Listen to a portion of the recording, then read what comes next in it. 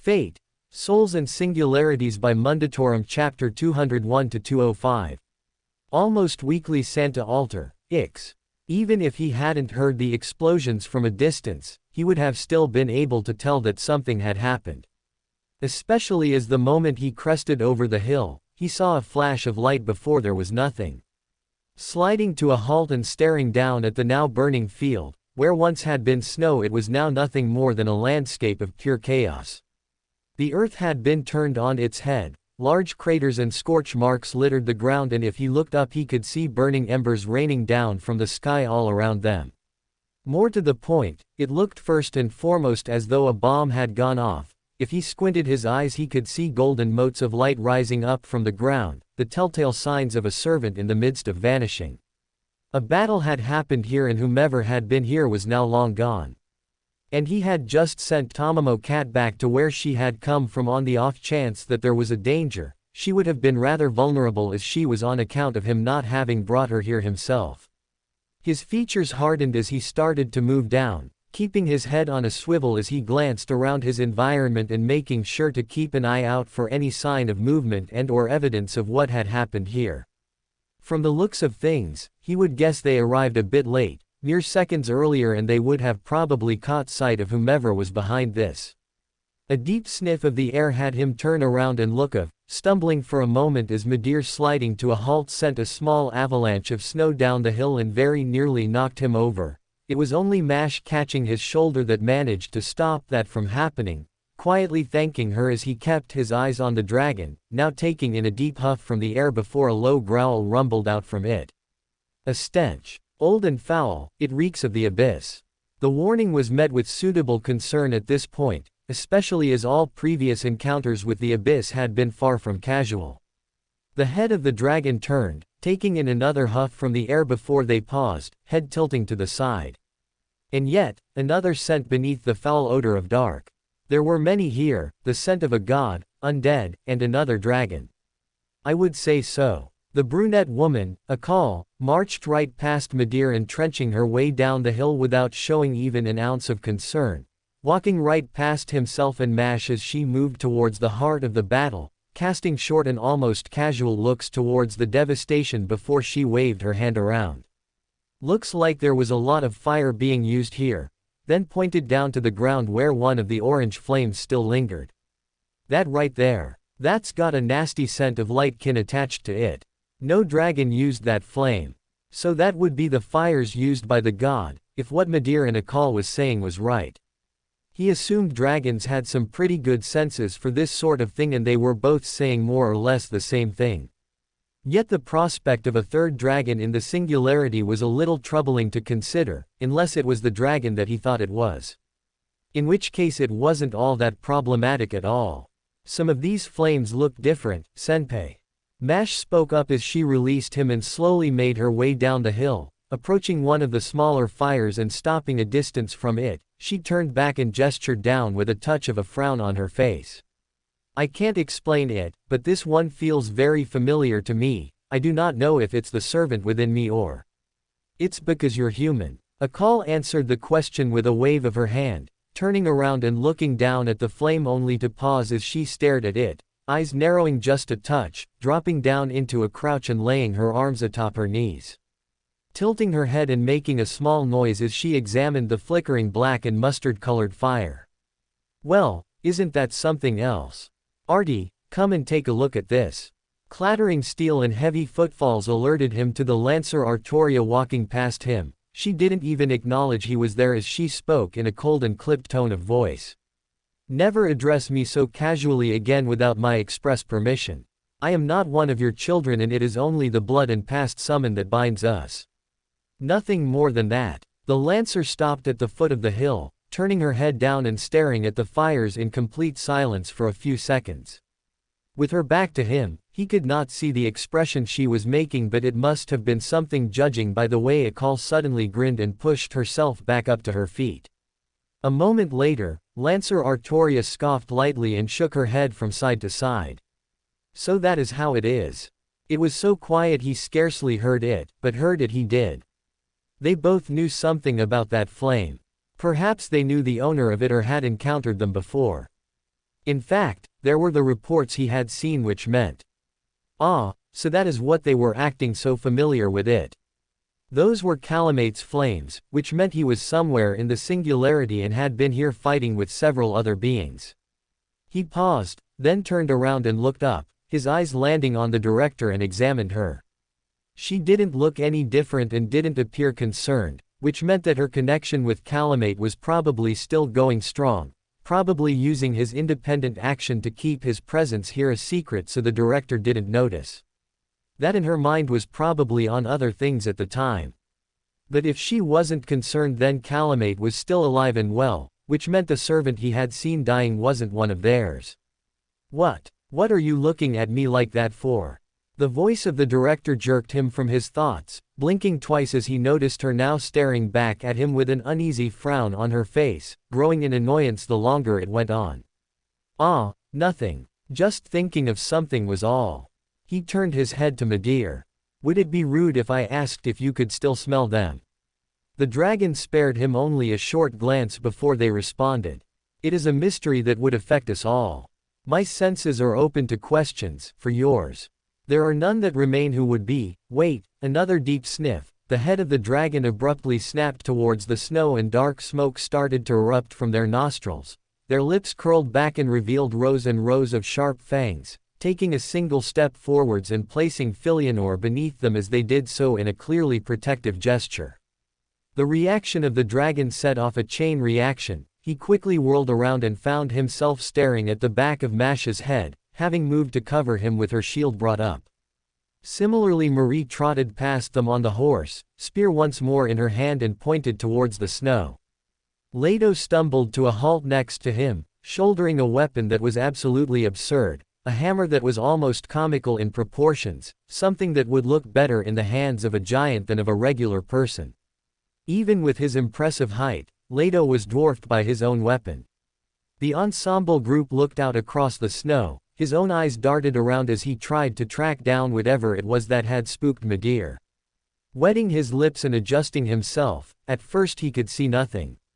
In fact, it didn't appear as though there was anything out there in the first place. His brows started to furrow as he glanced to the back of Mash and spoke in a low tone of voice. Can you sense anything, Mash?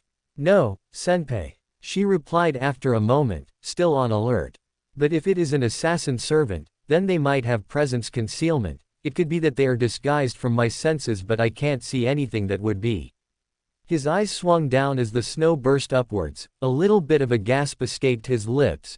That was most definitely not a scream, no matter what anyone said, and jumped up and back away from the sudden shape emerging from the snow, dropping back down and staring with wide eyes as a pair of pointed ears burst out of the snow, accompanied by a tiny face and violet-colored orbs staring right towards him.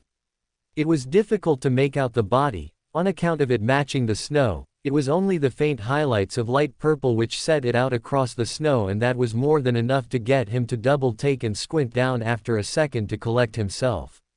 It was a shape he knew well enough. The panic started to fade from him as he dropped down, placing his hands on his knees and releasing an explosion of a sigh as he closed his eyes, moving his left hand up and pressing it flat against his heart. For goodness sake, Fu! Fu! The little menace clambered its way out of the snow, shaking its body from side to side and dismissing the remains of the ice still clinging to their body. Tilting their head to one side and staring at him as though they had not done anything at all. Q. Fu turned and looked to the side as a shadow fell over them. Ritsuka similarly turned to see that Leto was now looming over them and staring down at the small animal, helmet hiding his expression entirely. Then they dismissed the hammer and pointed down towards the little cat squirrel, speaking bluntly after a moment. That is adorable. He rolled his eyes at the comment and squatted down towards the ground, reaching out towards Fu and extending his arms towards them expectantly. All he got was a look as though he was an idiot. Fu turned on their heel and jumped upwards, landing against the front of Mash's outfit as she turned to see what was going on, making a small noise of surprise as she did so, and then started to clamber up the front until they came to a stop on her shoulder, swinging their body around and then plopping themselves down, wriggling for a moment to get comfortable and then closing their eyes with a content look upon their face. Naturally, he just remained crouching on the floor with his arms outstretched for a good couple seconds, looking like the world's biggest idiot. Have you ever tried saying, "PS PS PS PSP"? The comment from Leto was the final straw. His shoulders slumped and his head dropped down. I'm just saying, those sorts of things are sort of made for this. I hear it's very popular with some cats, but that's like no cat I've ever seen. Actually, I have never in my life seen something that looked quite so adorable in my life. What even are they anyway? Pushing off the ground, he shrugged his shoulders to the question. Foo is foo. There's some sort of magic squirrel or something. Magic squirrel. Leto grunted. He turned to the knight and then blinked twice as they now held some sort of old-looking leather book in their hand, a rough-cut pencil in the other and flipping the book open. Humming to themselves as they put pencil to paper and intermittently glanced between the animal on Mash's shoulder and their book. Stepping forwards, he leaned over and then raised his brows as he watched that Leto was sketching out the animal with actually quite a bit of skill for something they were doing on the fly. That's actually pretty good. Leto paused for only a moment and then glanced at him. Thank you, I've practiced for quite a few centuries to draw all of this stuff very quickly. When you find yourself staring at wild animals, there's never any guarantee they'll stick around for long, so I learned to draw everything very quickly, though some of my earlier drawings aren't all that, well, good. The knight flipped back through the book with their free hand, moving right the way until they stopped at an earlier page and revealed it to him. Ritska pointedly kept his expression blank as he stared at the rather simple shape, looking like some sort of stick figure with twin lines rising up from what he assumed was a head. It took him a couple of seconds to realize he was staring at some sort of deer. Glancing from the page into the knight before back to the page. You've definitely gotten better. Practice makes perfect and all of that. Leto responded with a carefree shrug, flipping back through and then continuing his sketch of Foo. So is Foo the name of the species, or is it just the name of the animal that you've adopted into your ranks? Also, how intelligent are they? Are they male or female, and can you tell the difference between them? Ritska found himself furrowing his brows at the rapid-fire questions he was receiving from the knight, speeding up and with each question coming without him getting the chance to understand the last. Ah, I'm speaking too quickly, aren't I? His reprieve came when Leto realized how fast he was speaking. The knight lowered the book for a moment and then made a small noise. Apologies for that, I just get a little excited when it comes to the many different cultures of the world and their unique traits. Plants, animals, people, buildings, that sort of thing. You can answer the questions in whatever order you would like to. Yeah, I don't actually know all that much about Foo aside from they're smart and they look like a mix between a cat, a fox and a squirrel. He hoped that Leto wouldn't be too disappointed with the answer. Fortunately, the servant just nodded their head up and down in understanding, waving a hand as they did so. Not to worry about that, I'm sure there are some others who would be. Leto cut himself off, then looked over Ritska's shoulder and towards something, tilting their head to the side before they made a small noise. That is strange though. Why would the dragon Midir treat the appearance of the small animal as such a danger as to put us all on alert? That does seem to be rather peculiar, doesn't it? Actually, now that they mentioned it, that was a little weird and slightly comical. Then again, it wasn't the first time something like this had happened. He briefly recalled the servant Lucian reacting with similar alarm the first time they saw Foo, almost as though he'd come face to face with a lion or something. Turning around, he glanced towards the dragon and saw that they were still staring towards them, or more specifically, towards Mash and Foo, with clear unease in their posture. Did Foo just smell really bad or something? Maybe they were like the equivalent of a poison dart frog. That would explain so much. You know what? He turned back to Leto and cupped his chin. We have these little frogs that are like the size of my thumb and they have really bright patterns on them to act as a warning. Basically anything that tries to eat it gets a lethal dose of poison, so they make a habit of avoiding the brightly colored little dart frogs. Nodding along with his explanation, Leto made a small noise of understanding. Yes, I can see the comparison now. Perhaps this Foo species has a similar trait which repels larger predators from trying to eat them. I've met other such species before which made themselves appear more threatening, and for a creature like Fu, it would be paramount to keep themselves safe from the more dangerous hunters in the wild. He returned to writing in his notebook rather furiously. This is incredible. Yeah, this guy was absolutely nothing like Archon. He paused when he felt a presence fall over him, quickly turning and finding himself face to face with Santoria. The pale yellow eyes bore directly into his own before she made a light grunt and walked past him. This distraction has proved pointless, and debating the nature of the animal will gain you nothing, though I shall offer my own thoughts that if even a dragon is wary of it, then perhaps there is more than mere bluffs at play. Ritska squinted just a bit at the Santa servant. The way she spoke was almost as though she was teasing them with knowledge she knew they didn't know. Which meant she might know a lot more about Fu than she was letting on. Well, it wasn't a pressing mystery, and maybe she just had experience with the species. From what he knew about Arthurian myth, which was admittedly less than MASH, Britain was chock full of this sort of weird and out-of-world stuff, including Fae and a bunch of weird lion monsters. He could have sworn there was some sort of catfish thing that ate people or something. If you are all finished distracting yourselves with the remnants of a battle, we can resume once more. What? The director moved past him and came to a halt, waving her hand towards the destruction and speaking in a rather incredulous tone. We stumble upon the site of a battle between servants just as one dies with the victor nowhere to be seen, and you decide that the best option is to walk past and act as though nothing happened. Santoria turned around and raised an eyebrow. And you have something you expect done. What can you hope to glean from this field of fire and ash? A battle took place here, and whomever was the victor, they departed before our arrival and with great haste. She paused for a moment, then waved her hand towards them. Given what stands before me now, it is not something I could hold against them.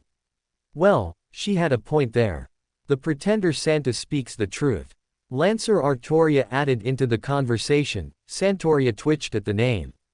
We have more important matters to concern ourselves with, especially since the conflict has since abated and there is nothing more we can do. Even if she said that, there was something that he was a little puzzled by. Turning his eyes towards Fu as he realized that the little animal certainly hadn't come down with them during the trip. Which meant they had come down with someone else instead, but there were precious few people that Fu would accompany. Bringing up his arm, he pressed his hand down on the communicator and turned his eyes towards Romani as the screen flashed up. Opening his mouth, he made to speak only to cut himself short as he actually caught a glimpse of the dazed and almost drunken look that the doctor was sporting. Furrowing his brows at the screen, he leaned back a little and stared at the silent doctor, the man gazing off into the distance and slumped in his chair without even saying a single word. A shape moved around behind the man. Ritska turned his eyes onto that and noticed that it was Carrie walking around behind him. The woman paused the moment she glanced in their direction, raising a cup almost as though she was trying to toast him and then stepping towards the screen. Sup. Merry Christmas, little dude. Heard you're all down in Lapland or something. When you find Santa, make sure you give him a punch from me. There were no words he could give, so he settled for coughing at her. Mash wasn't quite the same, a rather horrified look washing over her face as she stared at the screen. Huh, why would you want to punch Santa, Carrie-san? 7-year-old me wanted a pony. I never got that pony. And like that, her short and tragic story ended with a blunt tone of voice. Ritska stared at her for a couple of seconds to make sure that she was actually being serious or telling a joke. The twitch of her lip informed him that it was the latter of the two. Supported when she promptly laughed and leaned back away from the screen. I'm joking, also I heard that King Arthur is posing as Santa and I'd like to continue living. Then I would advise you reconsider your attempts at humor, a poor court jester you would have made with such flat jokes. The dry comment from Santoria had Carrie's expression sour almost immediately, a wince later and she was looking anywhere else except for the screen. Awkwardly bringing the cup to her lips and taking a long slurp from it. Her eyes darted to Romani before her brow furrowed. She leaned around his side and stared at the side of the doctor's head for a couple of seconds before she turned her head towards him. Nice work, kid. You broke him. He was like that when I called him. He shot back at the brunette, shaking his head from side to side as he realized what he was arguing over. Right, since you're there, can you have a look around this location? We had a fight between servants and I'm trying to figure out if anyone we know was involved in it. Carrie sniffed, taking another sip and then turned towards the monitors. Yeah, looks like our man was keeping an eye on whatever was going on. Not sure if he was going to tell you before or after you turned him into a mannequin, but, yeah, looks like there was a fight between more than a couple of servants and oh, wow. The woman blinked, then leaned back with raised brows, whistling under her breath as she did so. What is it? He started a little when the director spoke over his shoulder, the woman leaning past him and staring at the screen with furrowed brows. It was a second later that he realized what one of the problems was, that being that no one else had seen what she was wearing except for him. What is the situation in regards to the readings that Romani neglected to mention? Well, whatever it was, it is dead now. Our man had it listed down as Krampus, and I'd actually believe him looking at the mess that was its spirit origin readings. Saint Graph looked more like a patchwork of a dozen different elements and none of them fit together. Carrie turned to face them once more. There were, and promptly cut herself off the second she caught sight of the director, brows shooting up her forehead and her eyes bulging into saucers. Ritska pursed his lips and looked down, soon rolling them to fight off the smile on his face and glancing off into the distance, though he could still see Carrie out of the corner of his eye, just staring straight towards the director with a deer in the headlights look. Well, what are you waiting? And the penny dropped for the director. He heard a noise coming from her and then she cleared her throat. Forget about my attire for a moment and just tell me what I need to know. Carrie coughed. All right, yes, of course ma'am. Right, yep. Didn't see a SNRK. Absolutely on it. Yes. It was a bunch of different servants engaged in the fight and it ended a couple of seconds before the readings recorded that you arrived. Looks like there was some sort of teleportation spell that went off, carrying all the servants away from you. I'd say they probably bolted the second they. For the second time, Carrie trailed off, but this time he did turn his head as the woman scrunched her face up, staring at him with a bemused look. Hey, kid, you know there are like a bunch of really strong divine spirit strength servants around you right now, right? Olga sighed. We are familiar with the situation, unless you mean to imply that I could somehow overlook the presence of the previously hostile servants from the Scandinavian Singularity and the large dragon that is standing not even 20 feet from me. She gestured in the vague direction of Madir, then opened her mouth to speak again. Hey! They both turned as a call loomed over the pair of them, staring through the gap between their heads and looking right towards the screen. Sniffing a couple of times before she spoke again. Are you that Vinci woman? Carrie shook her head from side to side. TCH. Shame. I have a bone to pick with her for stealing away all the lessons I was going to teach Calamate. Akal grumbled and leaned back, folding her arms over her chest. Ritska glanced at them and found himself staring at her tensed muscles for a couple seconds longer than he really should have, though it was hard not to when she was practically showing them off without even trying. To say nothing of the abs she sported. Glancing back to the screen and freezing as Carrie was giving him a wry look. Replying slowly, the woman returned her focus towards the director. All of that aside, there are a bunch of readings going on around here and some stuff that the doctor was working on. I could give it all a look over if you want, but... Romani sprung to life with a gasp, whipping towards her and making a slashing motion across his neck rather rapidly. Carrie jumped, giving him a raised eyebrow before she continued on. Or then again, I could just turn around and leave before I spill any of my drink on the monitors and stuff. That's probably better. Oh yeah, kid, we're all having a little get-together later tonight. You're welcome to join us for the holidays if you want. Was he being invited to a party? Sounded like it. Yeah, I'll stop by later if the Singularity is over and done with before then. He nodded back to her, then glanced at the director. You going to go as well? She visibly started at being asked, whipping her head towards him and blinking twice before her brows furrowed.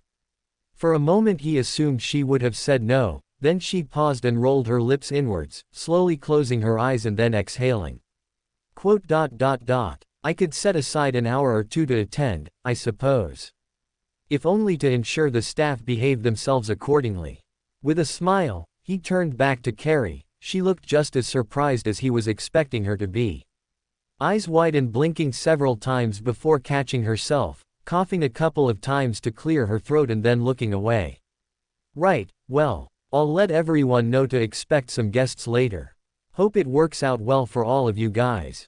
Wait a moment, why is it only Romani in the control room? Why are the rest of you drinking? The director questioned. And where is Da Vinci? I think Da Vinci is still in her. Nope, looks like she and Pharaoh's commandeered one of the simulators and have been in there for the last hour or so.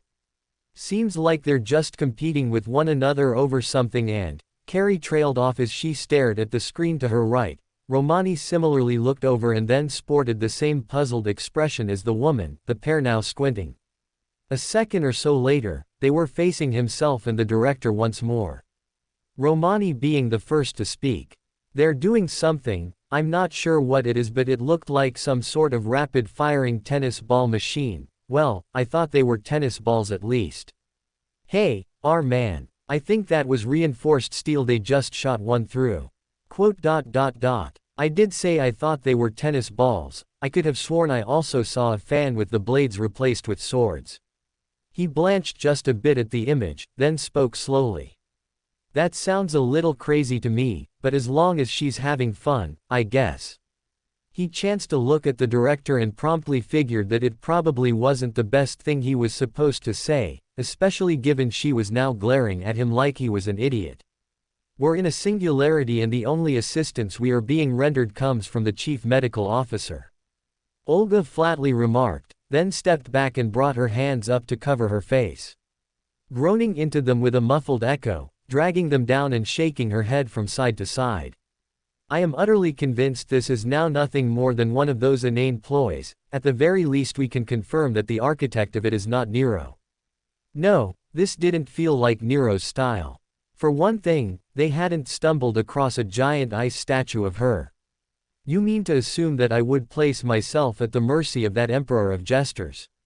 Santoria scoffed loudly, shaking her head from side to side as though the mere suggestion was somehow a joke unto itself. The servant looked the director up and down before turning from her and gazing off into the distance. That is a poor attempt at a joke. Though this plan was not mine alone, I shall admit. The emperor played little role in its conception. If she is here it is as a guest, not as a host. He nodded his head along with the words of Santa. But she is probably here. I'm also going to assume that a bunch of other servants from Chaldea are here as well. Santoria remained silent, tellingly so. That was probably the answer unto itself. Does it really matter though? Marie posed the question with a tilt of the head, a hand placed on her chin as she glanced around to everyone present. Doesn't that just make everything better if everyone is getting around for Christmas? Besides, they're probably making it a surprise and it would be a little bit rude if we asked someone to spoil it, right? Mash rapidly nodded her head along with the queen. She is right, Senpai. If everyone has been working to keep this a secret, then it would be wrong if we tried to force the information out of them, although, she trailed off, glancing her head towards the direction of the still burning flames, a look of concern now washing over her face. The idea that they were attacked by something while trying to set all of this up is a little concerning to me. Especially if they were attacked without you present. It means they would have needed to be extra careful. That was mainly why he was worried. Have you so little faith in your servants? He turned to the voice. Lancer Artoria stood with her arms folded over her chest, eyes gazing out over the horizon. They assembled in this singularity and were driven to this goal. Would you so readily insult their ability to defend themselves? Either they are weaklings or they do not inspire faith. Whichever you choose, the end result is the same. I didn't say that, he answered quickly, frowning as he did so. Just that I'm naturally worried about them. Especially since they were so committed to this that they didn't even try and call me for help when they could have done. I appreciate a surprise as much as the next guy, but no party is worth dying over. Lancer Artoria turned her head and stared at him. To you, perhaps. Though to preserve the spirit of Christmas is something that any servant who would celebrate the holiday would gladly shed blood over. Pale yellow eyes flickered to her counterpart and then over his head to the servants around him. Any who would wish merry days onto another in this period would corroborate my words. Especially one who thought to claim the title of Santa. HMPH. So you can speak more than poor jokes. Santoria remarked with a grunt aimed towards her other self. Though she speaks the truth. If I am to claim the mantle of Santa, then it should be expected that I should defend the holiday with all my power. Just as those who would celebrate it would keep the spirit alive. They would not toss aside their lives so willingly either. This was getting out of hand. Bringing his palms up, he waved the group down. This isn't what I meant. What I was more concerned with was the fact that everyone was getting in fights and I, as a master, was completely ignorant to all of it and have literally been sledding downhill or throwing snowballs. I just want to know when people are in mortal danger. Even if the risk isn't as bad, a little heads up would have gone a long way. He turned his eyes onto Romani and frowned. The doctor winced a little and glanced to the side to avoid his stare. And that includes you. Now then, what on earth happened around here? And without naming names, for the sake of privacy, I would appreciate it if you could inform me of it. Romani remained silent for a couple of seconds, then brought his hands up and ran his fingers through his hair. A couple of stray servants got into a fight with someone claiming to be Krampus. Another servant from Chaldea intervened, then another couple joined the fight and they were able to win. They then left shortly before you arrived. He blinked at the information he received. Krampus. Wait, Krampus. Mash jolted up with wide eyes, then stalked towards the screen rapidly and stared the doctor down. Krampus was in the Singularity and has been defeated. I mean, that is definitely good news, Senpai, but it was exceedingly dangerous to fight them at Christmas. Especially with the fame bonus they would have received at this time of year in this location. She frowned and paused for a moment, then glanced at him. Ah, yes. Krampus is. He smiled at her and nodded his head. I know a little about Krampus, some German goat man who scares kids around Christmas or something. Mash beamed at him, almost like she was proud of his knowledge, and nodded her head up and down. That's very accurate, Senpai. Though the word Krampus is thought to have origins from the German word for Krampen, which means claw. It was said they would arrive before St. Nicholas and deliver birch rod punishments to children who misbehaved during the year, while good children would be given oranges. Another pause. Ah, birch rod punishment involved being hit on the behind with a thin wooden rod. His smile vanished immediately. That was way worse than he was expecting. This is unacceptable. He jumped at the words of Philionor, turning as the goddess stood not far from them with her hands on her hips. Completely and utterly unacceptable. You mean to suggest that such a being was here and his judgment was handed down to him by someone other than myself? This is a travesty. To think that I, as the one who could be named Santa, would miss out on battling such a clear threat to Christmas, that it fell into the hands of mere bystanders. The goddess made a rather aggrieved expression and whirled around, pointing to Midir. And why is it you could not sense them? Midir, for his part, remained stone-faced. Or as much as they could manage without an expressional face.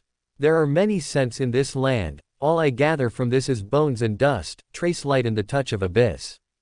There was battle here, between God, undead and abyss. The dragon turned their head to the sky, taking a single huff of the air. I could tell you of the dozens that already walk this singularity, including those of your own family, more than one.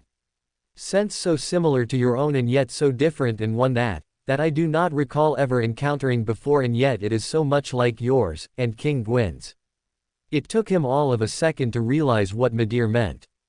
His eyes widened a touch and snapped onto the goddess, her face frozen and her arms now by her side. Her brows were furrowed, a mixture of confusion and bewilderment on her face. It lasted all of a second before golden orbs widened, her arms dropped down to her side and her posture went loose. Take me there, she demanded of the dragon before he could even get a word out. Take me there now, right now. She virtually threw herself at the dragon, even catching them by surprise with how quickly she rushed to climb up them, almost as though the floor had turned to lava. The dragon lowered itself as she clambered atop the back of its head, adjusting herself and then staring down at him for all of a second, only to dismiss him. Now, she snapped again. Midir took several steps forwards, forewings raising themselves upwards and then pushing down. A crack of wind and he was very nearly knocked down into the ground by the force of the dragon going airborne. Stumbling backwards and once more owing Mash for catching him, that Anakal who placed her hand on his back to keep him upright. By the time he brought his hands down from his face, having covered himself from the snow and stopped his scarf from being blown away in the wind, the dragon was already nothing more than a retreating dot in the sky, only visible through the blob in front of the northern lights. His eyes lingered on it before they snapped towards Santoria and he blurted out the first thing he could think of. "If you know where everyone is, we best head there now." Santoria stared for a moment before she let out a faint grunt. "Perhaps that would be prudent. Besides, it would suit my purpose to journey there. We have spent enough time bringing joy to those around. The final stop of the night awaits." Her total lack of urgency was a little troubling for him. Then he noticed the look on the face of Mash and the director. The unease to his current predicament. They talked about someone who feels like Gwyn but isn't and is related to Filianor. That's definitely going to be Farum they're talking about. Given the last time he met all his siblings and how they have been less than hospitable to one another. That was all he needed to say if the sudden looks of concern were any indication. "Wait, Farum." The voice of Leto reminded him that the night was still present. He whipped his head to the servant to see them stood there with the book still in their hands, head tilted to one side and turning between each of the servants. "But that is, He was removed from the annals, so how would he even be a servant in the first place? Don't people have to remember you for that sort of thing, unless, I see. Forasa, right, that would be it. In that case." Once more, his head was turning to a new voice, Lancer Artoria having stepped closer to them, a touch of smugness in her expression if the ghost of a smile was any indication. She turned and glanced to the direction of the hill, extended her hands out and gave a single metallic clap. Silence, then he heard the faint rumbling. "If you wish for urgency, then perhaps I shall offer you why it is that I am the most worthy Santa." She continued onwards, lowering her arms and sending an almost smirk in the direction of Santoria. "Given that I have the transport that befits such a being." The sleigh crested over the ridge, dragged by the wyverns and single black horse at the head of the pack. Moving down the hill with impressive speeds before sliding right past the group and falling into a perfect halt, the sled right before them. Lancer Artoria remained unmoved, still staring at Santoria with the same challenging look.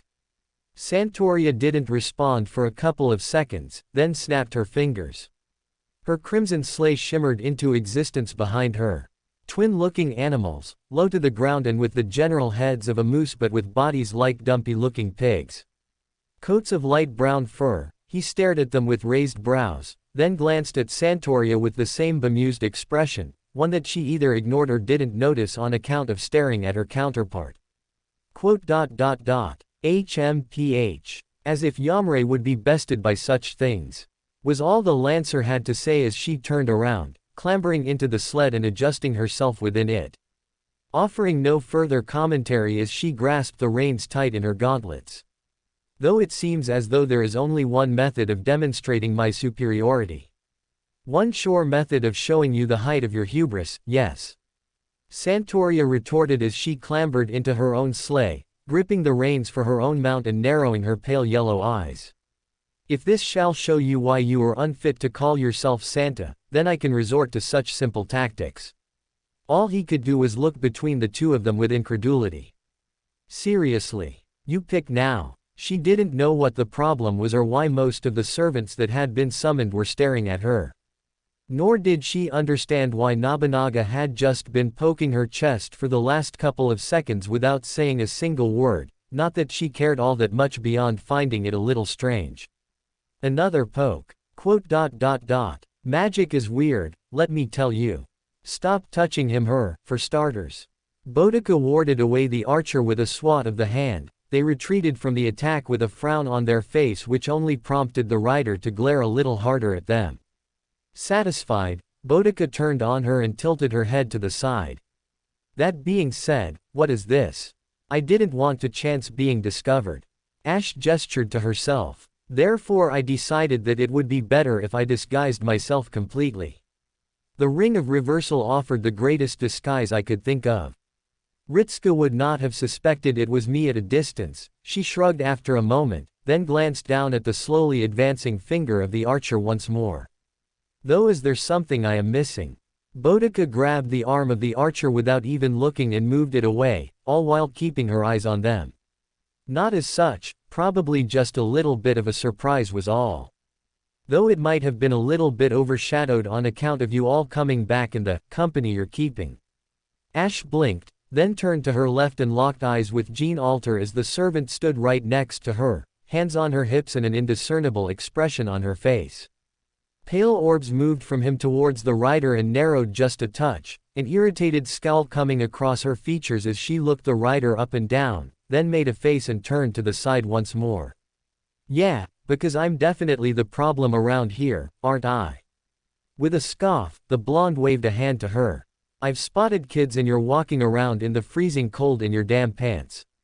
He said you were holding a Christmas party but I was expecting something a little less, painted lady. Boudica froze up for all of a second, then her arms dropped down to her side as she stared blankly at the blonde for a couple of seconds. Her eyes gradually narrowing and lips pulling themselves downwards until she was all but scowling at the servant, something Jean Alter matched with a sneer and a carefree shrug. She's here because she happened to be nearby at the time. Ash explained, cutting through the tension as easily as she could. Much like with Gale and Flan. Though the fire god seems to have become much more ingratiated in the festivities than I would have expected.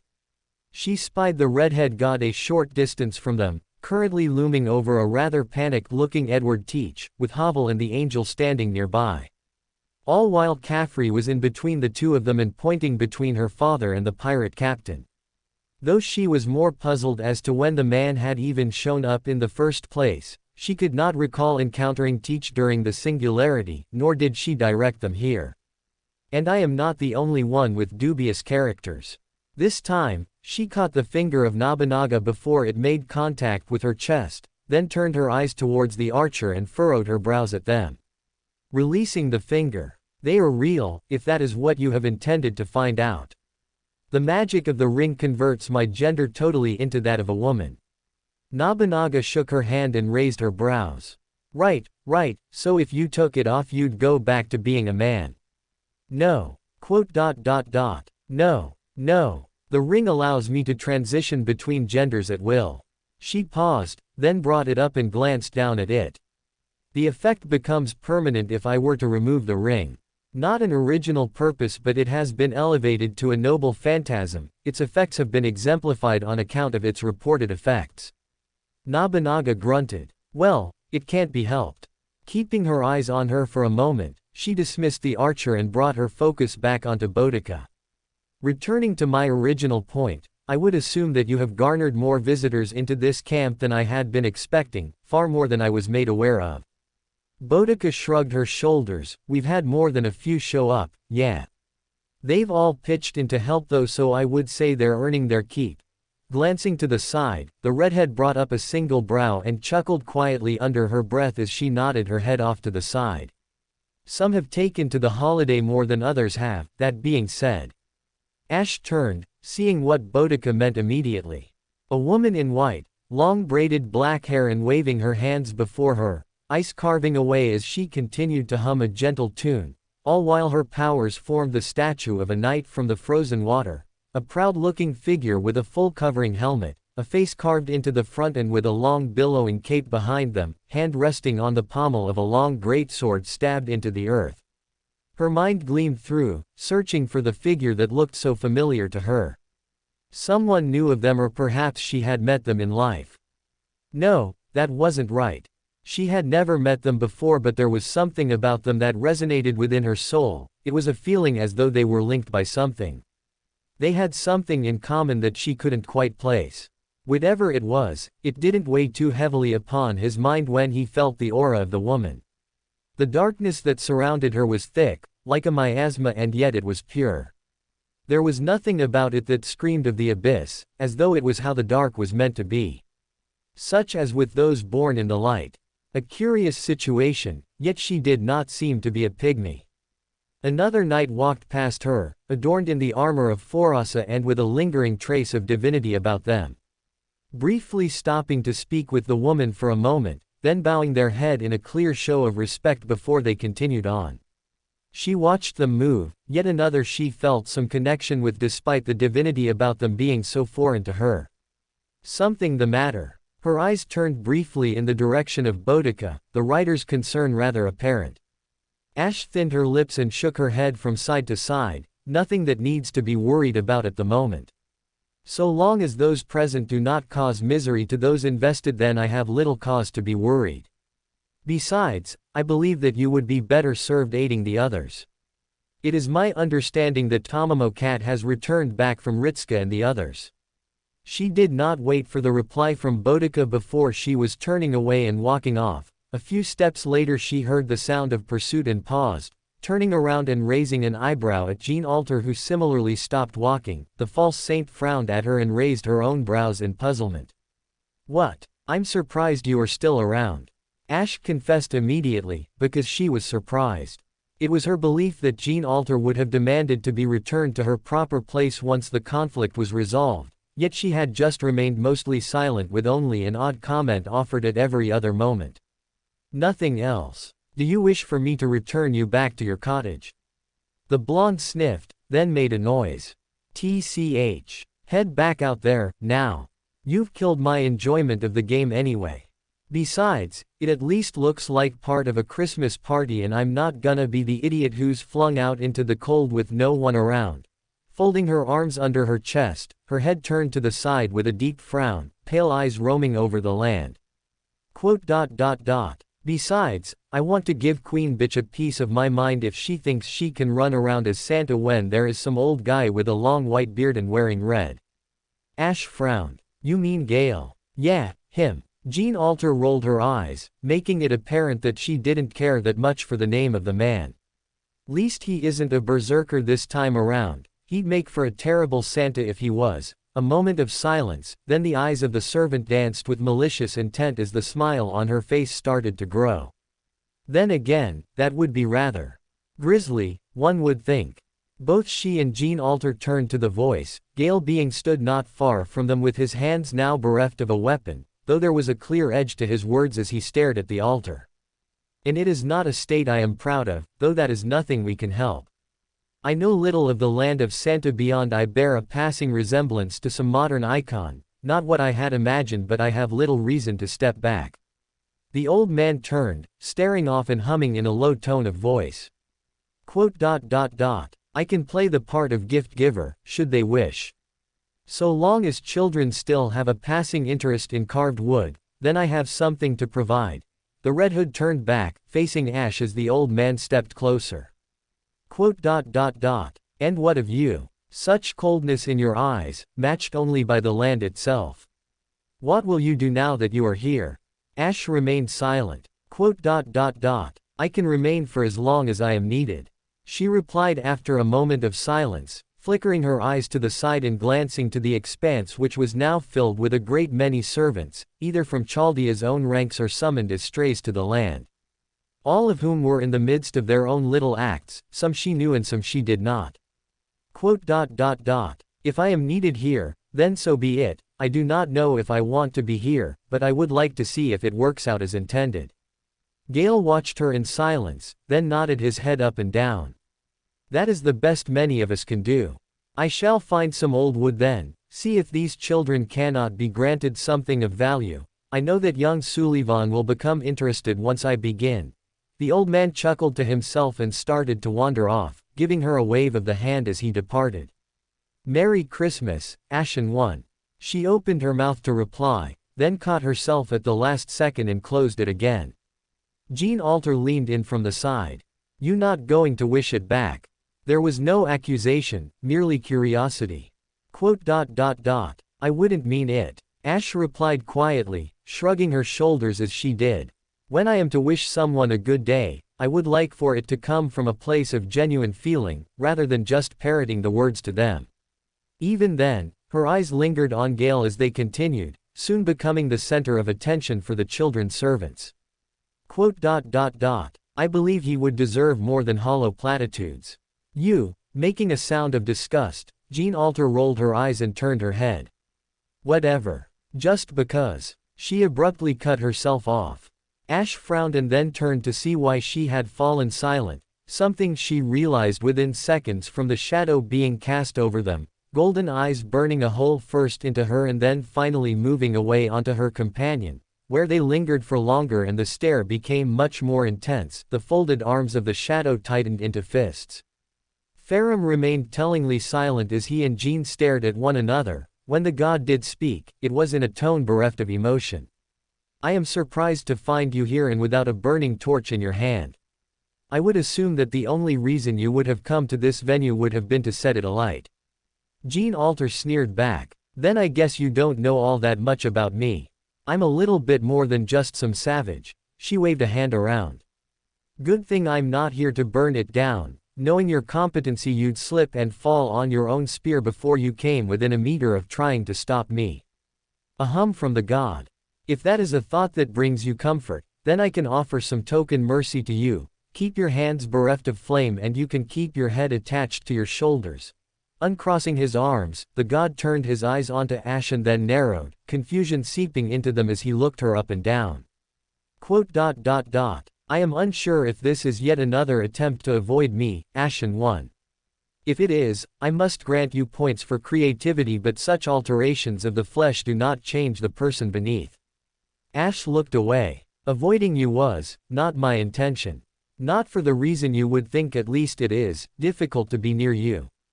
I had thought we settled this matter. Farum grumbled, bringing a hand up and rubbing his temples. I bear you no ill will for what became of me in life. I am satisfied with the outcome of our battle. You rang the bell of challenge, I met you in combat and you were the victor. A grudge over something like that would be pointless. She fought back the grimace, turning her eyes down and staring at her feet. They had put that matter to rest, but that was not the reason she had been avoiding encountering Farum. It was burning inside her chest, hatred directed towards her mother and the family, but it was more than that. She could not refine it. Her feelings were as mixed as they were ugly, and she did not wish for that to bleed over. She hated and loved her mother. It was irrational. And she would irrationally hate her uncle as well. Much as she had with Filianor. Besides, it was a point of something else. I am not like the others of the Sunlight Covenant. She replied quietly, shaking her head from side to side. And to be near you is difficult for me. Especially now. I see. Farum replied after a moment of silence, taking in a deep breath before he exhaled. If it is a matter of your own soul, then I shall leave you to it. Just know that even if you are different from others, I would honor you as a member of my own covenant just the same as any other. That is the duty of the patron. Just as you honor me, I must honor you. Turning, the god took a couple of steps away before they stopped and glanced back. Keep your heart strong, Ashen One. It would be a shame for the one who slew me to lose their fire. He walked off a moment later. Ash glanced at his back for only a second and then looked away once more, pausing and bringing her hand up to press against her forehead. He's my uncle. Jean Alter made a small noise. Your family sucks, I hate them all. I didn't ask for your opinion on my family. I didn't ask if you were related to the guy either. The woman retorted with a grunt. Besides, what the hell are you even doing worshipping the gods in the first place? Ash frowned. It's not worship, it was just, I entered into a contract with the Warriors of Sunlight because I found their duty acceptable and it agreed with me. I did not realize he was the patron of the Covenant until long after I had since killed him. Jean Alter stared at her with raised brows, then snorted.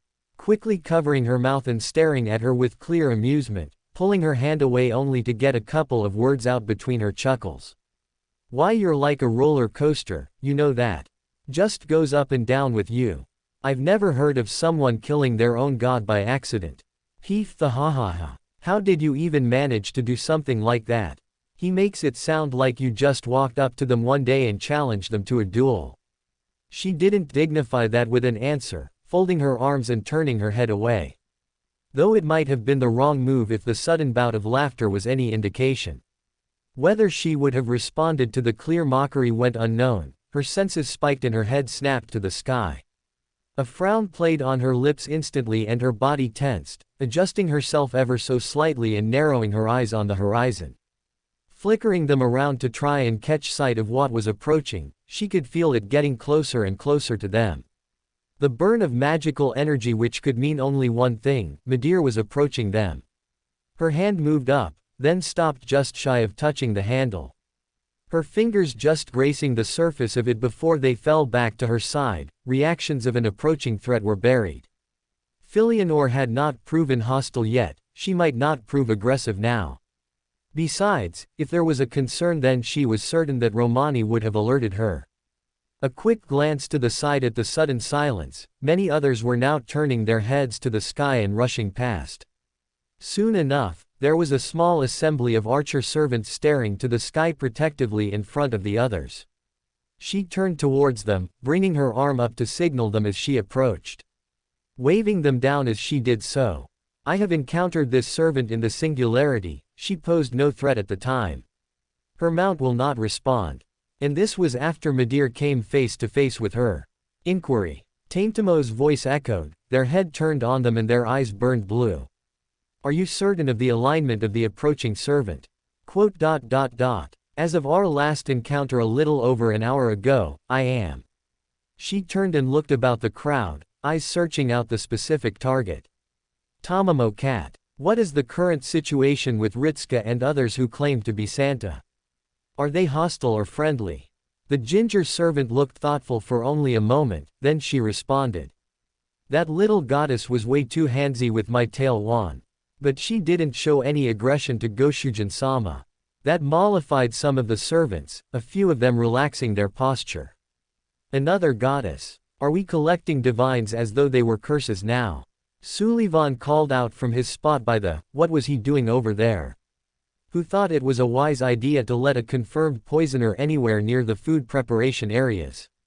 Ash turned in the direction with furrowed brows. Her eyes remained on the caster for a few moments before she swung her attention onto Archer. The tanned man remained stone-faced, catching her glance and raising an eyebrow at her as though there was no problem.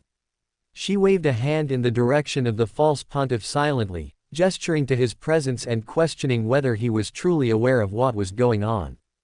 Archer turned to the caster, stared at them for a moment, then turned back to her and shrugged his shoulders. Ash stared at them bewildered, so much so that she didn't hear the whistle of Midir passing overhead until the dragon was right on top of them, shadow blotting out the light of the moon above.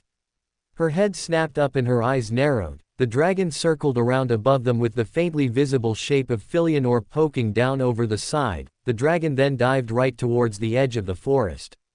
Backing up, the dragon shrunk smaller and smaller until it was the size of a horse instead of a house, kicking up only a faint thud in the snow rather than an explosion of ice. The goddess remained utterly frozen on the back of the dragon, staring across the distance with wide golden eyes fixed only upon a single person. Farum. Her voice was barely a whisper, echoing out as loud as any shout. The tremble in her words was apparent, her lip quivering. Is that, are you, you're here. Ash turned her eyes to Farum. Stood stock still and off balance, taking a half step backwards and bringing up their own arms. Filianor, I understand that you would not wish to speak with me or would hate me, but I. Filianor threw herself from the dragon, trenching her way through the snow all without making a single noise. Though Ash assumed her intentions to be less than hostile, especially if the tears streaming down her cheeks and the cracked smile were any indication, she stepped backwards and let her pass by without saying a single word. Neither did Jean alter, but she just wore an expression of disgust. The goddess, once within a couple feet of Farum, kicked off the ground with a single powerful leap which brought her to eye level with her older brother, swinging her arms around his neck and pulling herself against him, burying her head into his shoulder as though he would vanish at any moment. Farum just stood there, motionless as the younger goddess just cried into him, Eventually he brought his own arms up and circled them around his younger sister, holding her against him and reciprocating the hug.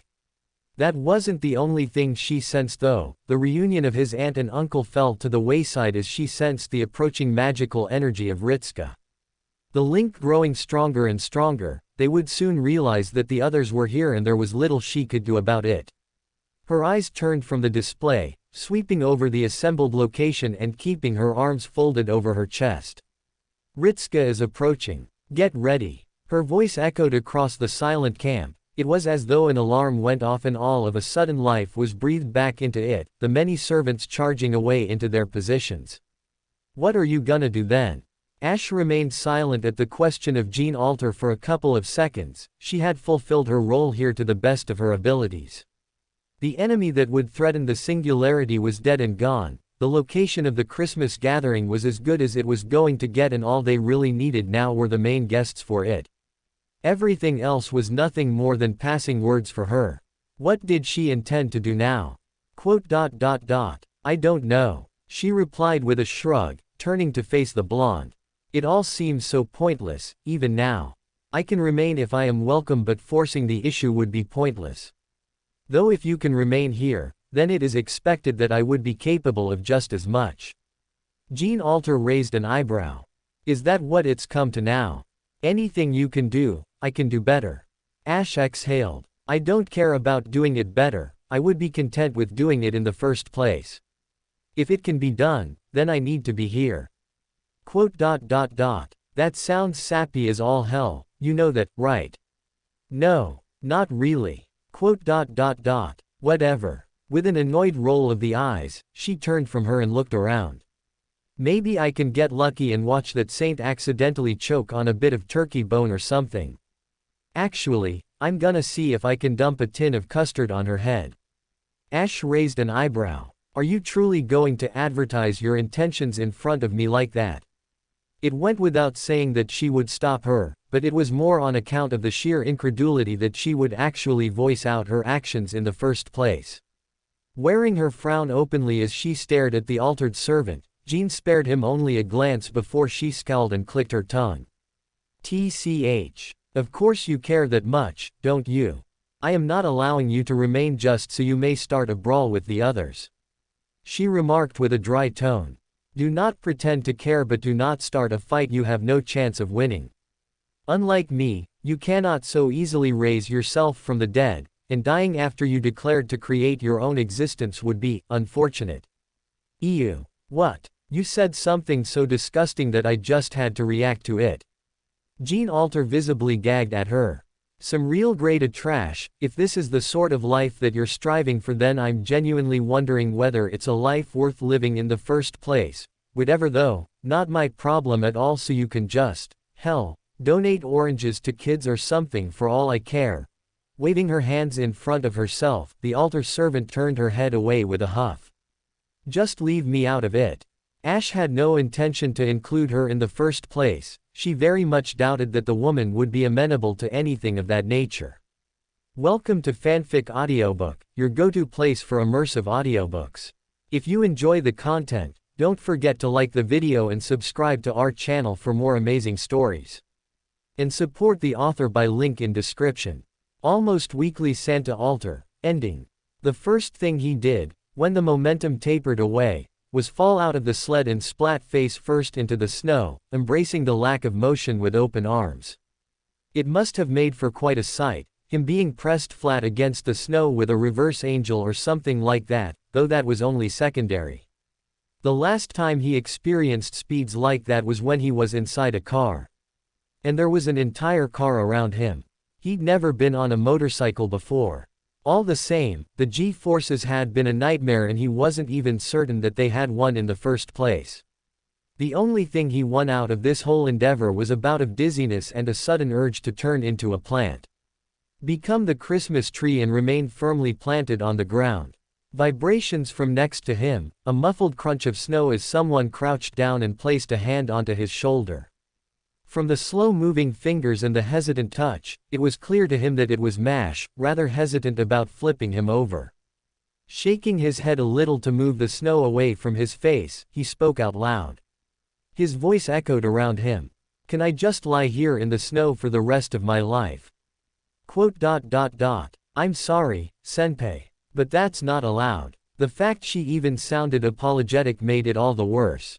Especially when she nudged him a little, then something plopped down onto his back and started to move around. A frown came upon his lips, feeling 4 distinct points before it all merged together into a single weight. Fu, you can't sit on senpai. Yeah, he figured that was it. That was worse than falling through the air. The cry of the director reached his ears, causing him to pull his head from the snow and squint towards the location of the yell. The elf-dressed woman stumbling around and pointing an accusing finger towards Santoria, all while she clutched her other hand over her heart, breathing in and out. Her expression was a mixture of shock, horror and probably morbid intrigue.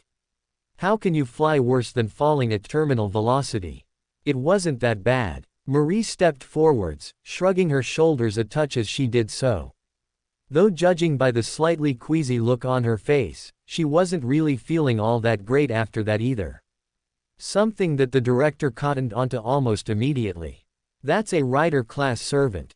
She sounded dumbfounded. You've given a rider-class servant motion sickness. How can you even achieve something how? Ritsuka pushed himself off the ground, sighing under his breath and pausing for only a moment as he felt the weight on his back push off, jumping towards the direction of Mash. He spared a glance, seeing the little animal jump onto the girl and find their place on her shoulder once more. Turning his eyes from the little thing and back towards the woman in question. Santoria was looking over her sled, her back to them and with her head tilted. A curious hum escaped her before she turned around to face them. Far from appearing concerned, she was actually wearing a rather triumphant look on her face, her eyes turning to the sky and her arms folding over her chest. He could figure why she was pleased. They had won the race, mainly because the second they took off she had turned Excalibur Morgan into a jet engine and blasted them off into the distance. It was only through the grip strength of Mash that he had not turned into the actual Rudolph and become one with the air. What a time to be alive, and what a terrible idea that worked. If he guessed right, then any second now she was going to say something about how it was worth the struggle. All good victories are worth struggling for. The expected sentence arrived without fail, her eyes turning down and looking between him and the director. Utterly uncaring as to the aftermath of her pseudo-jet plane. If it was a victory that was merely handed to us, then it would hardly be worth it. Besides, did you truly believe that Santa would be capable of traveling such vast distances without use of excessive speed? The noise the director made was rather interesting. Excessive. We were mere seconds away from breaking the sound barrier. You exaggerate. A huff from Santoria and a wave of the hand. Besides, we reached our destination in adequate time. I also demonstrated my superiority in such a way that the pretender will not be able to ignore and have, once and for all, demonstrated that I am the superior Santa. He was just thankful it was over. Rising onto his feet, he wobbled for a bit before he looked towards Mash, watching as she pet Fu all while wearing a look on her face. He raised an eyebrow at her, which she caught and then turned onto him with the same thoughtful look. I understand what she means, senpai. Though it just seems incredibly dangerous to move at such speeds, though it was a little bit exciting. Her hand moved over her heart, a small breath escaped her. It was very exhilarating. My heart is still pumping, but I don't know if that's a bad sign or not. It was terrifying, but it was also different, as though I would be fine if we went again. Is that strange? He blinked once. No, that just means you'd enjoy roller coasters. Turning around and staring off towards the sky, he saw the faint, but rapidly growing, blob that was the other Artoria and her sled approaching them. Much as he would have wanted to wait around for them to arrive, there were other things that took priority. Namely the dragon, which had been flying right towards the group. Turning back around, he stared at the forest that was in front of him. Thick with trunks and poorly lit, almost a menacing lack of light from deep within. His arm came up, the communicator flashed on. Has she arrived yet? Yeah, she did. He didn't sound worried. If he didn't sound worried, then it meant that there wasn't anything to worry about. which meant he might have misinterpreted the speed at which the goddess had gone charging off towards this location. Gazing at the doctor, the man sat in the chair, waving to him shortly when they made eye contact. She made contact, found Farum and, well, they're having a pretty good reunion so far. Not sure what's happened with the others but no sign of violence at all. So, thumbs up. That's a relief. Mash exhaled from behind him, he caught the lightness in her tone as she stepped forwards. I was worried after the incident with Gwendolyn-san that there might be another issue in the future, but if they're happy to see one another, then that means it's all right, doesn't it, senpai? She turned on him with a wide smile. Christmas is the time of year when families are supposed to get together, right? And friends. He added on, more so he could contribute and also try and exclude the family dynamic, which was a serious problem with some of those gods right now. Especially more so with the likes of Ash and his mother. But yeah, that's a relief to me as well. I'm actually just happy that they can have a proper family meeting that doesn't end in bloodshed or insults. You said the reunion was going well. Romani nodded his head to the question. Well, they're all hugging it out right now. Farum and the goddess you encountered, at least. Not sure about the other two, but I've been getting some spotty reports in regard to Gwendolyn and Guinevere. No one has seen Velka yet, but she's not in Chaldea at the moment. Whose idea was it to let that menace out of sight? Olga all but growled the second she was looming over his other shoulder. He jolted a little at her tone. But he understood where she was coming from, at least. The idea of letting Velka run around without someone watching her every move didn't sit right with him at the moment either. Maybe in the future, but definitely not until he could be certain. In fact, what were you doing through all of this? Romani exhaled and lowered his head. It was a volunteer operation and she volunteered. There were a lot of names down and hers just blended in with the others. I mean, her not showing up for anything means she hasn't tried anything, right? He perked up, looking between the two of them and clearly trying to find some sort of silver lining. Also, she wouldn't try something so soon after the last incident, right? The man did have a point, Ritsuka would admit. Indeed, that would be a rather foolish thing to do. Much as I might be comfortable with a risk, I'm not one to truly push my luck that far. Yeah, what she said. He caught himself midway through speaking. A frown came upon his face as he straightened himself out. Slowly turning his head towards the director and staring at her with furrowed brows, she matched the stare with one of her own. Then the two of them turned towards Mash and stared at her, who looked similarly puzzled by the female voice which didn't belong to any of them. Their heads turned as one, as did their bodies as they now stood with their backs to the forest and facing the horizon. Barely even a couple of feet from them, was the dark dress and amused smile of the goddess in question. Velka with her hands clapped together, her amber eyes roamed over each of them before she tilted her head, raising a long eyebrow with her black lips pulled into a rather amused smile. Oh, were you expecting me to be up to mischief somewhere? Her knowing tone of voice was almost telling. She knew exactly what they were expecting. A moment later, she brought her shoulders up in a faint shrug of the shoulders. Should I find some way to live up to your expectations, if that is what you're expecting me to do, she trailed off rather meaningfully. He stared at the goddess for a couple of seconds in complete silence. I think we can do without shenanigans. Especially given that I've been put off yours, so then, you volunteered to help but no one has seen you since. He raised an eyebrow. He would accuse her of shirking but that didn't seem her style. Velka was a lot of things but she didn't seem to be a liar. Velka hummed and nodded her head up and down, pacing around them almost casually. Well, as you can imagine there were quite a few other servants ending up in this singularity. Someone else opted to patrol and deal with the threats which you've seen for yourself but that took a little bit of time. She paused and made a gesture with her hand. They found a couple of the stray servants and I, with a greater surveillance skill, opted to take to the whole of the singularity and funneled all others who were summoned here in this direction. Coming to a halt, she pointed a single finger over the top of his shoulder and towards the forest. He turned and glanced over his shoulder for only a moment before bringing his eyes back to the goddess. Well, it certainly seemed harmless enough, not entirely something he could complain about. Actually, it sounded rather like an important job to keep track of all the stray servants. And you did not report this to anyone. Olga caught the problem instantly, though that might have also been the director looking for any excuse to go off on the goddess. Not that Velka seemed to care for the words at all. You thought it best to vanish without a trace and without even a word of what you were doing. Did you even bother to check to see the intentions of the stray servants? Velka leveled a flat look at the director. I can understand you hold me in poor standing, but I would invite you not to make such accusations as though I was a simpleton.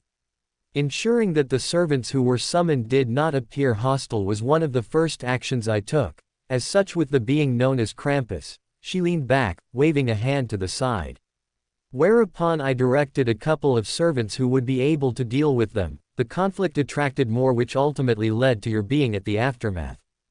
She raised her hands. And before you ask why I neglected to mention that, I was merely obeying the directive to keep you out of the loop on the whole. I was not alone, though I'm certain you're smart enough, Ritska.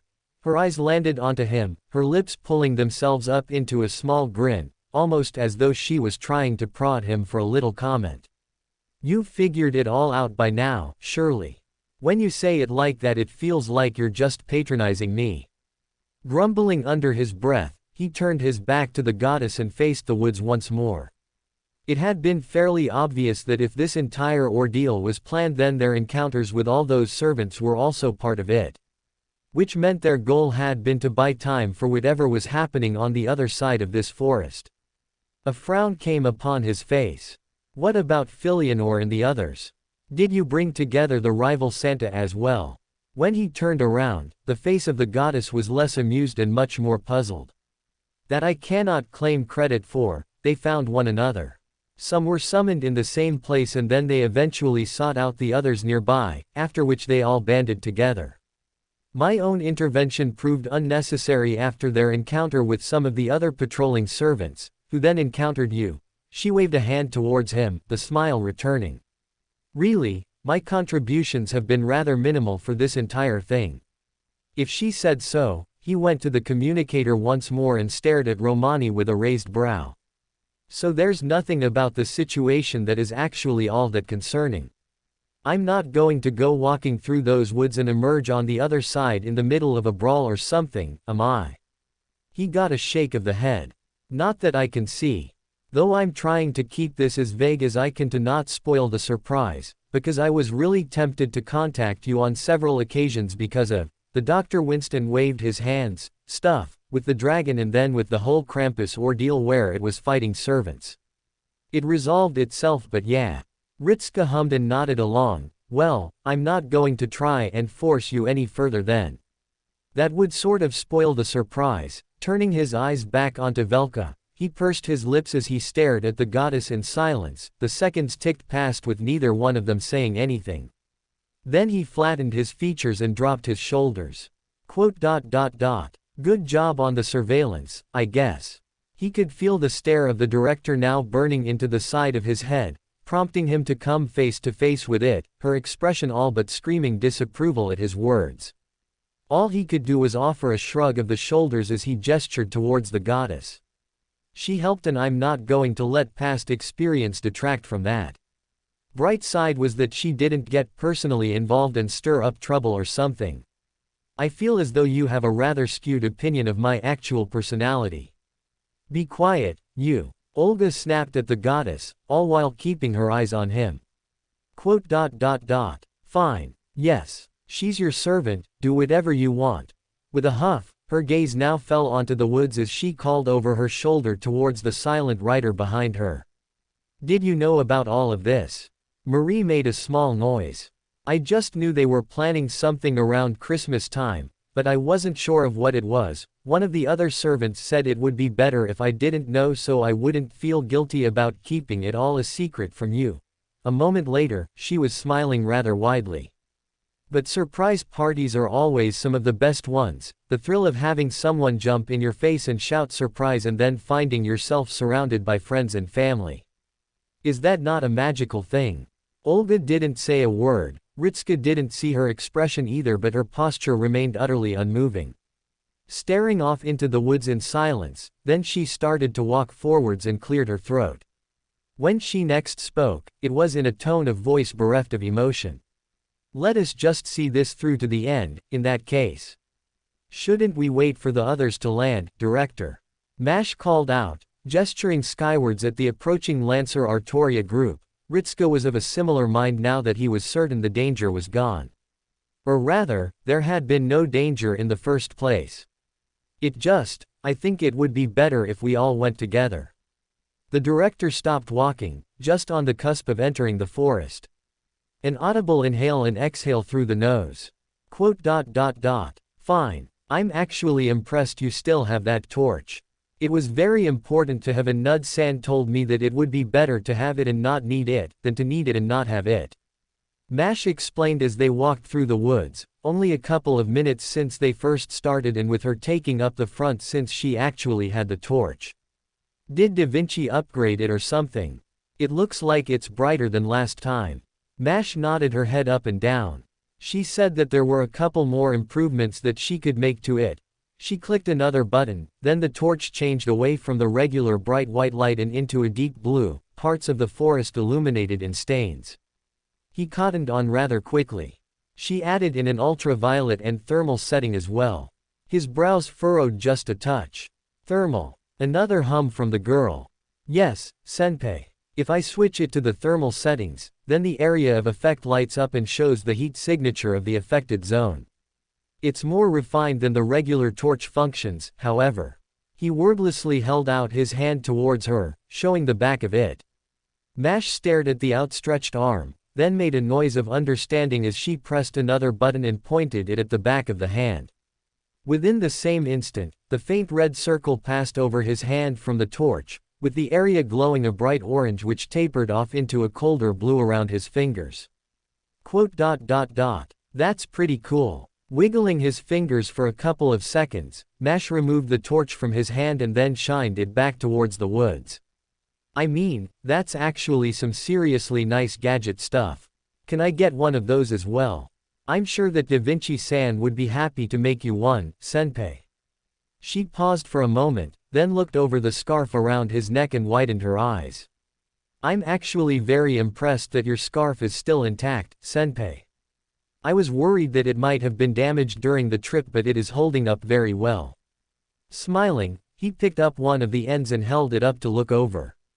"Yeah, talk about durability. I'd be gutted if anything happened to it." A sigh. "Probably the little problem I would have with it."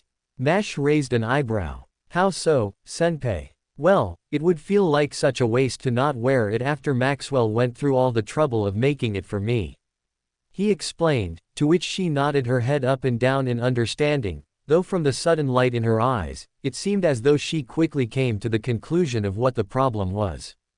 "Yeah, but given what I actually spend most of my time doing, then there is a danger that it would get damaged, which would be just as bad, if not worse," she summarized, looking rather troubled as he nodded in admission.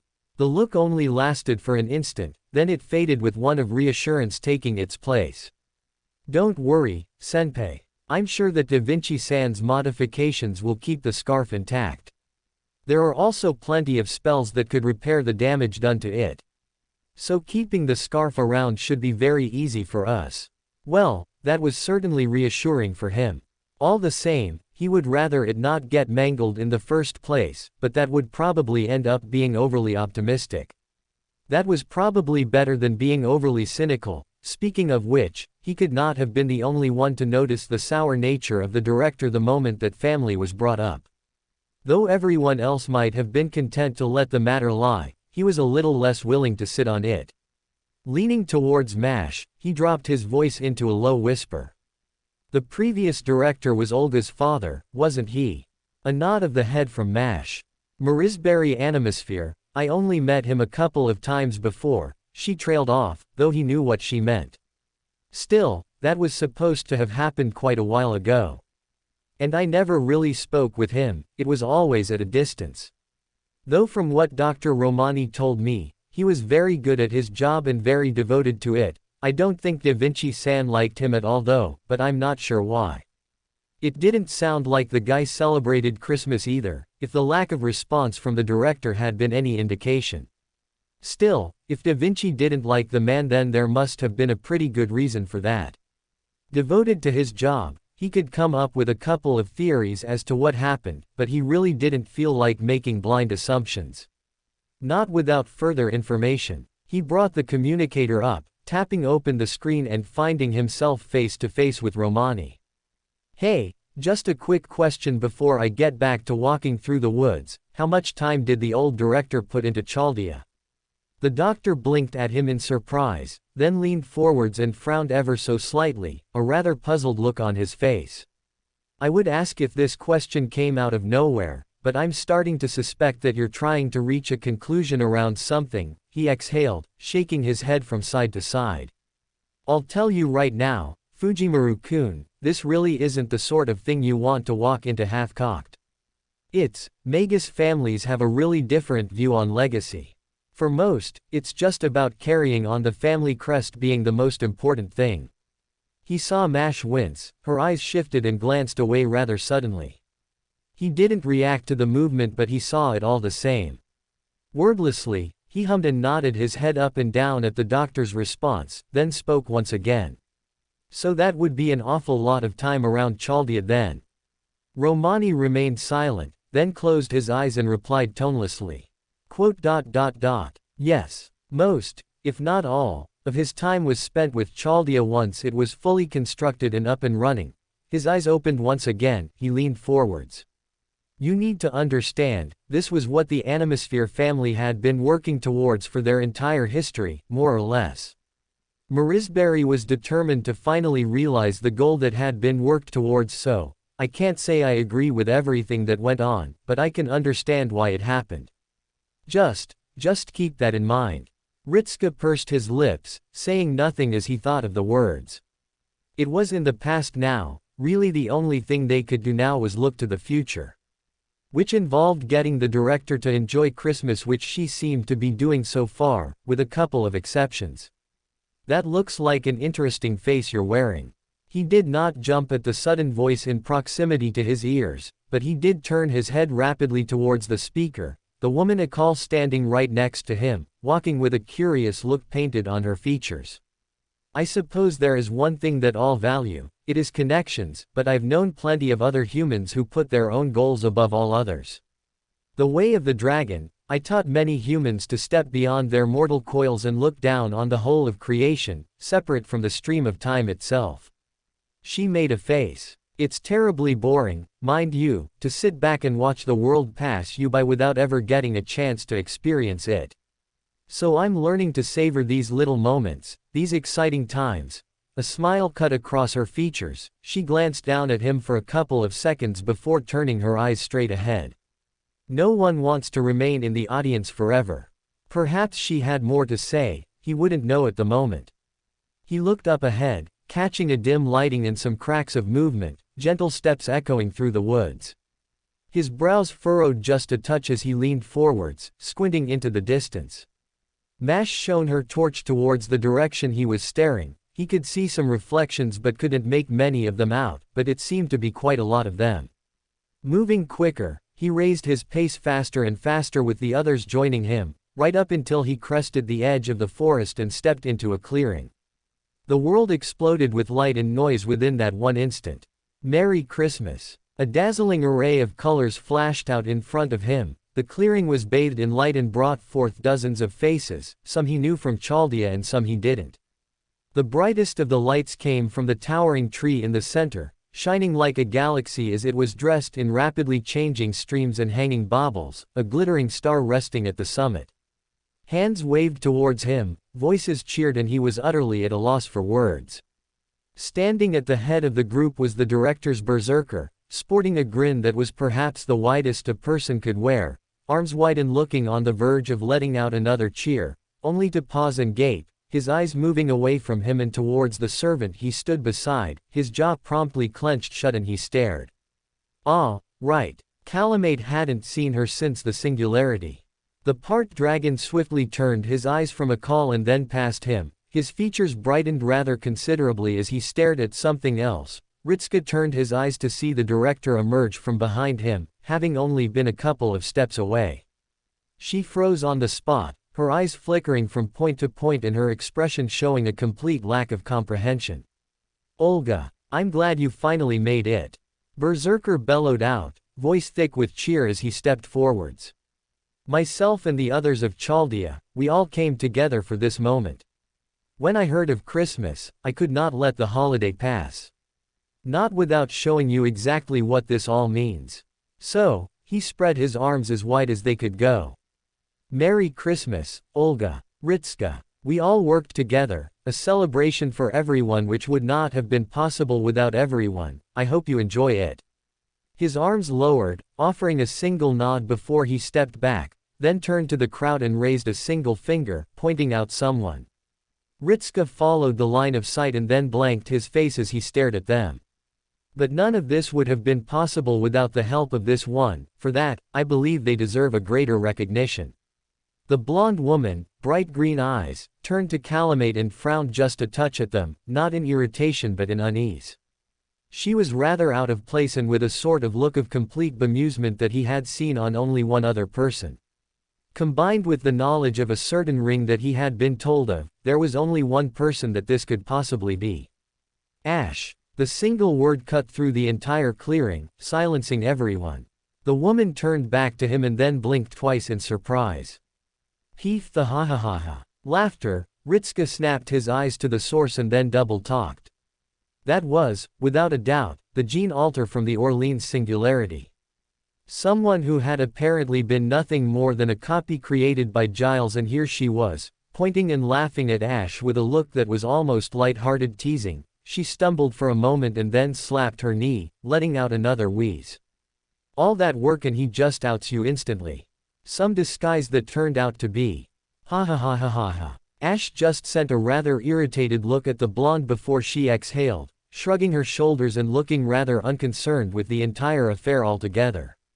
"You made this singularity." The voice of the director caught the attention of everyone, the woman having a tone of voice that was rather difficult to place. Even her expression was impossible.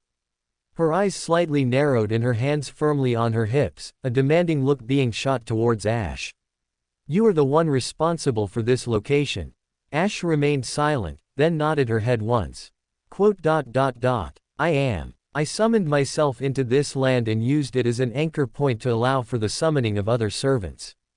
It has no Holy Grail. Once I depart, the singularity will collapse." She stepped forwards, an unreadable look on her face.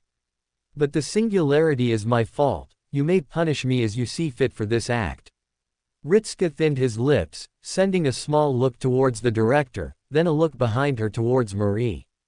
Yet she didn't look concerned in the least. She met his eyes and then winked at him once before looking back to the director with a ghost of a smile. "Punish you for what?" the director asked with a puzzled tone of voice. "This is nothing more than a controlled experiment to determine the extent of your abilities for the purpose of future resource acquisitions." With a dismissive wave, the woman turned her head.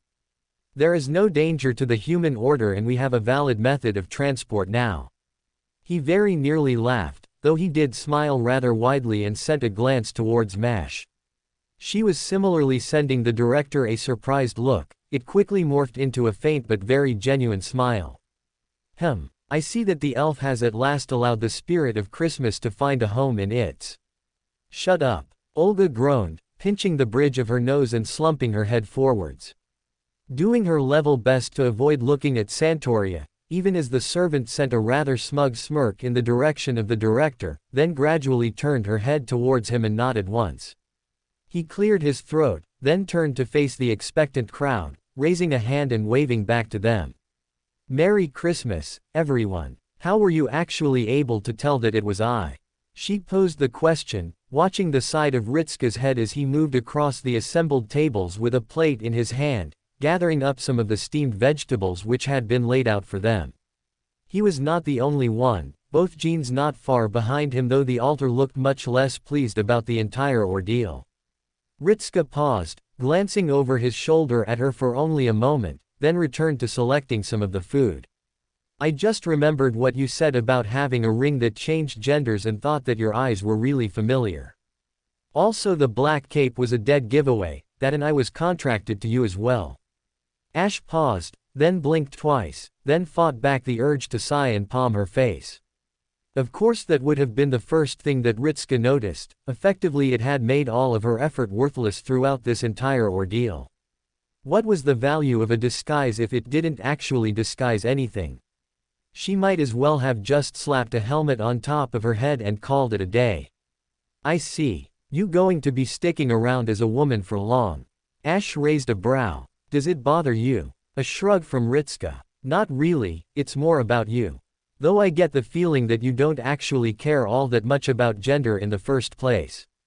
He was right, she didn't. You can remain a woman or change back, ultimately up to you. Ritska carried on, putting a couple more parsnips onto his plate and then wandering further up towards what looked like a collection of dried parcels, some manner of spring rolls, as they had been called.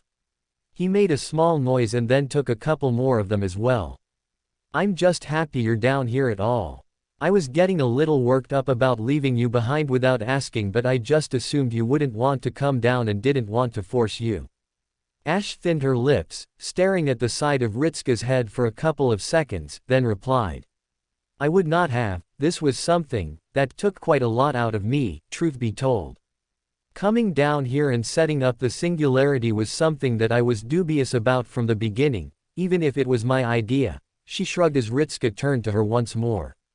Lapland is the home of Christmas, it seemed logical to celebrate Christmas here, but helping it was. An understanding look crossed the face of the teenager, nodding his head up and down. You don't need to explain. Though, I'm really proud of you, Ash. Even if you didn't get it, you still went out of your way to do this.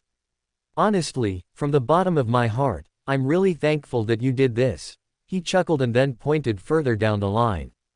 I'm certain that Mash and the director do as well, especially since she came up with that whole excuse for you. Remaining silent, she hummed and then turned her head down the line to the direction of the raised voices of Jean and Jean Alter, the two of them bickering over something.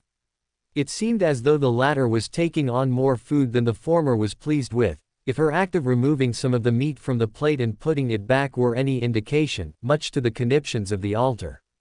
That they had not yet come to blows was a shock to her, but a welcome one. So, how did Jean Alter end up here, anyway? Ash spared Ritska a glance, having caught the argument as well. Not sounding all that bothered, more bewildered than anything else. Seems to be a little bit of a weird place to find here, that and you and her seem to be on speaking terms. I found her when patrolling the lands for threats, shortly before I encountered Krampus.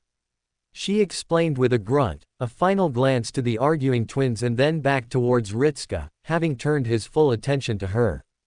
She was residing in an old shelter. I determined she was no threat to the Singularity and allowed her to remain. We spoke for a short while with little else to do and then, she challenged me to duel in a board game. A surprised guffaw from Ritska, having clearly not expected the answer. Seriously? What sort of board game? She called it Monopoly. Ritska winced, shaking his head from side to side and looking as though he was fighting back laughter. Yeah, those always go well. Did anyone win or was the game interrupted? I caught sense of Krampus before we could conclude the game. Though she was getting exceedingly more aggravated as it went on. Ash added on, nodding her head to the side. She wasn't that clueless, it was readily apparent that she was winning in the game. Whether it was through skill or pure luck was another matter entirely. She was just puzzled as to why someone would play something that would bring only fury. It was an elucidating if partially troubling encounter. What of you? How have you found it so far? I've been having the best damn time of my life. That's, she slowly nodded her head up and down, stepping away from him and casting her eyes across the entire assembly. That is, acceptable. Gentle taps with the hammer and chisel were much more difficult than he was expecting them to be. That Smith had made it look so easy and yet here he was, tapping away at it with all the skill of an infant. It made him feel like a damnable idiot for all the stupidity he was going through. It was a good thing no one he knew saw him like this. Odd talent for a warrior, ain't it? Gordon briefly paused, then turned his head towards the speaker and rolled his eyes. The child of light from Ireland, see you Chalain. The druid approached, smirking all the while but keeping his words casual. There was no insult, only light teasing. Not even a talent. He responded to the question with a grunt, pausing and closing his eyes as another tap sent a rather large crack right the way through the statue. His arms dropped down onto his lap, he stared in silence at the latest failure, then turned his eyes to the sky and looked right up. An amateur, but I thought I could try my hand at it because it looked fairly simple and I was impressed with the results. A chuckle from the druid. Yeah, rather a humbling feeling, that. I went through something much the same. Everyone makes runes look so damn easy and then you remember how much work they put into casting that stuff. I tell you, I'd punch the throat of a man who claimed casting runes was child play. Gordon's lips twitched upwards, shaking his head from side to side. And I would strike my younger self over the top of the head with a hammer for thinking he could do something like this in an afternoon. Arrogant idiot that I was, he turned his eyes back down, then found himself staring at a tankard held in front of him, a vaguely creamy-looking liquid inside. What is this? Eggnog. Chalain replied, making a small face. It's a festive sort of drink. I'm not so single-minded that I would start downing whiskey and beer on a holiday to get smashed. Best blend in and all that. He paused, then leaned forwards and winked. Nothing to say you can't add a little something extra to it though, give it a little bit of a kick and all that.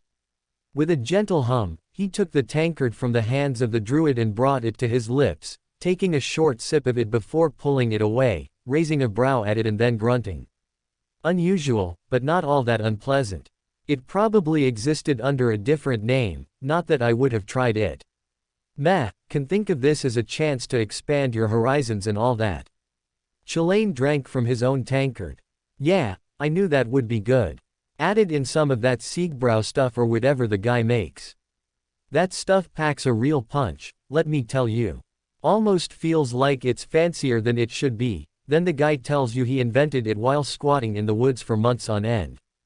Gordon chuckled at that, bringing the mug to his lips once more. Sometimes great treasures just fall right into our laps when we least expect it. Sometimes you gotta work for 'em too. Chalain remarked, exhaling as he did so and looking around. Never would have thought I'd be around for something like this though. A bunch of servants from across history and worlds getting together just to make up a big Christmas party, he grinned. Sounds like the sort of thing that you'd come up with while blackout drunk. You'd need to be just as inebriated to believe it as well. They both turned to the approaching sensation. Gordon kept his expression measured even as he wanted to wince. That odd feeling of familiarity was less invasive than the first time he experienced it, but there was just a touch of it that was too close for him. Brynhildr might not have been a stranger anymore, but she wasn't quite a friend. More like a cordial acquaintance, despite what his senses told him. Seeking to get away from the party already, are you? Chalain asked the approaching Valkyrie with a raised eyebrow. Then again, you don't strike me as much of a party girl in the first place so, he made a gesture with his hands. Brynhildr hummed and nodded her head. That would be accurate, I am rather out of place when surrounded by so many. Though I feel guilty for forcing it upon you too, I am far more at ease around you than the others. She paused, then looked him dead in the eyes. Though if you prefer I leave, then I shall do so without. He held up his hand, cutting her off. You do not need to go that far. I would offer the chance for anyone to remain. You've done me no wrong, besides, there isn't much excitement to be had here. He trailed off, turning back towards the ruined ice sculpture with a flat look. Not unless you take joy in watching me break things with rapidly increasing skill. Sculpting is a refined art and doing so with ice instead of marble is a greater challenge. Gordon grunted as he took another sip of the drink. Something along those lines. I was planning on starting out small, sculpting a lion. If there is one thing of value with the runes, it is the ability to grant me a supply of materials to work with. Practice makes perfect, as they say. Brynhildr replied slowly but surely. Of that I am certain, with enough time I believe you will make a fine craftsman. Not really something I was striving towards, I just looked at it and thought that it didn't seem to be all that difficult and then threw myself into it. Gordon corrected her, looking towards the direction where the others who were a touch more skilled in the art were residing. Namely the smith Andre and the Queen Alsana, who had just finished making yet another statue of the exact same figure just in a slightly different pose. That her husband, then? Chalain caught on quickly, raising a brow at the small army of ice sculptures she had assembled. Looks like a fairly imposing guy, certainly with the whole mask he's got going on. Anything up with that or just style choice? The Sword of the Dawn was always someone who sought to be more of a symbol than a man. Gordon explained, turning his focus towards Castor.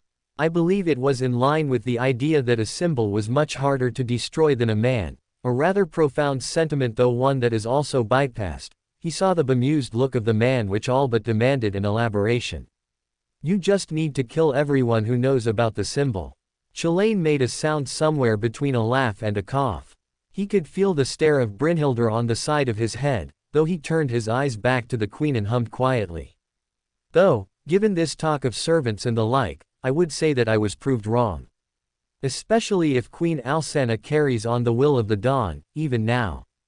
But that is neither here nor, I'm just worried that the population of statues will soon exceed the population of servants.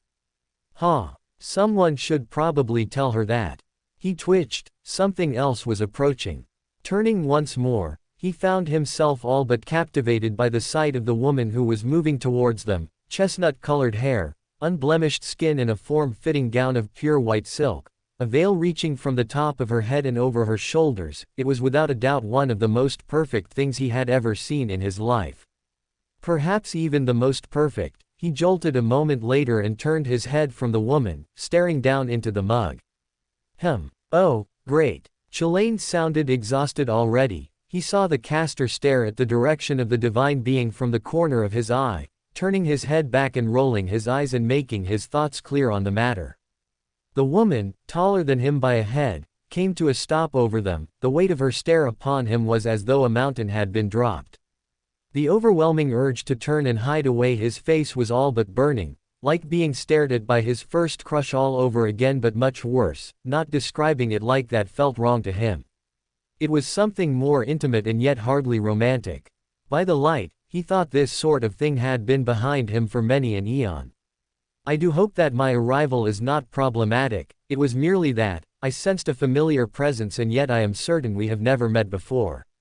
The words of the woman were like rivers of pure honey. He shuddered at the fact they were directed at him. Chancing a glance out of the corner of his eye and meeting her gaze for a fraction of a second, it was long enough that he could not turn away from her. She offered a delicate smile that sent his heart aflutter. I sense upon you the touch of a god, so intimate and yet, so foreign to me. A presence much like one I knew. I am a pseudo-servant of the war god Tyr. The goddess made a face of understanding, nodding her head up and down. I see, that would explain a great many things and yet, she trailed off, a new look coming upon her face that he could not quite place, as though she was seeing him under a new light. Her brows furrowed just a touch, she started to lean closer, the urge to turn his head was all but consuming, yet the moment he started to move, she spoke again. I would ask that you remain still. There is something that I would very much like to see. He froze. Her hand touched his cheek with such a gentle grace, he turned his head with only the faintest of nudging, now staring right towards her. Brilliant golden orbs like the sun bore into him, roaming his face before something else flickered through them. Might I ask you an unusual question, young man? Why you might. Thank you. She smiled gratefully, then inclined an eyebrow as she tilted his head to one side. Would you happen to know who your father was?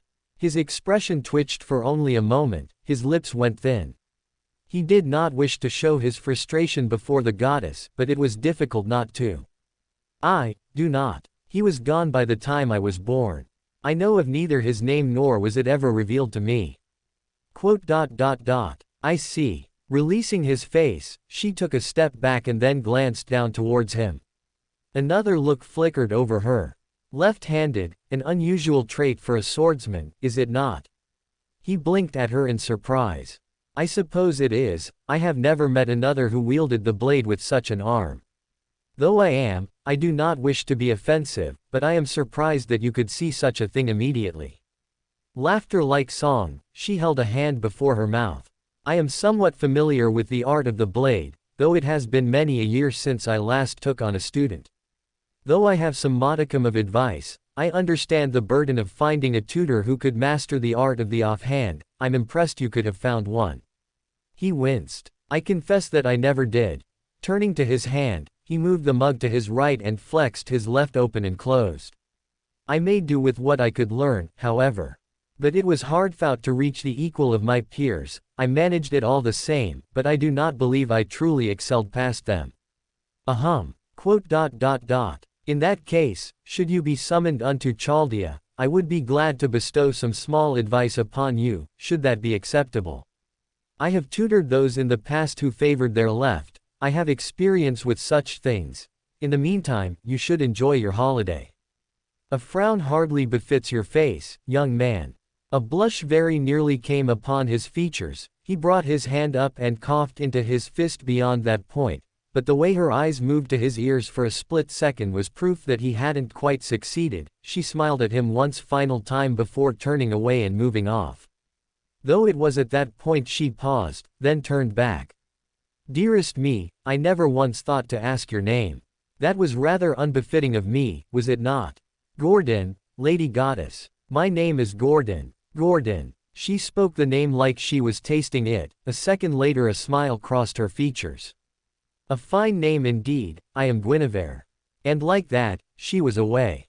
He exhaled and turned his head, only to meet the gaze of Chalain, the man quietly sipping away at his drink with an unreadable look in his eye. He only spoke when the goddess was far enough away and into the crowd. That's a risky thing, getting involved with a goddess. Even if you've got the favor of a god of your own, especially gods of love and all that. Trust me, never ends well. Gordon frowned. I would not say love, more like, he trailed off. Describing the sensation was rather difficult. But he would not say it was as he was attracted to her physically as much as it was something else. There was something about her which was familiar, but it did not come from the side of Tyr, it came from him. It was as though he knew she was important to him in some way, but couldn't figure it out. Meeting someone important, I cannot explain it, not very well. But it was not love, that much I can assure you. Chalain looked rather unconvinced. I would say that there are better to be enamored with. Brynhildr offered from behind him, an odd note in her voice. But her offer of training seemed to be rather genuine, and her interest lacked a touch of romance, though I cannot say what might have spurred it on. Gordon rolled his eyes and took a longer drink. I wasn't expecting either of you. Calamate offered silently as he looked between them, sitting himself down on one of the chairs and staring towards the ground. Not quite able to meet their gazes. I hoped, that we might meet again, but I could never be certain of it, and I had hoped that if we did meet again, you would not recognize me. Artoria had her arms folded, staring down at him with the same blank look she always wore. Then you were naive, but that is expected. A soul can always be measured through the eyes, yours remains as it ever was. Akal was more blunt. You just smelled the same. Calamate chuckled. Well, I figured that would have been the case. Wishful thinking on my part, I suppose. Bringing up his hands, he rubbed them together, briefly flickering his gaze between the two of them before lowering it back down. So, you were both enjoying the festivities then. That's good. They were acceptable. Artoria remarked. She sounded rather troubled about something. That, and she kept looking in the direction of the smaller Artoria with a look he couldn't quite place. It resonated within him as one he had seen before, but he couldn't find the word. Envy, perhaps. That felt like it, but it was also rather tame. I understand that you were the mastermind behind this. He shook his head. Not alone. Had it not been for the others, I would have stumbled around rather blindly, not knowing what I could do.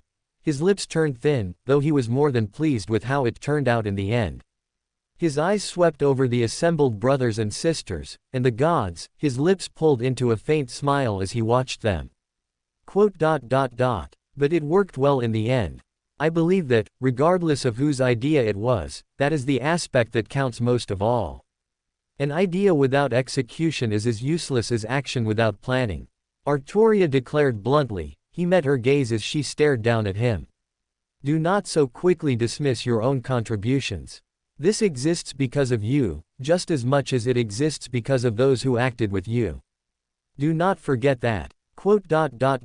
You always know the best things to say, sister. He remarked quietly, turning his head from them and seeking out someone in particular. Finding them quickly, speaking with the others and with a light look on her face, she seemed so at ease. Not quite smiling, but the tension he had seen in her was gone. She looked so different to how he remembered when he was first summoned. That was good, she looked much better like this. His lips formed a gentle smile, then turned back to the pair in front of him. The smile quickly faded as he saw their expressions. Akal raised a brow. What happened with the singularity? Because they all know you as Berserker, and this form. Her arms folded, her eyes narrowed and her lips curled down. What happened? Calamate dropped his hands onto his knees. I lost. He explained simply, drumming his fingers on his legs. The look from Artoria intensified. This was more than a loss. You would have accepted defeat gracefully, standing before them and offering your service without such a disguise and hiding behind a title. Shame clings to you like decay to a corpse. She leaned down, he met her eyes as they demanded his attention. What happened? It is a time of joy, sisters. He pushed himself to his feet, offering the pair of them a smile that felt a little forced on his lips. His muscles itched because of it. Eyes moving between the two of them a couple of times before he gestured towards the party. It would be wrong if we brought up such a sad topic, another time, if you want to know. He really didn't want them to know, and he didn't want them to push the matter either, a period he would rather let lie rather than drag to the surface. Especially now of all times. Neither of his sisters said anything, their eyes firmly remained on him for what felt like years. When they finally spoke, it was as though they pulled the weight off his soul. Very well then, Artoria remarked slowly, turning her head from him and looking towards something else. Then you may lead me to the assembly of food. I expect you have seen to a great many delicacies that would be worthy of my tastes. Boudica said I wasn't allowed burgers. What? She said they weren't festive.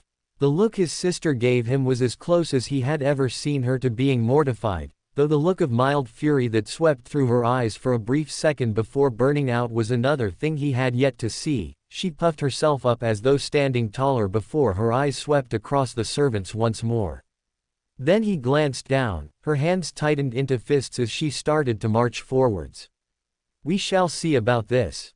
Past or future, no child of Britain shall deny me. He and Akal remained behind, watching as she stormed off. The brunette leaned towards him. I don't think I've ever seen her this upset before. This is actually rather interesting. Also, I like what you've done with your hair. She reached up, patting down his blonde and black locks with her hand as though she was stroking an animal. He remained still as she did so. Very nice. I feel rather cheated, actually. You get this bright and dazzling hair and I have a rather mundane color. I suppose that suits you, though. I didn't really choose it. It just happened. Sounds like fate to me. I don't believe in destiny or fate. Akal just smiled at him before turning on her heel. I don't know about that. I would say that some of these encounters have been more than a little coincidental. Let us run through this performance again. Mr. Nito spoke with a baritone voice as he brought his arms up, gesturing towards the direction of the women, both Miss Nero and another girl who was called Miss Elizabeth, though she liked to be called Miss Liz. For whatever reason, he got the impression that Mr. Nito was starting to be rather upset with everything, but it was hard to read. Mr. Nito turned his head towards him, then waved the little conducting stick that he called it, bringing it down in a sharp movement. That was his cue. He brought his little sticks down onto the xylo thingy with a gentle tap to make sure he didn't break it like last time. His expression tightened as he continued the rhythm as best he could remember it. It was rather awkward, especially when he could feel the stares of everyone upon him, making sure he didn't hit a wrong note. Mr. Nito made a sweeping gesture once he was done. A silent sigh of relief escaped him, setting down the little drumming sticks and then taking the tambourine into his hand, holding it still as his eyes turned towards Mr. Mozart. The man leaned forwards on the piano and stared expectantly. Mr. Nito gestured towards him next. Mozart started playing the piano. Miss Nero and Miss Liz sang at the same moment. Don't want a lot for Christmas. There is just one thing I need. Mr. Nito made a sweeping gesture, telling them to stop. His arms fell down in the next moment, the skull hung low and he stared at the ground, placing his hands on his hips. Both Miss Nero and Miss Liz looked rather annoyed at the sudden interruption while Mr. Mozart looked very relieved. Tarkus didn't want to be rude, but he could understand why. But this was what practice was for, to make sure that Miss Nero and Miss Liz didn't mess up during the actual performance like he did a couple of times. I fear that this is a vicious cycle I am trapped in. Mr. Nito mused aloud, bringing his head up. I had thought mortals were supposed to gain skill with practice, that was why it existed upon the world. Yet the notes of your talents have remained stagnant in a flat tone. An unchanging, out-of-tune, tone. Mr. Mozart snorted, then went back to staring at the piano. What do you know anyway? You don't have any ears. Miss Liz pointed at Mr. Nito, a rather hefty frown on her face. We've been doing this dozens of times over. I'm a fan of rehearsal as much as the next idol, but I barely get a word out before you cut me off and then start us all over again. What's the point of a rehearsal if I get maybe 5 seconds worth of singing? Miss Nero added on. I concur, this is getting rather out of sorts. Not that I believe my voice is in need of practice, but I would say that you are doing this just to make a very elaborate joke. Barely even a word and then I am cut off. Miss Nero sounded rather aghast, she looked just as horrified as well. This is a rather amusing prank, but it has since worn its welcome. Mr. Nito brought up a bony hand, running his fingers across the front of his face, while letting out a deep sigh as he did so. Turning side onto them and then walking away for a couple of steps, going silent and then bringing his shoulders up and down, jostling the thick waterfall of darkness which served as a cloak. I am of the opinion that without my guidance, your tune would flow freely and chaotically. Disharmony would spread without a conductor. Thus, I am consigned to watch over you until such a time as this performance is done correctly. Tarkus leaned to his left, the person who had been standing there rather silently since the rehearsals began. This feels like it's going to go on forever, doesn't it, Mr. Eric? A hum of agreement from them. Mr. Eric was a quiet fellow, but he felt very nice to be around. He had even given him some pointers when it came to the music, and Mr. Nito said he knew what he was doing, so he was very grateful to have someone like him to help him out to make sure that he didn't mess up. Once the instrument is finely tuned, so shall the performance spring forth. They also have a very nice habit of changing into song when they spoke. Tarkus didn't mind it, he thought they had a very nice singing voice. Eric caught himself, then brought his lips thin once more and spared him a glance, his single eye visible through the half mask he wore. Though, it would seem that not every beauty can be Christine, a tragedy which ruptures my heart, a soul in dire straits. Is Miss Christine very good at singing then? Eric paused, then gave him a look that was rather odd. It looked very troubled, to the point where he thought he might have asked something a bit rude. Though it eventually mellowed out, the look turned almost reverent as his eyes turned upwards. Ah, Christine, my dear Christine, a beauty like the stars, a voice like the heavens and a heart like pure diamond. That sounded very nice. Tarkus. The voice made him pause, then slowly turn around as he sensed the familiar presence, a smile on his lips as he faced the individual. Bringing his hand up and waving to them. Hello, Mrs. Marie, I was told that you were going to. He almost stumbled when she crashed into him without warning, her hands wrapped around the back of his neck and dragged him down. His words died in his throat, whatever blood he had left rushed into his face. It felt as though it was going to burst into flames as he realized that she was hugging him. His mouth opened and closed as he tried and failed to speak. He didn't realize how strong Mrs. Marie was until she was getting close to actually choking him out, but he didn't want to accidentally hurt her if he hugged back as well. But it would be rude if he didn't hug her back, and he was being hugged by a very pretty girl. He didn't know what the right move to do here was. It hadn't happened before. She pulled away from him before he could get the chance to debate, stepping back and bringing her hands up, cupping his cheeks and staring at him with a teary-eyed smile. A faint laugh rippled from her throat as she sniffed.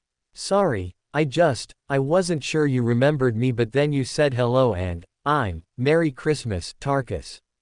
His face still felt like it was on fire. Pulling her hands back, she wiped the underside of her nose and sniffed once again before dabbing away at her eyes. She was crying and it was something he did, now he felt bad for her. A little frown as he opened his mouth again, then closed it before nodding right back to her. Smiling as widely as he could. Merry Christmas as well, Mrs. Marie. I'm happy that I woke up again and saw you. She was crying again. He blanched, then caught movement behind her and saw the white hair. He waved them over and pointed down. I don't know what to do, Miss Animosphere. I thought I was saying something nice, but Mrs. Marie started to cry again and I don't know. Miss Animosphere wasn't speaking either, her hands placed on her hips as she stared at him in complete silence. When she did speak, it was only a couple of words. It took you long enough to pronounce my name correctly.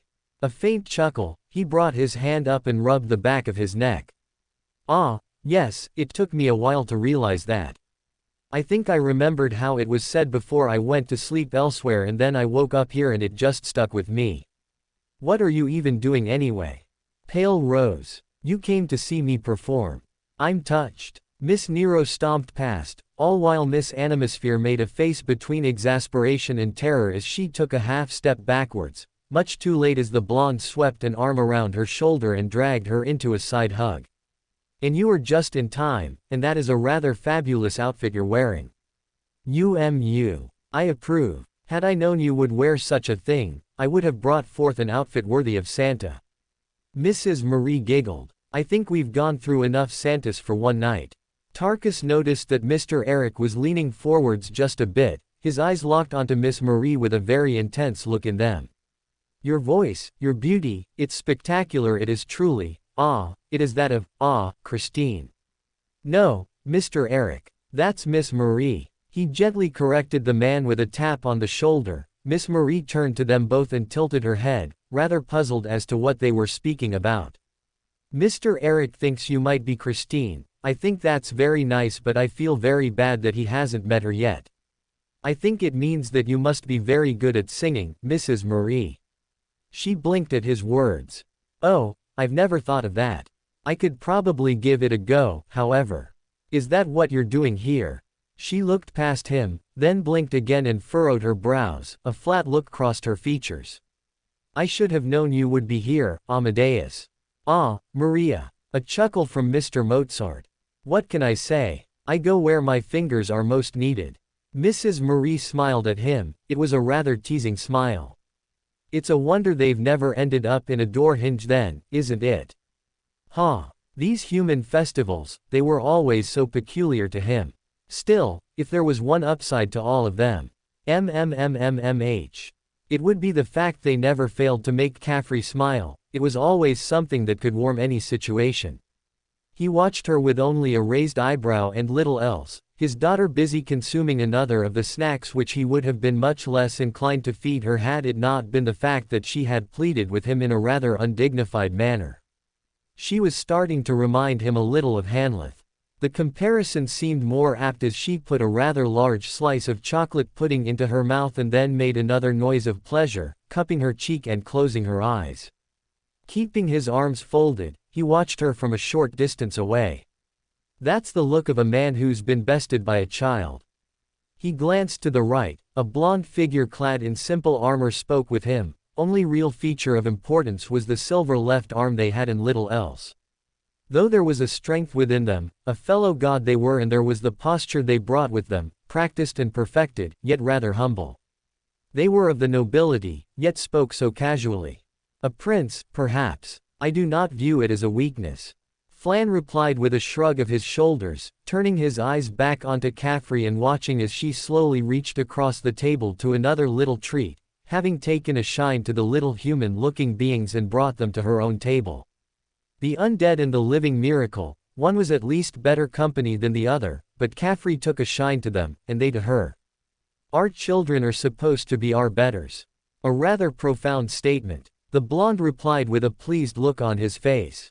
Though I suspect this is just as much a protection to avoid the accusation you were browbeaten into letting her have her way. He showed the flat of his hand, a knowing look on his face. You can trust me on that, having experienced a similar thing not that long ago, I know as well.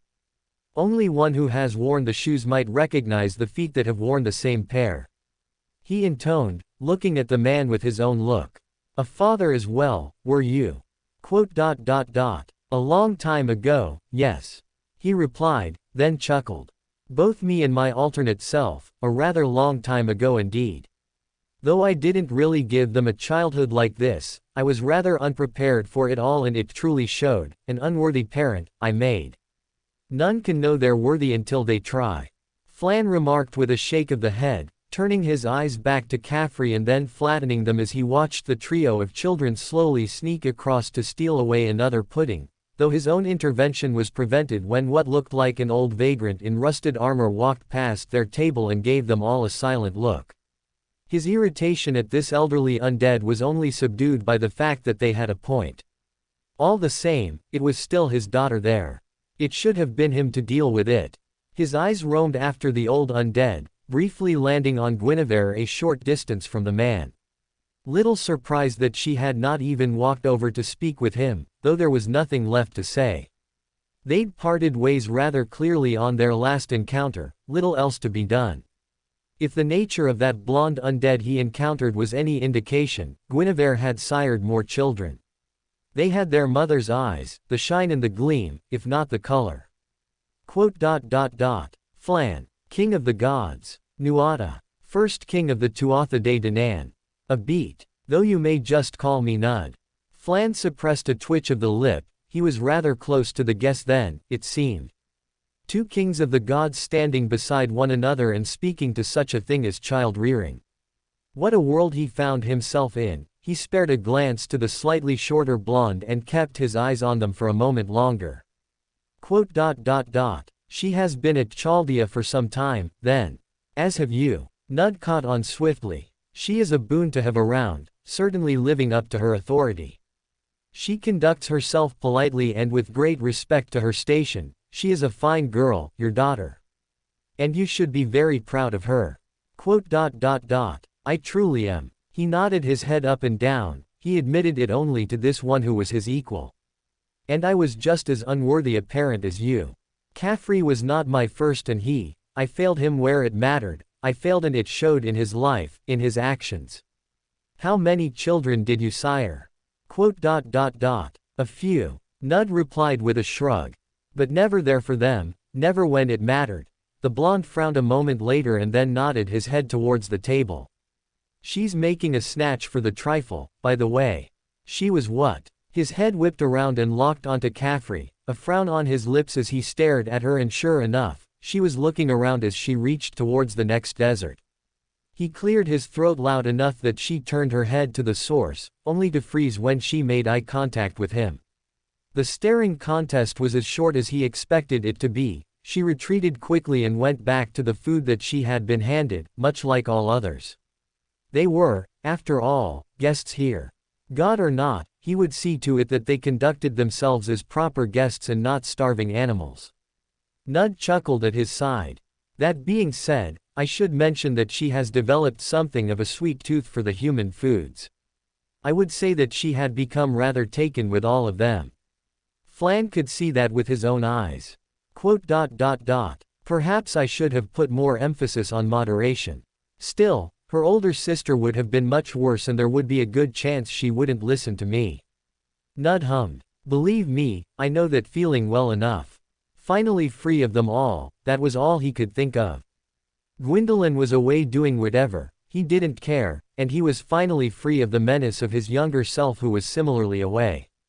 He crept to the very corner of the forest and found himself a small chair, swiped from those who did not need it. Claiming a small piece of furniture from them was more than enough for him. Especially now. His fist rested on his chin, propped up with the arm of the chair. They were all so busy, he could have left and they would not have noticed, not a single one of them would have noticed. Not even the ones he had been working with for hours on end to see to it that this event came to fruition would have noticed his absence, ungrateful louts. Finally making use of his old skills for more than assassination, and all it earned him was scorn and hatred. Even when he did nothing it was the same. He was only staying just to spite them at this point. They would be thankful if he left, so he was going to stay and do the opposite. He was content with reminding them that he had also contributed, especially Gwendolyn. Just so they could live with the knowledge that he had helped. It was a token victory, to be sure, but it was the best he could possibly salvage from it. His eyes landed on a glimpse of red and white. He had seen them arrive but they had not spoken. The Red Hood turned in his direction, then started to approach him with a casual speed. No glimpse of caution or anything else, they approached him as one would approach someone in the street. Coming to a stop a couple of feet from him, the old man stared down before speaking. You never struck me as one to go far from the excitement, not after all those stories you forced from me. A lifetime ago. Tonelessly, he replied, still staring at the old man. Besides, I have lost the patience to walk into the rapid-fire insults. I have thick skin, but even the best of us eventually grow tired from hearing the repeated prattle of idiots. He rolled his eyes, waving a hand to the direction of the party. If there is one thing I dislike, even now, it is repetition. The same process again and again is madness I shall not subject myself to. Gale hummed, neither agreeing nor disagreeing with him. If you say so. I'm an old man watching youths play, a pattern I have seen 1,000 times before, I should think, though I do not believe I have ever gotten tired of it. That's your own choice, Gale. He replied before they could even finish, his expression flat. He'd long since dispensed with the altercation to his appearance, the faint shapeshifting to his human appearance. He had no reason to continue to disguise himself, it had only been to spite that imbecile. My focus has always been on more useful endeavors, work which will actually contribute to something meaningful. Ever the ambitious one, aren't you? Gale mused, he recognized the tone the old man was speaking with and nearly sighed at him. I do not believe that has changed in all those years. He flickered his eyes to them and looked deep into the Red Hood. Why did you come here? I saw a boy alone in the cold and thought to speak with him before I moved on. He stepped closer, something in his left hand as he reached out towards him with it. Sullivan stared, then lowered his own arm and extended out his open palm to it. Gale dropped it into his waiting hand, revealing the object in question. A small carved dragon, one of the everlasting. Delicately carved out of old wood. Sullivan said nothing as he stared at the little carving, bringing it closer to himself and looking it over. There was nothing to be seen on his face, and even if he had a face to be looked at, one would have seen nothing but a mask of an expression as he studied the toy. That is what it was to him, a little toy from a bygone time. His other hand moved across, delicately moving his fingers along the surface. Took you a long time to get around to this, I had to die before I even got it. I recall saying I would do it if I ever had the time, and you were gone when I looked again. Perhaps I got tired of waiting and wanted to see a real dragon. Sullivan replied slowly as he looked it over. You always made them sound so incredible. You spoiled my expectations of the world. Old man, you're the very worst type of storyteller. He looked up at the undead. No matter what, the world was always going to have disappointed me. An exhale, Gale nodded his head up and down rather slowly. True, the stories have always been grander than the reality. That is as much a fault of mine as it is of any storyteller, though I never lied to you once. No, you didn't. That was certainly true. Then it would seem that I was just a little too hasty and much too late at the same time. He stared at the dragon once more, inclining his head to the side. I noticed you spent some time with the little undead girl in the living miracle. I suppose it is a talent of yours to find lost souls wandering the snows. That was you. That was someone else. Sullivan groaned and shook his head, his arms going limp onto his lap. A naive fool and nothing more, of course they would have been swept along with him. Another hum from Gale. Heard that you went and cooked. When did you learn how to do that? An almost chuckle escaped his throat. I learned in the kitchens of Lothric, slowly mastering my talent until I became rather adept in the art. A skill I rarely got the chance to make use of, but I ensured I did so to the best of my ability. But you would have probably known what I used it for. You always did know the ins and outs of the kingdoms you visited. A nod of the head. This one won't be poisoned, will it? Amusing. From anyone else, that would have been a snide remark. Not from Gale. Never from Gale. Not at all. He answered quietly, then made another noise. Not that you would be able to tell in the first place. Closing his eyes, he leaned back into his chair. Hey, not that you would appreciate it. I suspect you'd consider some oats sprinkled with honey and sugar to be a delicacy. Never mind what I could construct in a kitchen with the right materials. Gale made a small noise, his beard crinkled up. Oats and honey, dare I ask if there would be water mixed with it as well? He made it sound as though that would be a treat unto itself. Sullivan clicked his hidden tongue. I'm mortified that in all those times you were briefly cured of the undead curse, you never once thought to expand your culinary horizons. You remain an incredibly boring old man, even now, don't you? I won't apologize. I'd never ask you to. Simple but reliable, that's always been you. Gale turned, he followed suit and pointedly noticed the purple-suited lancer woman with the crimson spear in her hand, a gleam in her eyes that was very telling. The old man rolled his shoulders and shook his head from side to side. Some youngsters are always ready to rush their elders at the last moment, no patience for them. She's a few thousand years old, you know. Only a few thousand. Gale croaked as he glanced back at him. I thought you were going to tell me she was old. Sullivan sent him a flat look. She is old. You're just ancient. A marked difference, I can assure you. I know her sort though, she's brute enough to charge here and fight if you don't go over to her now.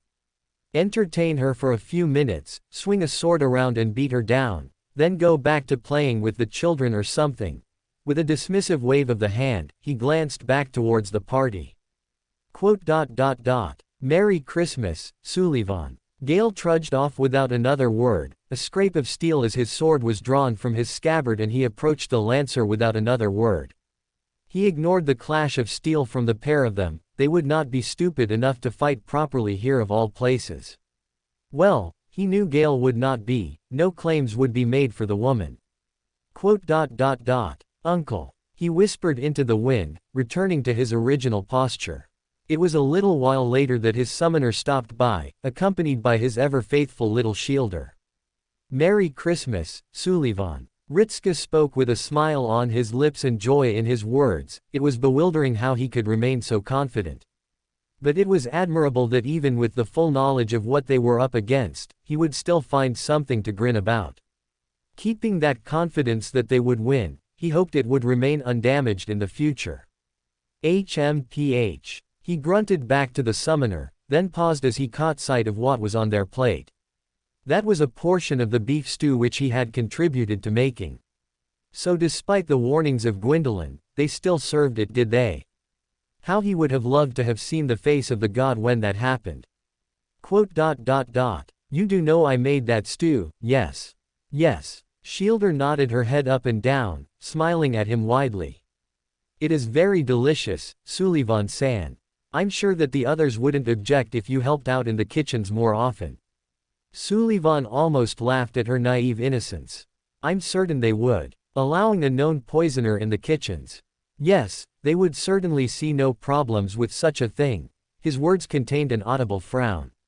Furthermore, I am no mere cook. This was a single exception and little else. Do not expect this to become a habit. Shielder looked downcast, his summoner just remained stone-faced, then his eyes roamed down and a brow was raised. He had caught sight of the wooden carving, but he kept silent. a touch of a smile on his lips before he spoke again. Offer is open whenever you want to take it, no problems with me, Sullivan. Once again, Merry Christmas. As if he was going to wish anyone merry on a day celebrating the birth of another lordkin. He'd sooner be caught covering himself in oil and flinging himself into a kiln. Honestly, sometimes he wondered how humans could get around so easily when they could make such a simple mess. Reaching out, he took hold of the face of Ritska. The boy barely even reacted as he turned it towards him and then brought up the tissue, wiping away the trace amounts of sauce around his lips before he released him and brought his hands back, giving them a final look before nodding to themselves, pleased with their own work and turning their head once more. He only paused at the stare he could feel from across the table, bringing his eyes up and looking at his older sister. Filianor was giving him a strange look as her eyes darted between him and Ritska. It lasted for a couple of seconds before her eyes widened just a touch, her cheeks turned a faint red and then she looked down at her own plate while covering her mouth. What a peculiar reaction, her arrival was something he hadn't even thought of. He doubted she even realized what her being here even meant for the future, probably ignorant to the fact that their father was around and he was probably going to kill her. He could probably tell her, reveal the truth. No sense in being cruel. She'd find out, sooner or later. For now, it would be best that he returned to the meal at hand.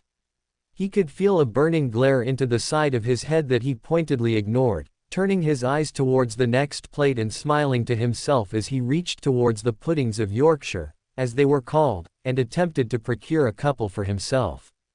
They did not look like puddings to him, but he was not going to correct the humans on this day, let them make their childish little mistakes. It was endearing, in its own way. A hand reached out, pushing the plate a little out of his reach.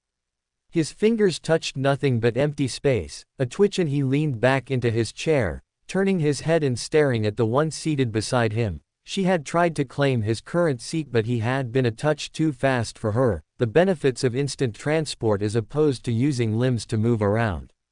Walking was such a novel concept and something he wasn't good at. The crossbreed girl glowered at him, amber eyes focused with a fury that made her actions clearly deliberate and tragically petty. He offered her a faint grunt, then brought his focus back to his own plate as he cut into the turkey, bringing it to his lips and then taking a bite from it. Humming to himself and then glancing to the side, frowning as he noticed that Ritska hadn't gotten any for himself. Do you dislike the taste of turkey? Huh. Ritska paused in the middle of eating one of the carrots, chomping down and then locking eyes with him as he chewed. It went on for a couple of seconds before he swallowed and shook his head from side to side. No, it's not that. Just wanted to get my fill of vegetables before I threw myself into all the meat stuff. There's a lot and I want to try everything before we head back, would seem a waste and all that. Gwendolyn nodded his head, privately putting forth the motion to steer Ritska away from all the food which had been touched by Sullivan. That was why he had stuck around that living wax filament for as long as he did, just to be sure he memorized everything that Ritska absolutely could not taste. Ritska was giving him an odd look, then spoke again. I do mean everything, Gwendolyn. I heard you. That includes Sullivan. Ritska cut himself off, his eyes going skywards and flickering with confusion. Gwendolyn similarly hummed as he pressed the back of his hand against the forehead of the human. He wasn't sure whether it was too warm, for wandering around in the cold, it felt too warm. But their attire and the long fabric around their neck had been designed to keep them that way, so it might have been interfering with his attempts. Drawing his hand back, he leaned closer and angled his forehead forwards. This was something he always did with Yorshka when she was growing, to make sure she was healthy. Ritska leaned back and squinted at him. Are you checking to see if I have a fever? They caught on quickly. Gwendolyn nodded his head up and down. Naturally, an illness bringing about poor judgment is the only reason I would ever see you trying anything constructed by that foul creature, he explained, leaning back and looking at Ritska with concern. I also fear for the state of your mouth, splinters can be rather nasty. A cough from Ritska as he stared at them in a mixture of shock and surprise. there were a couple of muffled laughs from around which quickly tapered themselves off when Sullivan's voice echoed down from further along the table. "Kill yourself, Gwendolyn. Not before you, bark face. Mouse eater." Ritska leaned forwards, clearing his throat rather loudly. "Can we at least sit down and have a meal without resorting to insulting one another from across the table?" He looked between the two of them with a bit of pleading in his eyes. "It's a special time of year and I'd rather that everyone leave in a good mood." They really did ask incredibly difficult things. He silently grumbled and turned his head towards the table once more, reaching across and taking his glass into his hands and then drinking from it. He had never been one for alcohol or wine, but he was quickly finding the appeal. It was making this evening seem much more pleasant. Even the presence of his family and Sullivan could not do it any wrong. "Why are you drinking so much?" He removed the glass from his lips, turning his attention to Kiyohime at his side, looking at him with what he might have called concern, if it wasn't laced with suspicion. "If you continue, you shall likely make a fool of yourself. You underestimate me, as if a god would become in any beni drunk with such simple." He lost the word, staring at the wine down the end of his nose before he looked back at the girl. "As if I would get drunk on this." Something pried the glass from his fingers. He whipped around and saw the silver arm of Nud retreating back across the table with the glass in his hands, setting it down beside the person next to him and then sending him a strained look. "How about, for the sake of argument, we just say you've had enough for the moment, and when you can pronounce words clearly, you can have some more, yes?" Gwendolyn wanted to argue, but then he caught the glimpse of Ritska out of the corner of his eye, looking at him and nodding his head up and down. It would seem this was not going to be an argument he was going to win, and he would prefer not to embarrass himself at a time like this. Sullivan would lord it over him for as long as they were summoned. He would rather not give the creature any ammunition to insult him further. So, Filianor leaned forwards from across the table, giving him and Ritska a very pointed look. How is it going between you two? Any problems?" Gwendolyn furrowed his brows a touch. "There is nothing going on between them." The cutting response came from Kiyohime. His brow twitched as he turned on her and narrowed his eyes. The confidence with which she spoke was a little grating to him. There was something going on between them. Ritska was someone very important to him now. They are very close acquaintances. Filianor blinked, then looked towards the gap between himself and Ritska, then back to the crossbreed. "Are we discussing physical closeness or emotional closeness?" Kiyohime froze for half a second. P physical. No. They have not gotten physical, there is nothing going on between them. A hum from his sister as she leaned back. "If you say so." He was unsure what this conversation related to and why the stare from Kiyohime was now much more unnerving than before. He would have been fine if he had been situated on one of the far tables away from everyone else, but this felt as though he had been dumped into a crisis waiting to happen. Especially because the person who was sitting opposite him had been staring hard at him ever since she sat down, though he suspected that was on account of the person on his side. It had been very innocent and harmless at first. Nursery and Jack wanted to sit next to him and he allowed it. He was rather pleased with it and had let them join him. Which then ended up with Caffrey sitting next to them as well, a little bit of an unusual occurrence, but it still wasn't that bad. The goddess seemed rather at home with Nursery and Jack, and it was a joy to see. Then the taller man with the dark beard and bare chest had shown up and was accompanied by an angel, who had taken seats on the other side of him without even asking, setting themselves down and engaging in what he would only assume was a one-sided conversation. And then it got to the point where the flame god Flan had sat himself down opposite Caffrey and had been keeping an eye on her ever since. If it had been just that far, then he would have been a little nervous but would have been otherwise all right with everything. Then it went a step further with two silver knights sitting down as well, though on opposite sides of the table and neither speaking to the other. At that point in time, Sully figured that things were rather awkward. And then Guinevere had sat herself down, along with Havel. Sully had given up eating much, just letting the world blur around him in the hope that it would pass and he would remain very low on everyone's attention. At least that was what he had been hoping, right up until the point he made the mistake of looking up and accidentally made eye contact with Guinevere, at which point she flashed him a smile and leaned forwards, resting her elbows on the table and interlocking her fingers. She had been looking at him for the last minute by this point. We didn't get the chance to speak with one another in the last encounter, did we? She suddenly asked. He jumped a little as she reached across and took the ladle into her hand for one of the many dishes. It was something that he couldn't pronounce or even pretend to understand. But it just looked like meat and vegetables in sauce to him. Then there was this meat wrapped in a flaky pastry which was in front of them. He didn't know what that was either. Did we not? He cleared his throat rather awkwardly, reaching towards the water and bringing it to his lips for a short sip, which quickly turned into a long gulp. That's probably for the best. My memories of you come from the other me and are a little bit biased, he offered with a strained smile in her direction. She merely hummed as she poured out her own food and then put the ladle back in, only to draw it out and then approach his plate, putting some out in front of him without even saying a word and returning the instrument to the bowl. Well, I don't see why we cannot correct that, Sullivan.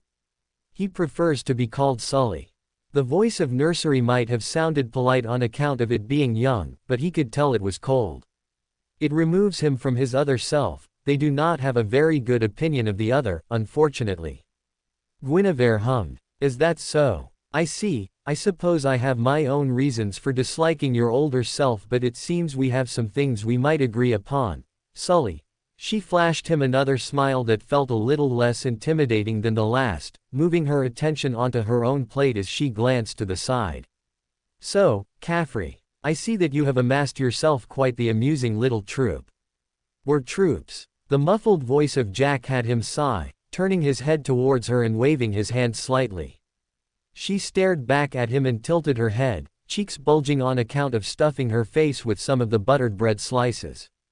It's a phrase, Jack, and don't speak with your mouth full. He reminded her with a look. She looked like she was about to speak again, then caught herself at the last moment and closed her lips, nodding her head up and down several times in rapid succession before taking a single powerful gulp, cheeks deflating and a smile coming over her face as she took to her plate once again, tearing into her food with her bare hands and pulling into the mince pie with her fingers. Flan watched her with a dispassionate eye, then brought his focus towards Caffrey. Perhaps a lesson in proper use of cutlery would be appreciated for future reference, daughter. Cutery. Jack tilted her head, then made a face of understanding. Ah, knives. We know how to use knives, we're very good at using those. That's why we're assassin. It seemed that he wasn't alone in not knowing how to reply to that, at least until Guinevere delicately cleared her voice and then turned on the girl with a gentle look. Perhaps expanding your skill to include forks would be a welcome change, and to turn your skill with knives onto your food. A whisper from his side, from the tall human. Told you Sammy, she's got big MILF energy, but my gut is telling me that it's some serious bad mojo. Like getting to the last page and then being hit with a big twist. The risk and the reward. Caffrey leaned forwards, then laughed as she looked at the man. You're speaking such made-up words again, Teach. I would have thought it impossible for humans to come up with a language that sounded so fictional and yet was so real. What as big am I? Ah ha ha. Blackbeard let out a loud laugh, yet Sully could see the hint of panic in his eyes, especially when the many eyes turned onto him. It just means that she has a really motherly persona, like it just washes over you and all of that. He brought his hands parallel to the side of his face, then swung them forwards in the direction of Guinevere. You look at her and you go. That is a mother. A couple of voices from further down, the two silver knights. I've never heard of something like that before. What about you, Archon? Don't talk to me. There you go again, saying all those cold things. Quote. Ah ha ha. Silent treatment now, you always did that when you were really angry. Sully was just thankful the focus had shifted from him. So, explain to me how you know my daughter, Mr. Guinevere asked with a leading tone in her voice, giving the man an expectant look. Blackbeard offered a sharp grin. I am Blackbeard, dread pirate of the seven seas. Was this beef supposed to be pink in the middle, Perhaps it was something he had been missing. A pirate. Guinevere's voice was utterly toneless. A pirate. And why, exactly, is there a criminal sitting near my daughter? Because your daughter is an idol and not being near her is a crime. Blackbeard replied almost instantly, leaning forwards and gesturing across the table towards Caffrey. I'm going to be honest, she is incredible. She's got this boundless innocent charm and the sort of personality that would make her best girl for a rom-com manga. I mean, she'd probably be the sort to get saddled with the role of childhood friend, so she'd end up losing, but yeah, childhood friends should still get appreciated. See? Caffrey pointed at Blackbeard, looking moments away from laughing. I was going to appoint him as a jester. He says these really amusing things sometimes and I don't get what they are, but I feel as though they're amusing. Blackbeard just smiled. That's all right, Sammy understands me. Don't you, Sammy? The angel remained silent. Another trace of food vanished into the void that it called a face and returned the now empty fork back into the world. See? Why aren't you eating anything? You're freaking people out. I can't taste the food. Who cares? Jean Alter sent her a rather sour look before rolling her eyes at her. Just take something up and eat it. You're sitting there like a damn statue without even a plate in front of you. She waved a turkey leg in her face before taking a large bite out of it. Pointing down with the piece of food towards the spot right in front of her rather pointedly. Ash knew this was going to continue until she folded or the singularity ended. Smacking her lips together, she shook her head from side to side. Fine, I can humor you this far. She reached towards one of the empty plates which had been tacked up for those seated to take, procuring one and then dropping it in front of herself. She knew this was going to be a waste of time right from the start, especially because it would all taste like ash to her. She assumed those who actually made the food would appreciate it if she could even taste it in the first place. Good. That was nice of you. I hope you choke on your next mouthful. As expected, the dialogue between Jean and Jean Alter was rather lacking in manners, or friendliness. So long as they were not killing one another, then she could relax. Her eyes roaming the food in front of her, right up until a hand came in from her left and lifted up her plate. She watched as Nobunga silently moved along and reached across, taking bits and pieces and dumping it on the plate before returning it to her. Then followed by a wooden mug full of a very familiar liquid. Siegbrow. You may thank me for my diligence. Nobunaga proclaimed, sporting a wide grin before she pointed towards her. Especially since I'm mad that you wandered off on patrol without even inviting me along. What the heck kind of retainer does that? Red eyes narrowed. You saddled me with these stuck-ups and I couldn't do anything but twiddle my thumbs. That was unfortunate. Her eyes remained on Nobunaga, then returned to the plate as she stared at all of the food. Bringing her shoulders up and then down. I didn't feel like bringing anyone along with me, even Tamamo Cat was through pure necessity. I was not festive and believed that any who traveled with me would have suffered a sour mood as a result. A scoff. The heck? You're getting ahead of yourself, ain't you? Nobunaga shook her head from side to side, looking at her as though she was an idiot. As if you could ever ruin my good mood with some bad look. Sure, it might be a little annoying, but I decide when I'm in a good mood or a bad mood. Not you, I mean, you can influence it, but that's my choice. Next time, you invite me along, and avoid picking up strays. The hell did you just call me? Jean Alter whipped around and glared at the archer. You're one to talk about strays, you look like a kid from a fancy dress party. Huh, at least I get invited out to parties. You're literally a +1. A +1 is still invited, idiot. Don't call me an idiot, idiot.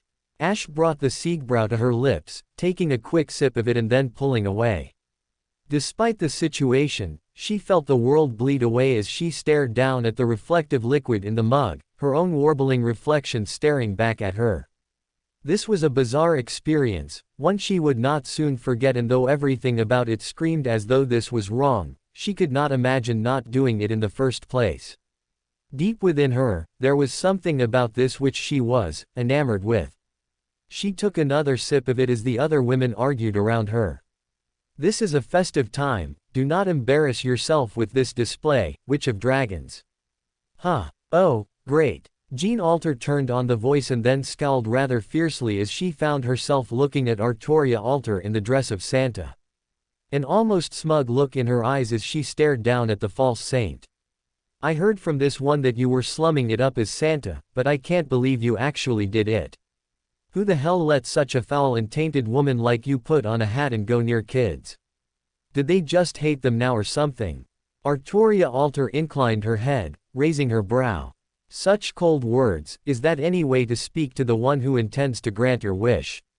Is that wish you pissing off in the next 5 seconds? Don't swear. Jean chimed in only briefly, a disapproving look on her face. Jean Alter responded to that as one would have expected, or Ash would have expected from her at this rate. A rather furious snarl split across her features, looking seconds away from saying words which were anything but kind. Ash just watched her for a moment, taking another sip of her drink and keeping her thoughts to herself. Then she noticed a flourish of movement from Artoria Alter, something that caused Jean Alter to make a croaking sound as the Santa servant revealed a crumpled up piece of stained brown paper, faint squiggles on it which had to be writing. Artoria flipped it around, holding it directly in front of the face of Jean Alter, who remained utterly silent as she stared at it, her expression hidden from Ash. Though she was still able to see the shaky hands of Jean Alter reach towards the paper, then make a grab at it. Unfortunately, Artoria pulled it back at the last moment with a chiding look. Do you expect Santa to so easily allow their letters from their most devoted targets to be so carelessly handled? Besides, I believe this one is worthy of special care, given the nature of the author. Artoria Alter's words dripped with veiled amusement, her eyes twinkling with mirth, especially as she returned the letter from whence it came, reaching into the white sack next and pulling forth a box which had been wrapped up, then dropping it onto the lap of Jean Alter, all while they were sitting frozen and unable to move. I have come a very long way to deliver that gift. You should feel honored that Santa has shown such consideration for you, but how else could I respond to such a heartfelt plea from a child in need? Stepping back, Artoria turned around and waved her hand. Farewell then, Dragon Witch, and Merry Christmas. Ash stared at the back of the silent woman's head, Jean Alter refusing to speak or even move. The heck is that about? Nobunaga whispered from behind her, she just brought her shoulders up and down. Not my place to care. And it really wasn't focused more on the taste of the alcohol than anything else. That being said, there was still something else she was rather curious about. Turning her eyes towards Jean Alter, she watched the still silent and frozen woman gradually turn back to the table, a vacant look in her eyes. A disturbing expression, to be sure. What do you intend to do? She asked the woman, prompting a faint grunt from them but no answer. The moment this singularity comes to an end, your existence will soon follow. Even I can tell your spirit origin is nothing more than a patchwork of lingering energy, you lack the capability of a proper servant. I know. Jean Alter sniffed rather loudly, clicking her tongue and dumping the box on the ground without even so much as opening it. Groaning as she did so and aggressively eating once more, almost as though she was more obsessed with destroying the food than actually consuming it. Don't even think about trying to offer me pity or say there's a place for me at your shitty little barnyard gang or whatever. Ash cut her off with a scoff. Hardly. It is not even my place to offer in the first place, that and I am still marginally dubious towards you in the first place, but if you have no interest then that is the end of it, just so long as you are aware. This ain't gonna be the last any of you see from me. Be certain of that. She believed her, that was something about that sentence that was rather damning in its own way. But that was for the future, for the time being there was little else to do but sit down and eat. Pointless as it was, but seeing the happy faces, it was something. Ritska looked left and right, then leaned to the side in the direction of Mash and Olga, looking between the two of them as they paused. They turned on him with bemused looks as he whispered, "Should I make a toast or something? Because this feels like the sort of situation where someone should make a toast, well, I actually want to say thank you to everyone for showing up, but a toast feels better, right?" Neither Mash nor the director responded immediately, the two of them staring at him in silence, then the director pursed her lips and slowly nodded her head up and down. It is usually expected for a host to toast their guests, rather than the other way around, but given the nature of this, then I suppose that exceptions could be made on account of you being the master here. Well, there was that, but then the director was also a master here as well, and she was the director on top of that. Also, he felt like she would have more experience with this sort of stuff in the first place. His grand total experience with public events was going to Kamaikat a couple of years ago, and in terms of parties it was attending a birthday one. This didn't feel like it was comparable with either of those two experiences. Yeah, but you're also a master, and you know, he trailed off, nodding to her and then turning his eyes in the direction of where her servants were. For the case of stall, it was right behind the director. In one of the funniest turn of events, the servant was wearing a Santa hat and using tinsel as a scarf, with fairy lights wrapped around its arms. A suggestion from Astolfo to make them more festive, and it had his full blessing. Olga rolled her eyes at him. If it has not been made abundantly clear by now, this is not something I am comfortable with in the least. She spoke in a low tone of voice, waving hand to him. If you wish to make a toast, then you are within your rights to do as such, just don't touch the alcohol. I do not need a repeat of that drunken stupor during the third singularity. He didn't remember much of it, though that was probably the point. Turning his eyes from the director, he looked down at Mash as she stared up at him, then gave him a single thumbs up and a confident smile. He was busy remembering his last speech in Rome, that had kept him away some nights with how it was. Exhaling, he rose up from his seated position and turned his head the length of the table, sweeping his eyes over everyone before he reached down and picked up a glass in one hand, a spoon in the other. He brought them up and drummed them together as gently as he could without having to worry about damaging the glass. The tapping sound alerted those around him to be quiet, which quickly spread far enough down either length of the table. Gwendolyn truly was a star for creating something like this. It really did make everything so much easier to get everyone seated with. Then the eyes turned on him. Perhaps 100 pairs of them, at least that was how it felt. Clearing his throat loudly, he lowered the spoon down to the table and raised his hand to wave at them. Well, hello everyone, goodness, what a turnout, right? All of you here together. I just felt like it would be a bit weird to let this slip past and not say a few words. He gestured down the length of the table towards one person in particular. But I'd like to start this off by saying a big congratulations to Berserker for coming up with this idea. Without him then we wouldn't really be down here, and I really am grateful to him for that. And to all of you who came together for this holiday, even if you'd never heard of it before in your life, you all came here, and for that, it means more than the world to me. He brought his glass up, filled with juice. All of us, coming here together, in the spirit of Christmas, but not just for that, just getting together. Spending time with each other, old friends, allies, even the people who you didn't actually like, all of you coming here, together for a single night, even if we go back to how things were before, this one moment is really what matters most. All of you, each and every single one. I wish you all a very Merry Christmas and a Happy New Year, and he trailed off, then a smile came upon his features, he sniffed once.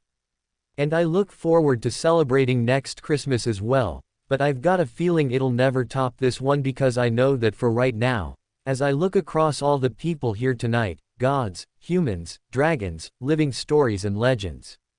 For all of you who came here tonight, I can think of nowhere else I would rather be, and in spite of the circumstances of us coming here together, you're all carrying the spirit of Christmas inside you, because what really matters is that we're all here together.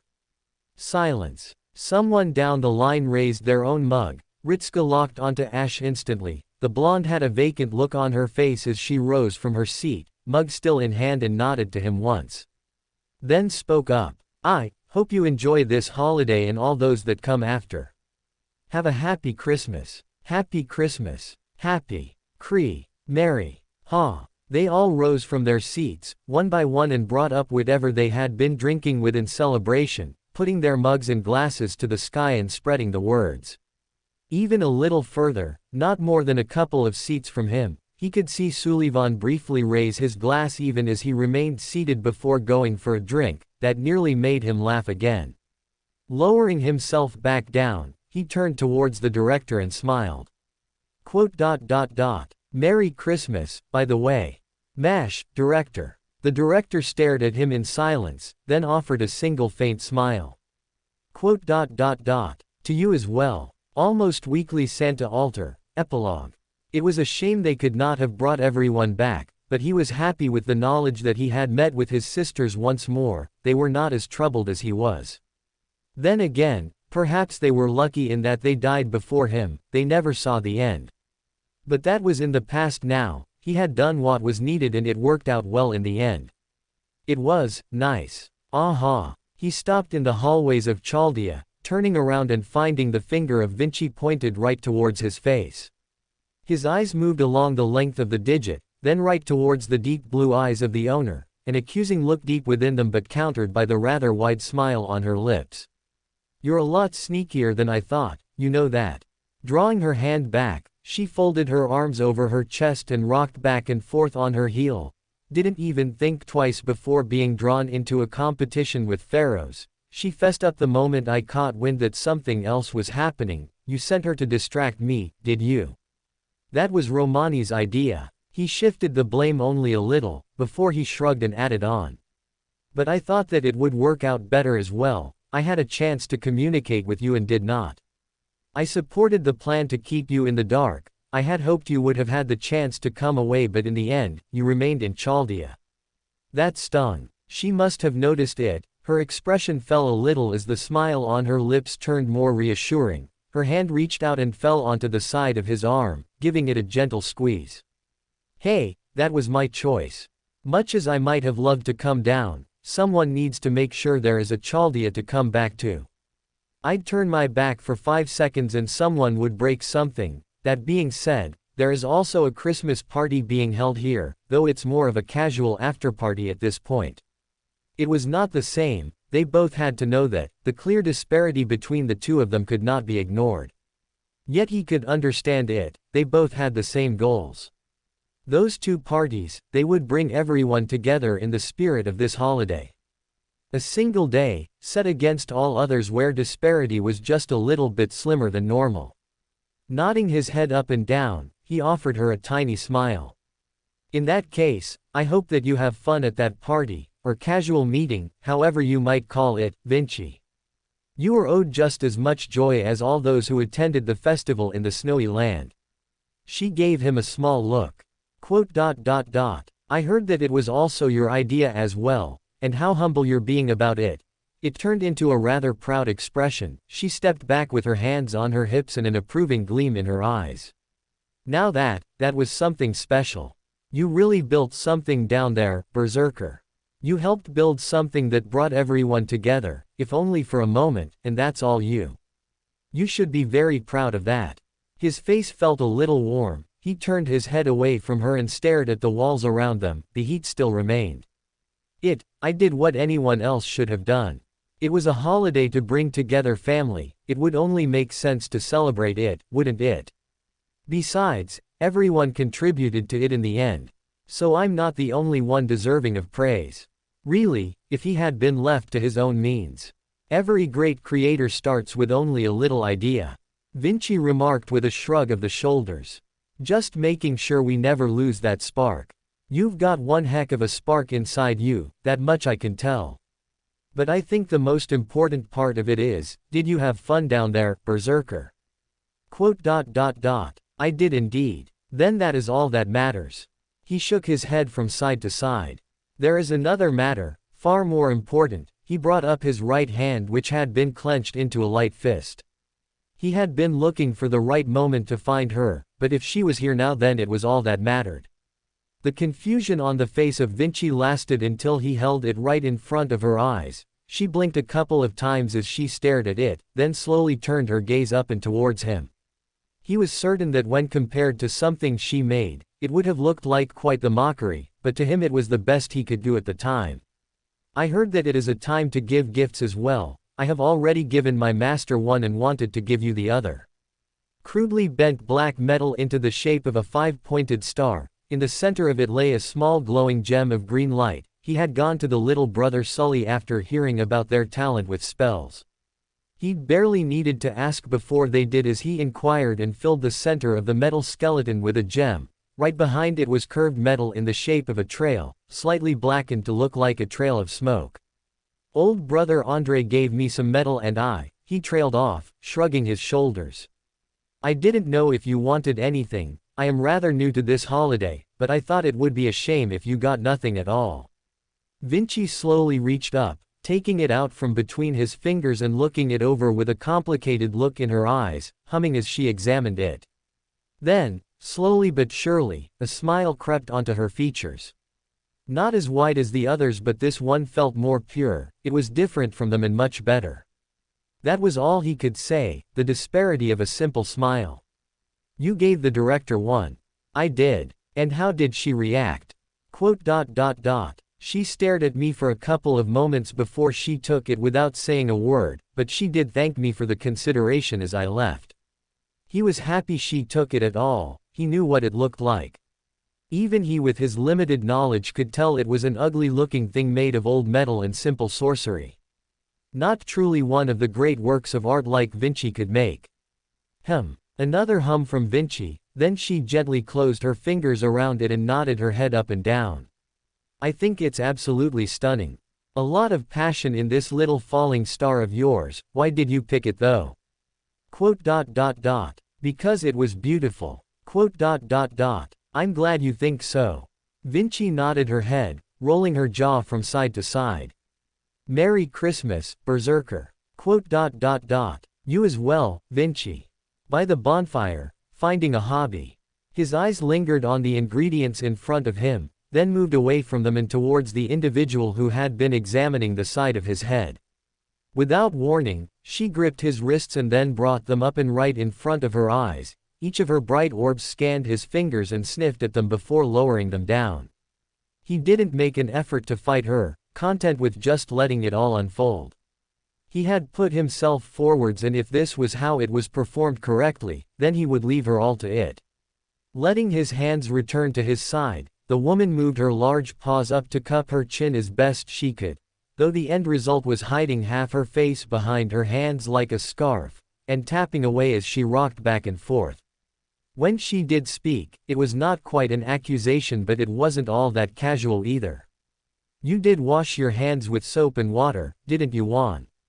Yes. She had watched him do it as well. She had been looming over his shoulder the whole time, and when he went to remove his hands she had grabbed them and forced them back into the water and told him to carry on until she told him to stop. For her to ask him this now, it made him wonder if her madness did more than just make her spontaneous. Must just be you being a zombie that makes it smell bad. Shrugging her shoulders, she dismissed the puzzlement of it all and then turned on the direction of the countertop, making a sweeping motion towards it and then changing her posture entirely, standing up straight and whipping back towards him while wearing. Where did she get those glasses from? Cooking Session 1. First rule, you must always address me as sensei when in the kitchen. Understand, Juan? Yes. Her eyes narrowed just a touch. Oh, she wanted him to start doing that immediately then, did she? Yes, sensei. She preened, almost looking as though she was going to start fidgeting on the spot, but held herself back at the last moment, yet the proud grin remained on her face as she turned back towards the countertop. First thing is first, well, second thing is second, because we just covered the first thing. But you know what I mean, Juan. He didn't. What we're going to be making is one of the simplest bakes to make, so simple that even a little kid could do it. She pointed a finger at him. It soon extended out into a hooked black claw which resided just an inch from his eye. He didn't so much as blink as it hovered there. But don't think for one moment that I'm going to let my expectations slip, Juan. I'm going to be watching you like a sparrow. A little tiny sparrow in the kitchen, and trust me, Juan, those little things are very scary. Very, very scary. The grin on her face turned sharper, drawing her paw back. By the time we're done here, you're going to be making some of the best cookies to ever exist. I stake my reputation as the best of the Tamamo 9 on it. A beat, then she added on. Which means that if you mess this up, we're both going to end up as bird food, because I am certain she'll find us wherever we are. We'd never be able to escape. Her paws came up, grabbing at the side of her head as she slumped forwards, looking a touch more panicked than before. She'd find us, she'd come all the way back here to a point where she doesn't even exist yet, and then she'd yell at me, and then she'd yell at you, and then she'd have us scrubbing pots until our paws turned naked. Juan. Ash slowly blinked at her. Quote. What are you talking about? And just like that, she was back to her regular posture. Me. I'm just talking about something that probably won't happen, because with me teaching you, there's no way you'd mess anything up. Juan. A beat, then her expression turned blank, her voice went toneless. I'm being serious here, Juan. Positively serious. If you somehow mess up a cookie under my guidance, then I don't deserve to be in a kitchen, Juan. He stared at her once again, unblinking as he tried and failed to deduce what exactly she meant by this. Nothing came to mind, and he found he was rather lost, like he had taken a wrong turn somewhere and ended up in a dead end. Was that even possible for a conversation? Apparently it was. An experience to be sure, but he wasn't entirely certain it was a welcome one. If you say so. He went with the safest reply, turning his eyes onto the counter once more. Oh yeah, how come you aren't a woman at the moment? I thought you would have stuck with being a girl. Ash thinned his lips. I did not want to cause problems or confusion. Most know me as a man, so I changed back to a man. Or returned to. Whichever works, he explained with a faint shrug of his shoulders. That, and he noticed that there were a touch more stares than before, not hostile but more bemused, perhaps. You had just remained silent, then nodded once and walked off without saying anything. Apart from that, he noticed no real difference between the genders save for the cosmetic changes. Well, not like I'm going to complain either way. Tamamo Cat announced with a carefree tone of voice. You looked like you could have gotten some of those ice-cold maid energy, and if there's one thing I could do without, it is a rival maid, especially when I need to cement my position now more than ever. Thrusting her paw to the air, the woman all but yelled out her words, utterly uncaring for the looks that were now being directed towards them from the hall of the cafeteria. Turning his head, Ash stared at the faces and was rewarded with a wave of the hand from Astolfo, a rather enthusiastic wave of the hand which devolved into him standing up and then swinging both his arms from side to side while smiling all the while. It lasted until Ash brought up his own hand for a short signal, then lowered it again. Astolfo grinned and then sat back down, speaking with the others at the table. Hey, eyes on the prize. Yes, sensei. Good. This was a far cry from what he had been expecting to encounter when the summoning went ahead as planned. All he could really focus on was the attire, or lack thereof, of the tanned woman right in front of him, short white hair and a long veil of matching color reaching all the way down to her thighs from the back of her head. With only a small white dress, unconnected form-fitting sleeves on either arm and black leggings around her shin, pointed curved red shoes. Her attire wasn't the most outrageous thing he had ever seen in his life, and it was probably par for the course, though that was nothing compared to the sword she was wielding, if it could be called a sword. A multicolored cone of light, held in place by 4 black spokes and clipped into a crimson handle, something that looked as though it would have been ripped right from a manga. His eyes moved from the weapon and then towards the face of the woman. Dull red eyes stared right back at him.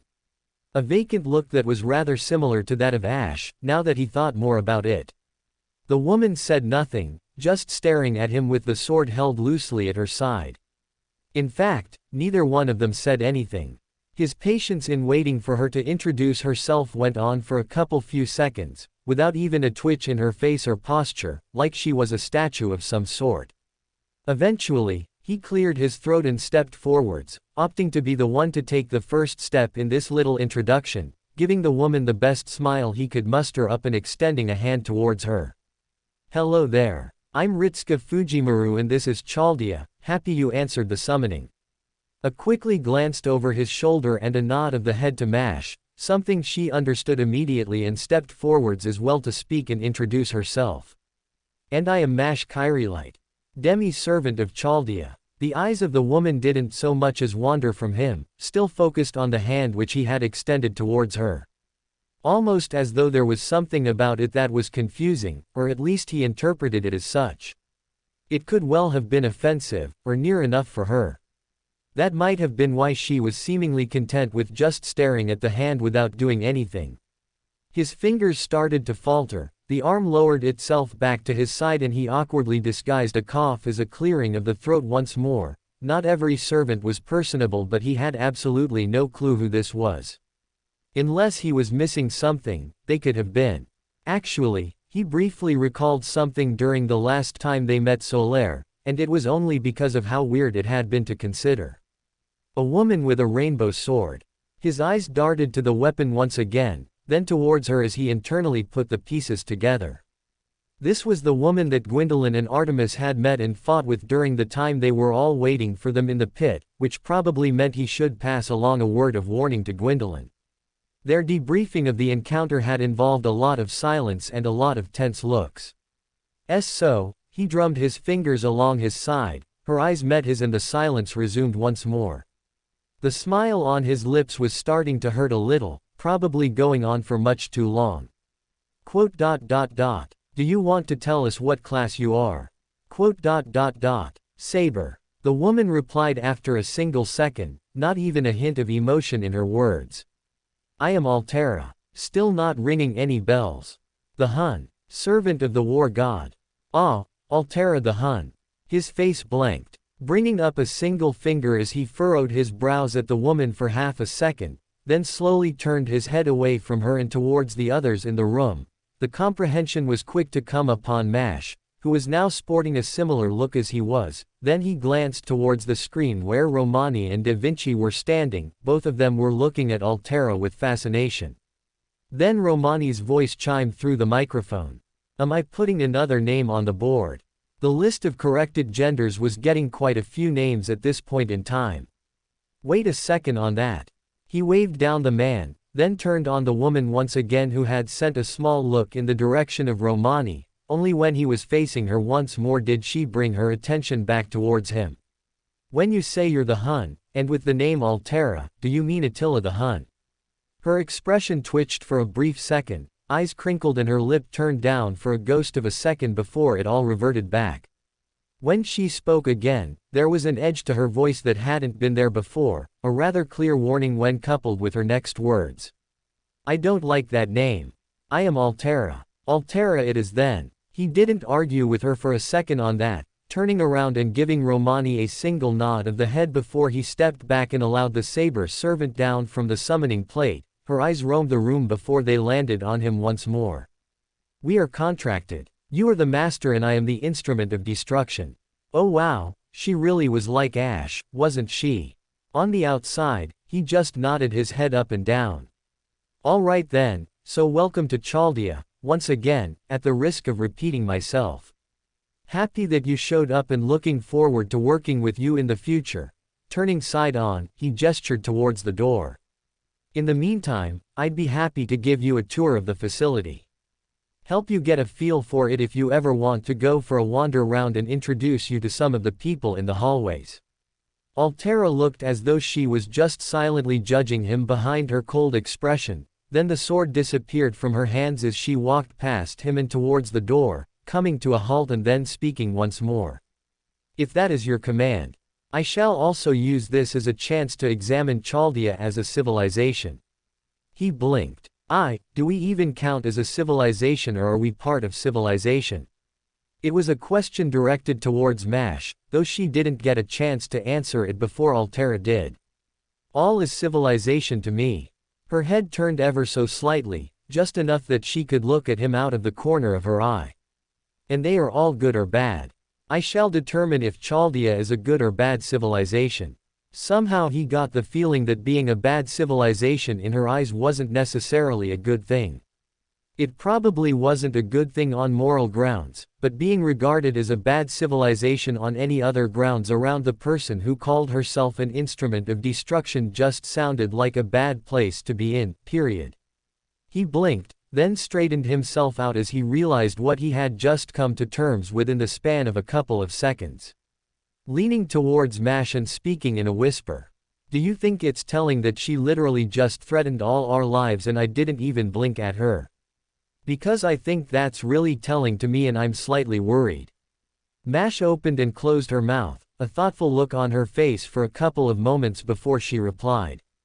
I don't think getting used to something like this is good, but I also think that it's better than being frightened all the time. I'm sorry, senpai. I don't really know. I don't think that Altera-san was being threatening. I think she just wanted to make sure that Chaldea was a good place to work. She then flashed him a smile and nodded her head up and down, clenching her hands into fists as she did so and bringing them up in front of her chest. And I think this is the best place to work, senpai. Well, thanks for the confidence booster. He pat her twice on the shoulder, then walked towards the door and moved past Altera. Hope that we live up to your expectations. If you are not confident, then does that mean you are aware of your own flaws as a civilization? He nearly tripped over when she spoke, catching himself at the last second and reaching for the door. It opened up as he thinned his lips, turning to face her and then bringing his shoulders up and down. Pretty sure everyone has their own personal feeling on what good and bad is. I'm sure you felt the same way when you were, back home.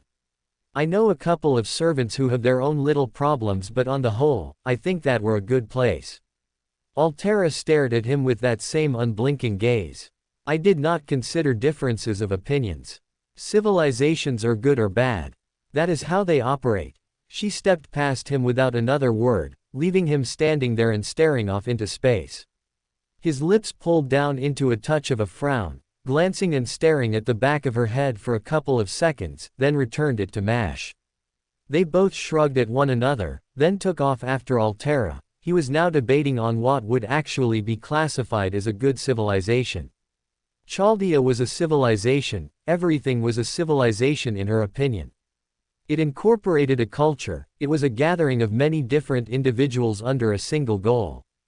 That was the definition of a civilization to her. Perhaps there might have been more nuance to it than she was aware, but that was beyond her ability to discern.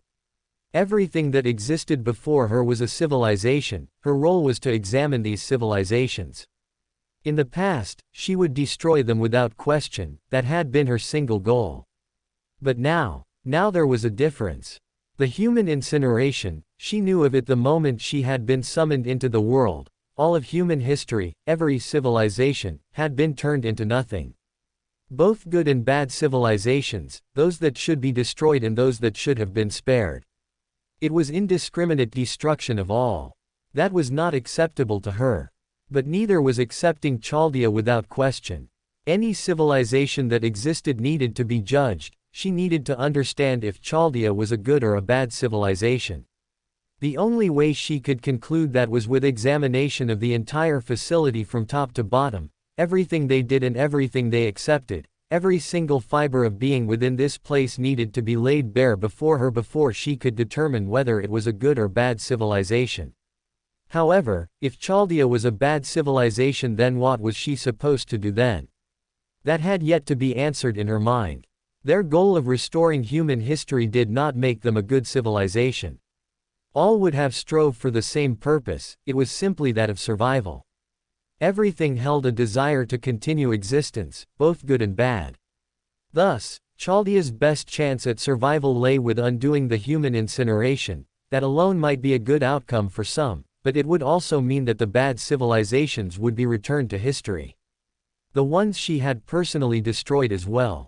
They had been destroyed for a reason. She stopped walking, her eyes turned further down the hall as something approached. A sensation that she knew of and yet was different to her, it was a familiar feeling to her sword. The sword of Mars, but at the same time it was so very different. Divine war, but not that which she was accustomed with. Something the matter, Altera. The voice of Master from behind her, she did not answer him immediately. Though she made note of his tone of voice, unsure of what to make of it. Another time to address it, for now there was something approaching the halls from the front. Now she could hear the heavy steps, footfalls of a powerful being approaching her. They rounded the corner a moment later, bathing the hall with their divine essence, but it was limited, feeble. Not as strong as she would have anticipated, even with the possibility of them withholding some of their strength. In old armor, scaled and gray, a ragged cloth of aged material wrapped around their neck and concealing their lower face, tall hair like grass rising up from the top of their head. Dulled golden eyes locked onto her own, a curious hum from the god and then a tilt of the head as they approached. They had no weapon, there was no sign of hostility. Curiosity, but not aggression. That was why she stayed her hand. To attack without cause was bad civilization.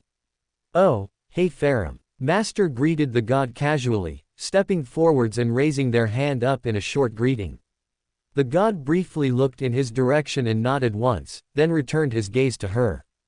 "Ah, this is Altera. We're showing her around Chaldea, just summoned her."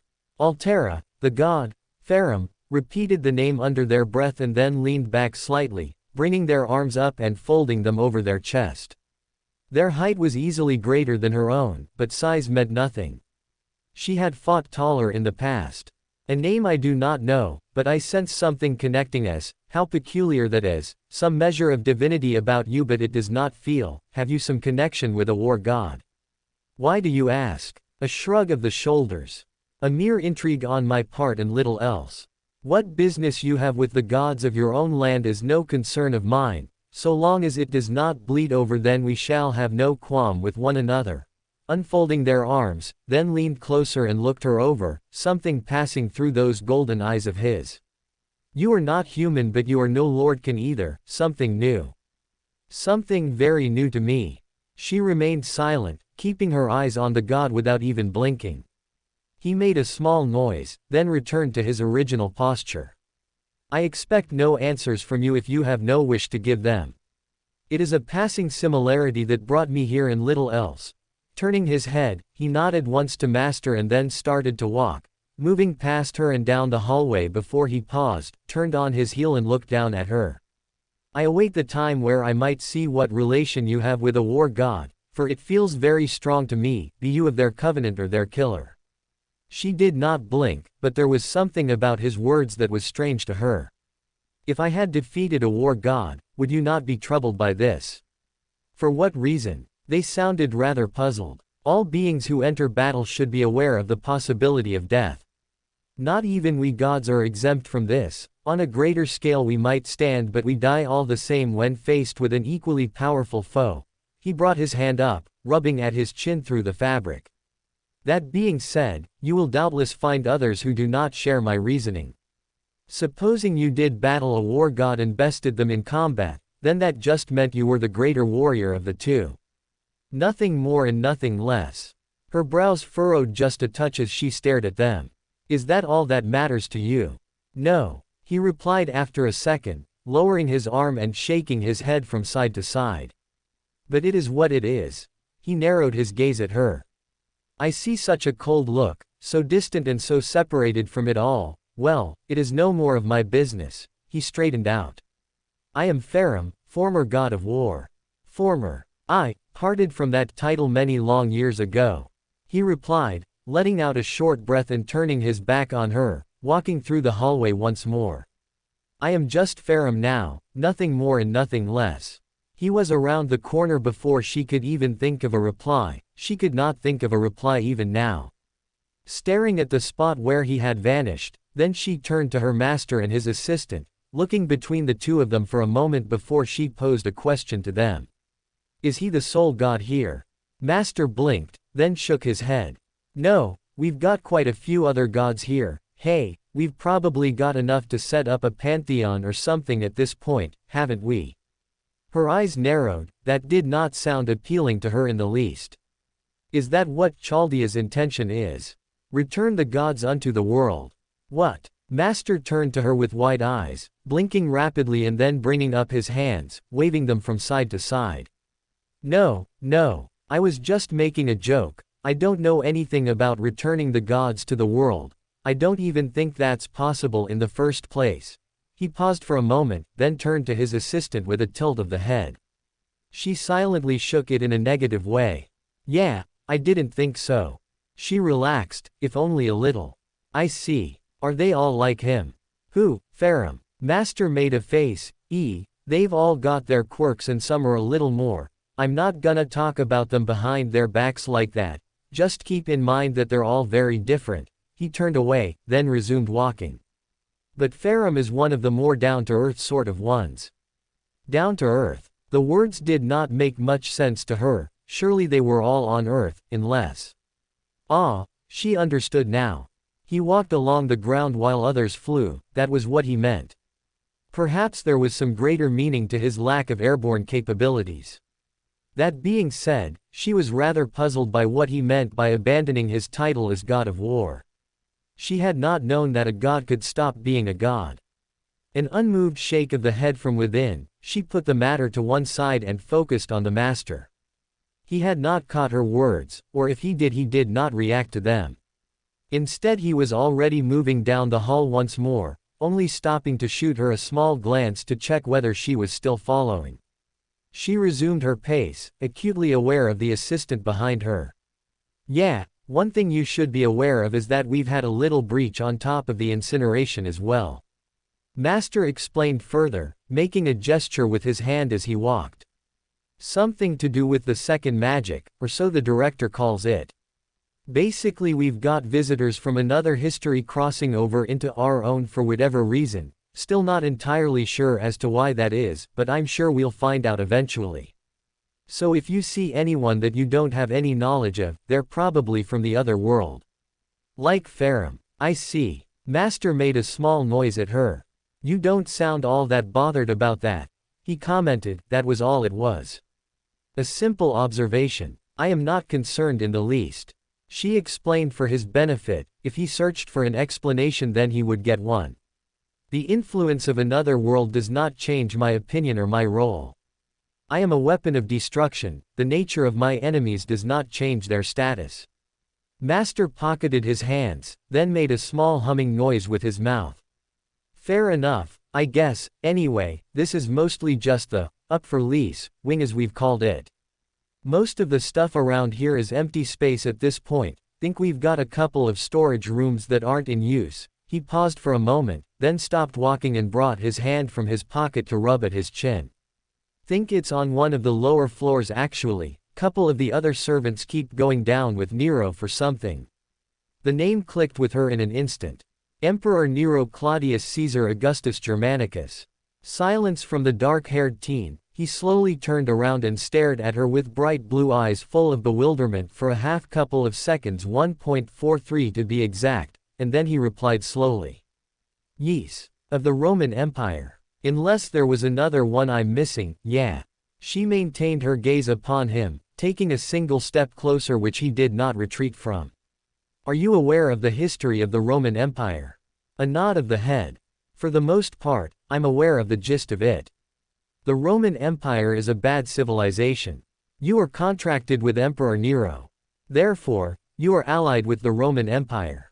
The expression they made was rather complicated, one she could not place. It switched every few seconds as they rubbed at their chin once more, then rested their hand on the side of the neck and stared at her for an extended period of time.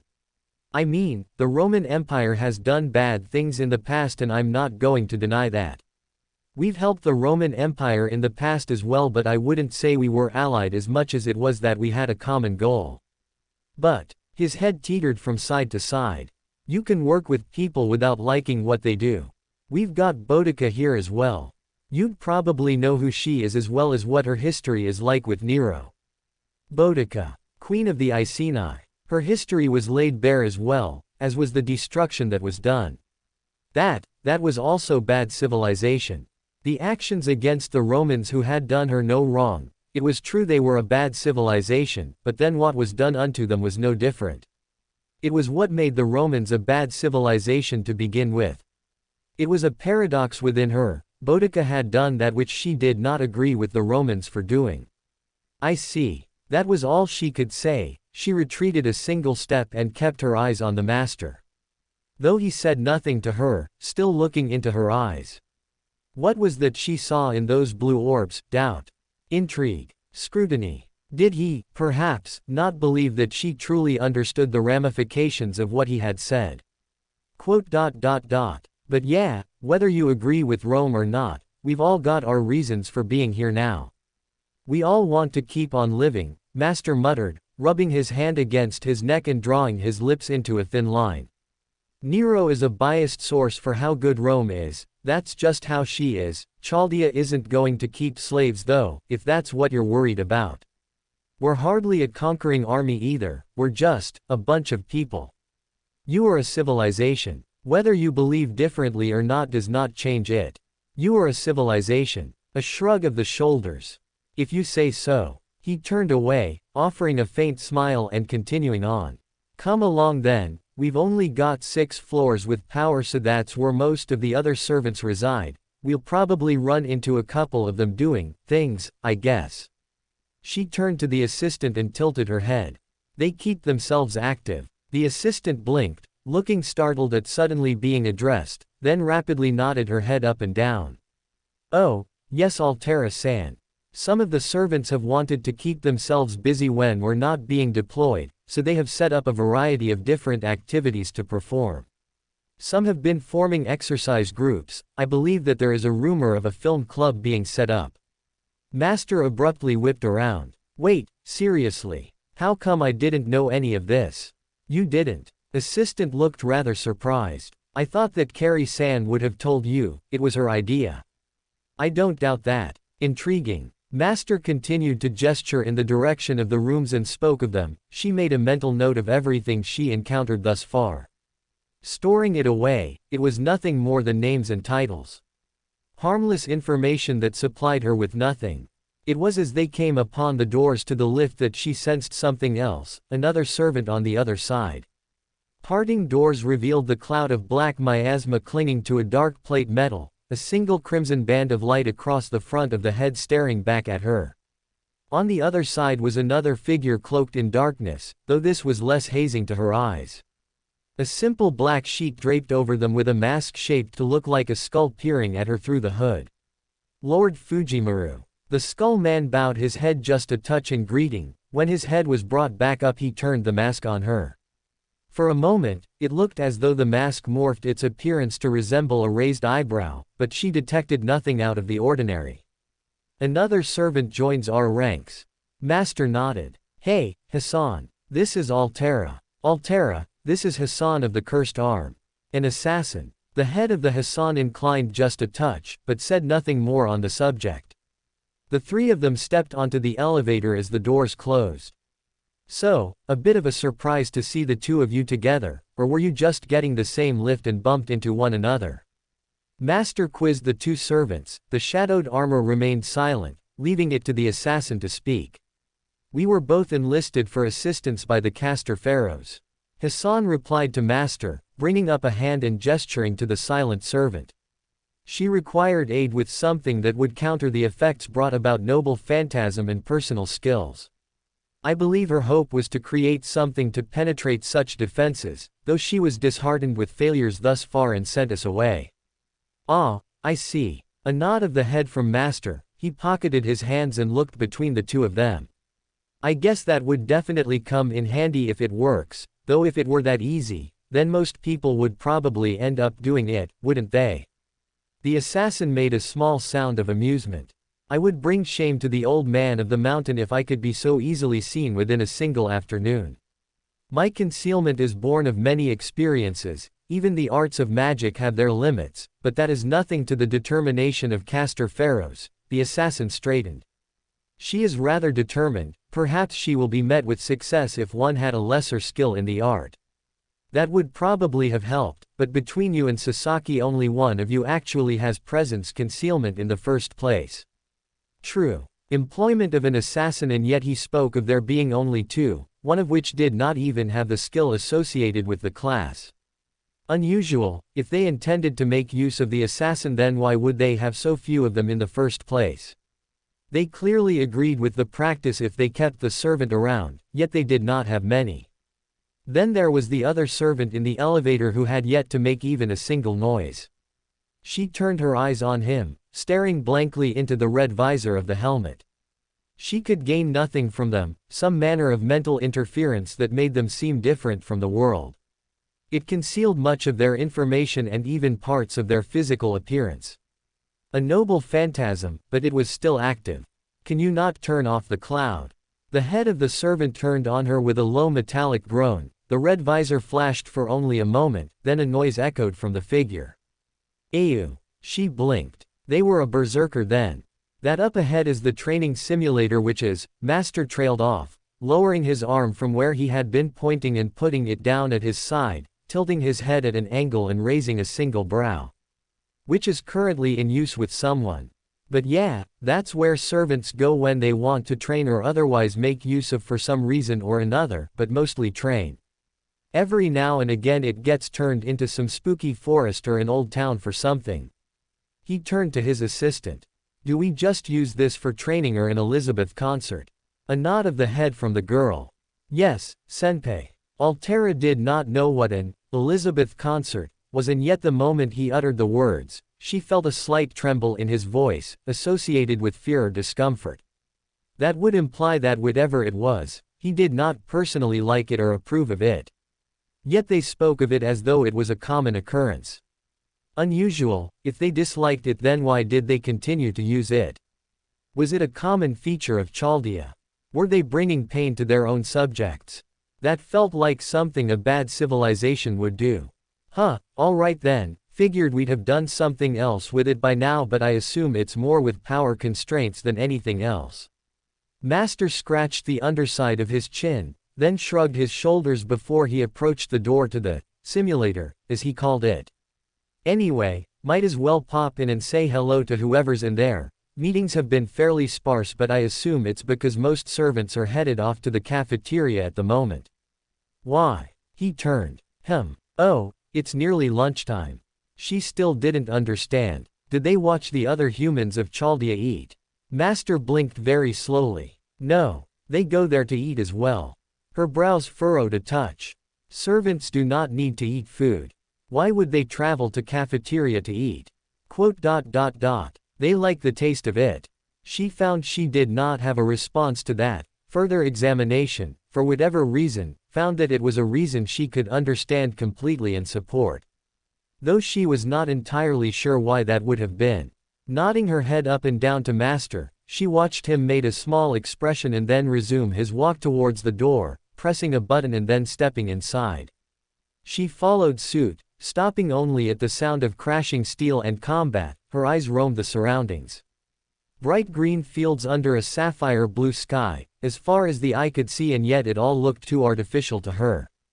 Perhaps it was the purity of the air or the shade of the ground. She could tell that it was nothing more than a physical deception and little else. Her eyes moved away from the scenery and towards the sounds of combat. What in the heck? The odd remark came from Master as he stared at the combatants. He sounded surprised for some reason. Though that did not make sense, he referred to this as training.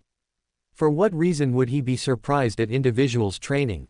A heavy crash. She turned to the fight. A blur of crimson light danced through the air before slamming back into the earth like a comet. The towering figure of metal was knocked flat on its back in the next instant. Metal crunched and was sent flying. The giant was now bereft of an arm, and yet in its right, it still held onto a large axe.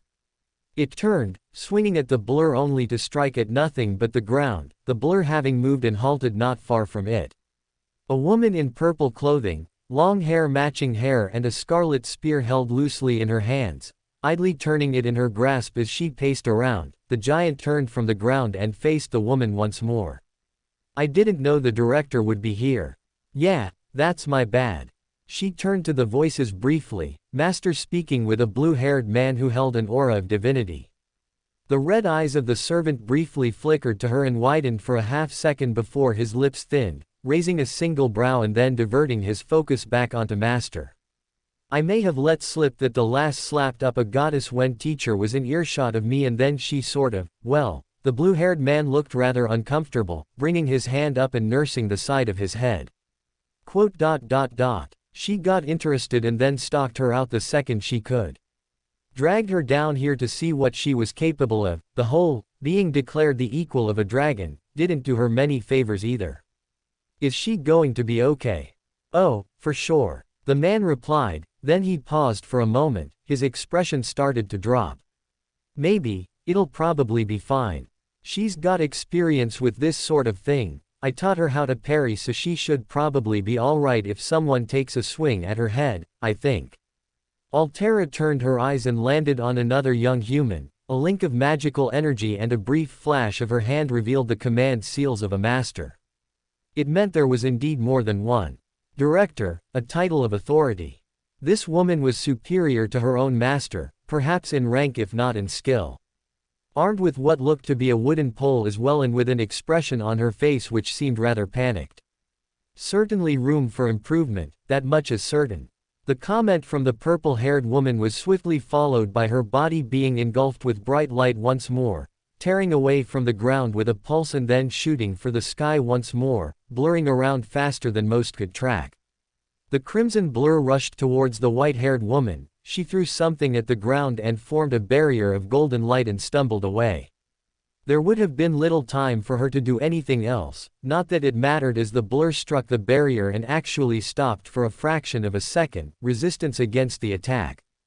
It was only a fraction, the blur continued on and then swept the young woman up with it. The two of them vanished before they reappeared a short distance away, the white-haired girl lying on her front, the heeled boot of the servant lightly pressing down on her back between her shoulder blades and the butt of the spear residing just an inch away from the top of the woman's skull. HMPH. The servant poked her in the back of the head, eliciting a muffled grunt from the individual beneath her, then stepped off. You have fire, if nothing else, but your lack of skill is proof enough of inexperience. Even the whetstone of battle has only granted you a dull edge, but it is better than no edge at all. I suppose. Altera turned to her master, then raised her brows. Is this common behavior? Not really. He looked rather disturbed, then looked at the blue-haired servant one more time. Is this safe? I mean, is this actually safe? Because this looks like it's the opposite of safe to me. A sigh from the man. She ain't dead yet, is she? He gestured towards the woman. Look, if she was serious then the lass would have been dead long before you even got here. Teacher is just playing around, this is like teasing someone or something, that's all she's doing here, just a little bit of fun to pass the time. You attack people for amusement? She asked aloud this time, watching the display as the white-haired woman stumbled to her feet, saying something that had the purple-haired woman smile rather widely before she stepped forwards and shoved her back into the dirt. The director threw the wooden pole rather clumsily at the lancer, who sidestepped with ease. The exhale of the blue-haired servant drew her eye once more, then man rolled his red orbs and fixed her with an exasperated look. This ain't much of an attack, just a light poke and prodding, really. Any sort of combat the lass gets is good in the end to make sure she actually gets some experience. He was current, but that was not the motivation of the lancer servant. By the words of this being, she was doing this not to better the fighting capability, but just for her own amusement. That sounded more akin to abusing the weak for one's own mirth, something which was the tried and true method of 100 bad civilizations.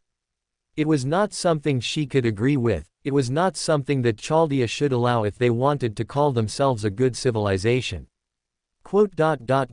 I see. The lass is sticking around for it, before you try and get all annoyed. The blue-haired servant pointed out rather suddenly, perhaps sensing her thoughts of the matter. Lass had plenty of time to leave after the first time she got floored. She's been at this for a good 10 minutes now. Teacher is probably seeing how far she is willing to go, consider it an endurance test. Her eyes remained on them, she turned away and took a single step out of the simulator and into the corridors once more, briefly turning and looking over her shoulder into the landscape for a short moment. The reasoning that was provided was slim, conflicting accounts of the same thing. If one fought, then it should be because they were a fighter. Enjoyment of war and destruction was bad civilization, she found no joy in her actions. They simply were. Chaldea was confusing. Neither elements of good and bad civilization.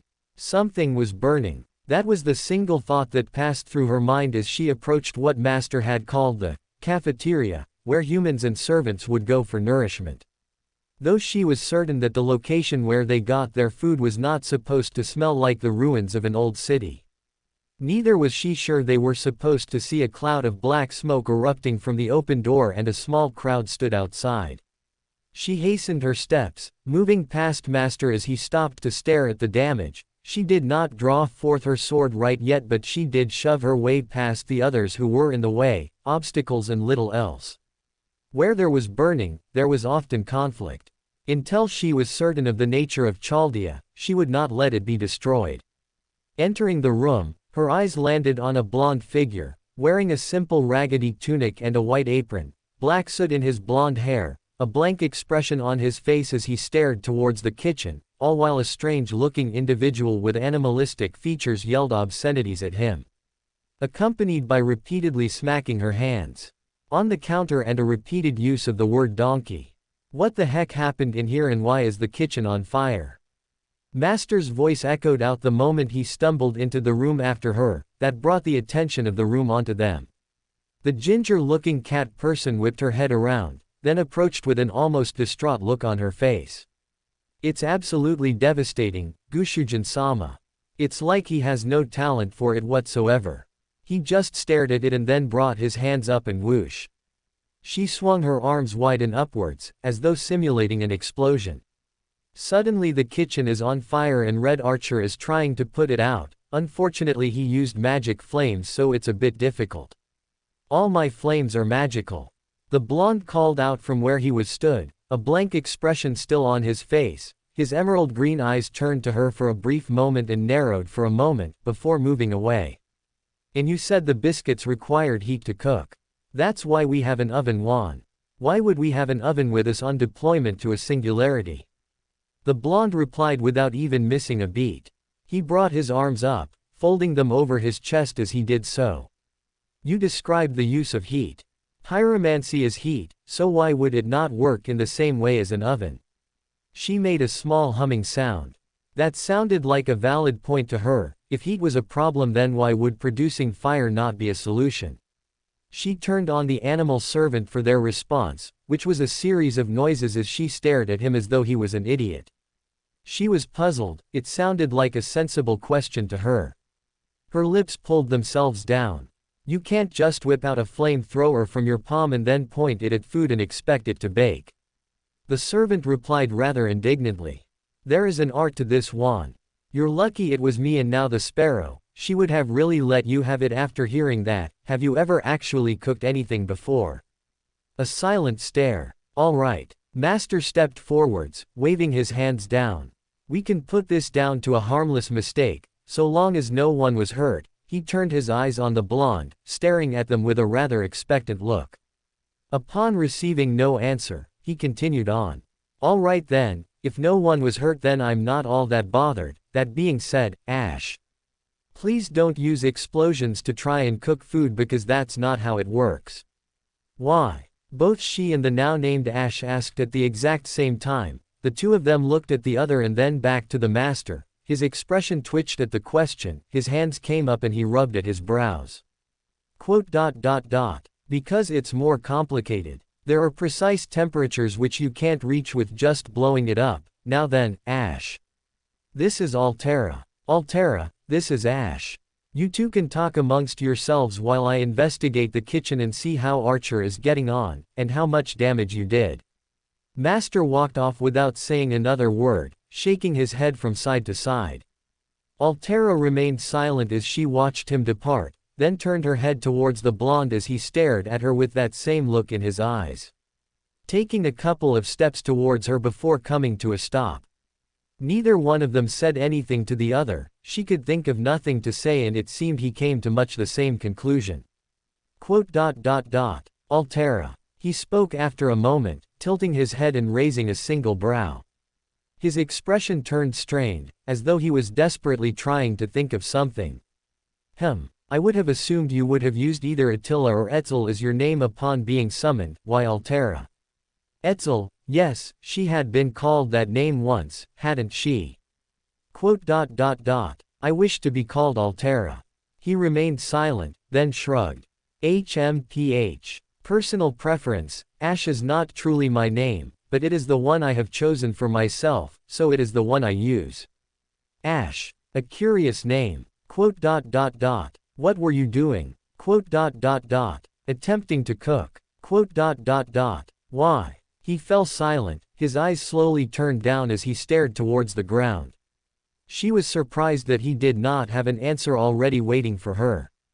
If he was making an attempt to cook, which ended in failure, then she assumed it was for a reason. It implied he was preparing for cooking for Master when in a singularity, but the lack of a reply meant that it wasn't the sole reason. When he did speak, it was slow and quiet. I just wanted to see if I could. If you could. I had never attempted it before, I cannot even taste food. He admitted with a shake of the head, yet his expression remained totally devoid of emotion. His eyes were dull and lifeless. In truth, it is a wasted effort. There are other servants who can cook food for Ritska and they are more skilled than I, but I tried just because. I wished to see if it was possible for me to do. She slowly nodded her head up and down. I see. You wished to attempt something you had no experience in. Yes. The two of them stared at the other. It was a failure. He nodded. It was. Will you stop? He shook his head. No. I am used to failure. I shall repeat until I have succeeded and then I will see what I feel by the end of it. Turning his head, he looked towards the kitchen and maintained his blank expression. I see. She turned her head and stared in the same direction, watching as Master spoke with a tanned man with white hair and red attire. The two of them direct their focus to the smoldering remains of something, still spewing smoke. Are you one of the servants from the other world? I am. He replied slowly. Ash of Lothric, that is my identity. Ash of Lothric. She repeated the name, slowly nodding her head up and down. He attempted something he had never tried before. He was allowed to attempt something outside his skill set just because it was there for him. No one tried to stop him or anything of the sort, they just let him try. That was good civilization. Chaldea is confusing. Humans are confusing. Master returned shortly thereafter, rubbing the back of his head. All right, good news is that the damage isn't actually all that bad. Archer would like to thank you for not using one of your stronger spells and, blowing up the entire kitchen. He paused for a moment, then continued on. Also, Kat has agreed to continue your cooking lessons on the stipulation that she goes through every single ounce of safety in the kitchen first until you know it all off by heart. Ash nodded once. Also no more magic in the kitchen. If you say so. So he was allowed to continue. This is good civilization. Master briefly paused and turned towards her, raising a single eyebrow. She means she approves. The idle comment from Ash drew both their eyes, though in her case she was just content that someone understood her meaning. Right, knew you two would get along. Clearing his throat, Master grinned. All right then, so, more to see. Come along then, Altera. Chaldea was still a confusing place. She had not yet rendered final judgment, but for the moment, it was more good civilization than bad. For now, that would be enough for her. She paused briefly as she walked past Ash, then turned and looked towards him for a brief moment. Her eyes lingered on him before she spoke. What were you in life? Ash grunted. A tool. She wondered why he looked so similar to her. Not physically, but there was something. Did that mean that even she shelved the thought, then followed after Master. He was correct. There was more of Chaldea to see. By the bonfire, planting seeds. The tanned human passed her by. He offered only a faint nod of the head as he did so. Yet his expression remained utterly devoid of emotion. It was rather unusual. That was the only reason she actually recalled it happening. Perhaps if it had been the only case of it, she would have thought nothing of it. But then it happened again. Laughter from up ahead, a pair rounded the corner. The pink-haired young boy with the attraction of a girl, accompanied by a small blonde Nidus girl. She could not recall their names, only their appearances. The two of them seemed to be in high spirits as they discussed something with one another. It was a moment of joy shared between the two of them. They always talk about the tree thing, but really, it might not have been the best way to start it all off, but it was really quite interesting, The boy remarked with a grin plastered on his face. I actually like to think I made very good friends with the birds who lived around there.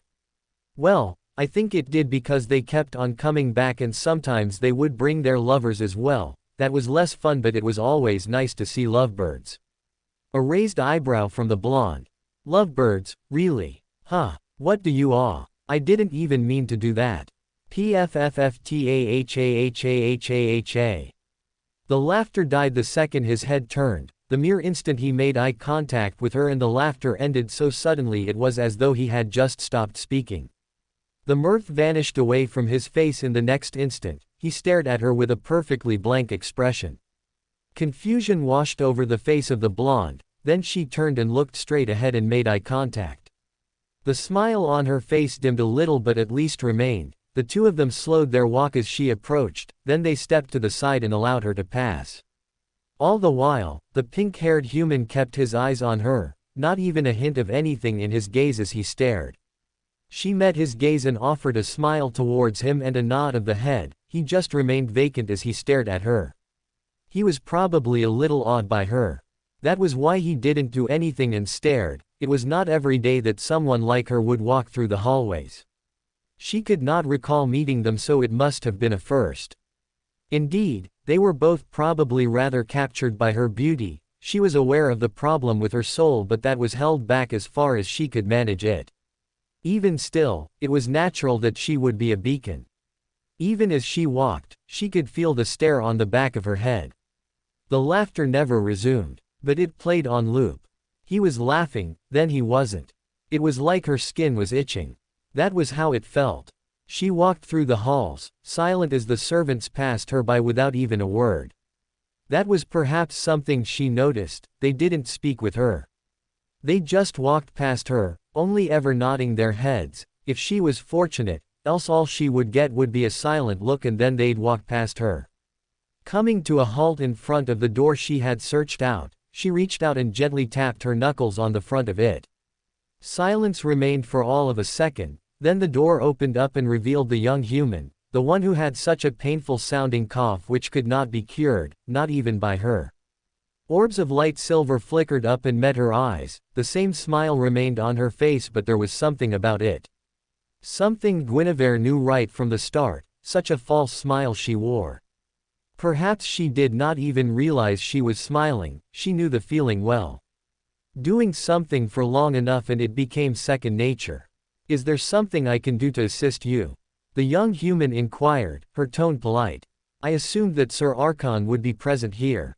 Moving past the human, she ventured into the room and glanced around, sparing only a cursory glance of the interior before her eyes landed on the other individual in the room, sat at the desk. Her eyes froze on them, then her expression flattened as she stared at the back of their head. Long dark hair, bright red cape and black uniform.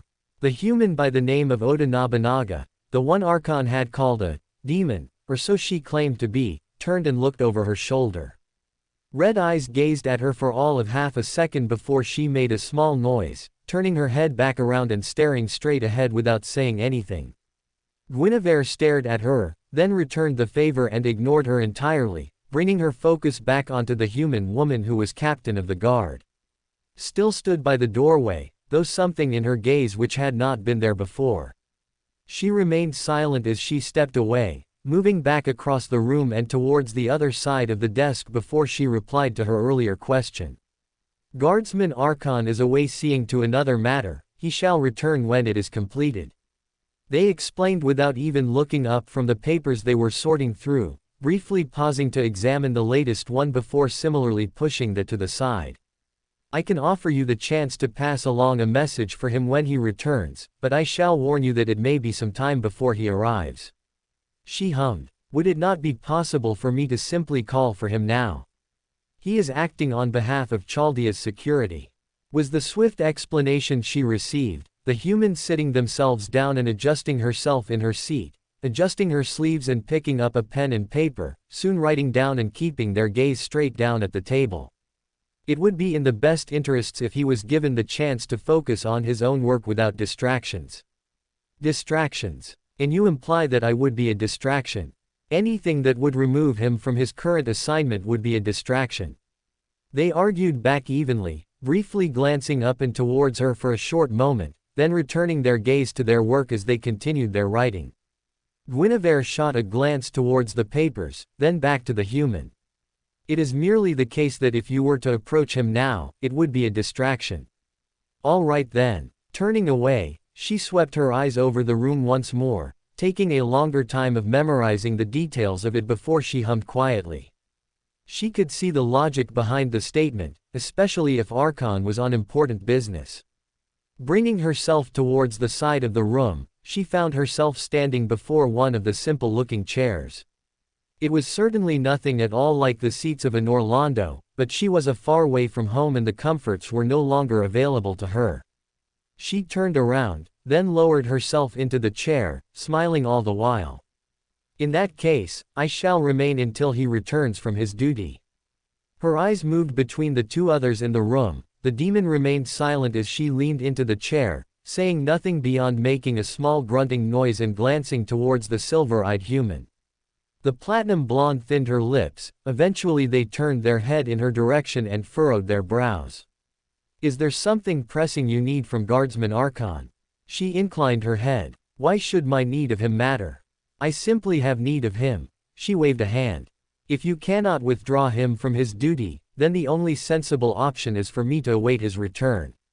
Surely I can be of no distraction to him until he is actually finished with his duty, can I? The human thinned her lips. No, but I require this space to work. And you are capable of multitasking, aren't you? That is beside the point. They replied slowly, turning in their chair to face her with the smile on their face gradually disappearing, replaced with a flat expression. What I am trying to explain is that I am currently in the middle of my own work and your presence here would serve as a distraction. Guinevere stared at her. A distraction? Yes. She nodded her head. This room serves for one of two reasons, either for servants or other residents of Chaldea to relay their problems to me, or for the security forces to use as a base of operations. It is outside of its purposes to serve as a waiting room for you. The platinum blonde let out a weary sigh.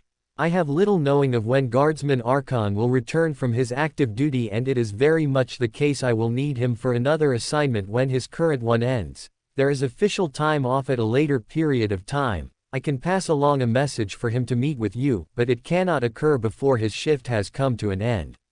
She had kept silent until the human had stopped speaking. Her eyes remained on them right until the moment in which they had finished. Then the silence began, neither one of them saying anything as they stared at the other. Guinevere narrowed her gaze ever so slightly, remaining seated as she stared at the servant, then eventually speaking up. And what is the assignment? It is a matter of security to handle, until you become a member of security. In the event of that even being a possibility, then you will be kept abreast of the situations that arise. The woman straightened herself out in her seat, replying with a toneless voice. But until such a time arises, then it is not for me to discuss what is or is not being done by security. Like all others, you will simply have to rely on other sources of information. Bringing her hand up, Guinevere rubbed at her chin with a single finger. Humming quietly for a couple of seconds. They spoke rather strongly about this. Perhaps it was merely a case of them taking their role seriously, and yet they seemed rather zealous towards it. Perhaps overly so. The silence of the self-proclaimed demon did little to assure her. Her presence at all was a mystery, which meant she was likely involved in this somehow. Yet everything she had done seemed to have a convenient answer, something that could be said to turn her away. She comes here for Archon and then she is bombarded with reason after reason as to why she cannot see him. It was a little unusual for her. Especially with how adamant they were about the topic of a distraction. Unless they meant in the sense that, so that was what they meant. I can keep myself hidden, if that should be your worry about my presence. The platinum blonde blinked once, then twice, her brows furrowed and her stare became more questioning. Clearly she wasn't prepared for the answer she received, but it was something she could elaborate on if that was the real problem for her. My authority, it does more than allow me to flutter my eyelids. She explained further, bringing her hand up and waving it to the side, offering a polite smile towards the human. She could understand what they meant now. They were just worried that they could not complete their jobs with her present. It made much more sense now. It was a problem she had encountered before. She was a distraction in the sense they could not keep their eyes off her. I can remain here with neither one of you being aware in the least. The platinum blonde leaned back into her chair, her hand came up and rubbed away at her eyes, not replying for a couple of seconds. When she did lower her hand, she revealed a rather complicated expression, one that told her that they had no clue what they were supposed to say. Or perhaps they knew what they wanted to say, but were unsure as to whether they could say it. The heck do you want with the guy anyway? The self-proclaimed demon woman asked rather suddenly. Guinevere suppressed the twitch at the complete lack of respect that was shown with her wording, crass and rather bored in tone. Even when she turned her eyes onto the servant, she noted they had more interest in looking at the dirt beneath their fingernails than actually towards her. I had thought that it was a custom to look someone in the eye when you speak with them. She reminded them. The self-proclaimed demon merely hummed in a rather bored fashion, very nearly disinterested with what was going on. They flicked something out from beneath their fingernail, remaining silent for a couple of seconds as they smacked their lips together, then brought their shoulders up and down in a short motion. Probably. They did not move in the least. Do not try and provoke a reaction here and now of all times. The platinum blonde human chided her with a stern tone of voice, one that brought little warning. In reaction to this, the black-haired human just blew air out from between her teeth and made a rippling noise as they did so. The total lack of respect just made Guinevere curl her lip downwards towards them, then turn her head from them just as quickly. Was it truly worth using her authority now to prove a point? She might as well. With an internal shrug of her shoulders, her eyes returned to the dark-haired human as she offered a faint smile. Though their head remained turned away, she could see the precise moment they felt her influence. Their shoulders tensed and their posture went straight, their breathing halted for a half-second before the red eyes snapped to her just out of the corner of her vision. Can you please look me in the eyes? The human finally did as they were told. Now then, since we have finally reached the point of polite conversation between two civilized people. She patted down her lap, brushing away crinkles in her clothes, bringing her head back up and looking towards the young woman, a smile still on her face as she did so. I merely wished to see Archon so that I might speak with him. He is, after all, a Silver Knight of Orlando and I have matters to discuss with him, which I'm certain holds little relation to you. She let the words hang in the air, keeping her eyes on the human, then she slackened her hold over them. They fell back into the chair, acting as though they had just learned how to start breathing once more. A rather irritated look flickered over their face. They made a gesture to move out of the chair before the platinum blonde stood up, leaning across the desk and placing a hand on the shoulder of the servant. Do not start anything with her. They cautioned once more, then turned their head in her direction and fixed her with the same manner of look. And I would remind you not to use your divine powers on trivial disputes between other servants. Guinevere inclined her head, raising a brow. She started it when she opted to be petty. There is no reason to forego basic manners. Brainwashing is basic manners now, huh? A scoff from the dark-haired woman, red eyes narrowed rather intensely. Remind me to never attend one of your dinner parties. I'd hate to see what you considered good manners. She stifled a chuckle. It was such a silly little thing with all the comments it was making. She brought her hand to her lips, covering them and allowing a flutter of laughter to escape her as she bore the brunt of what she assumed was the frustration of the little servant. It was such a novel concept, all these different beings acting as though they could try and sway her opinion. Oh, I'm certain that you would find the concept rather foreign to you all the same. But since we all know where we stand with one another, there is no reason for us to continue this little performance. Resting her hands on her lap, her fingers interlocked over one another. We can all go back to working as we were. You shan't even notice I am within the room. Then when Archon returns we can act as though this little incident never even happened in the first place. A raised eyebrow towards the platinum blonde. Is that acceptable to you? No. Guinevere blinked once. No. She thought she was actually being rather fair, all things considered. They had hardly been the most welcoming hosts in the world and she was doing them a favor by even offering to wait in the room.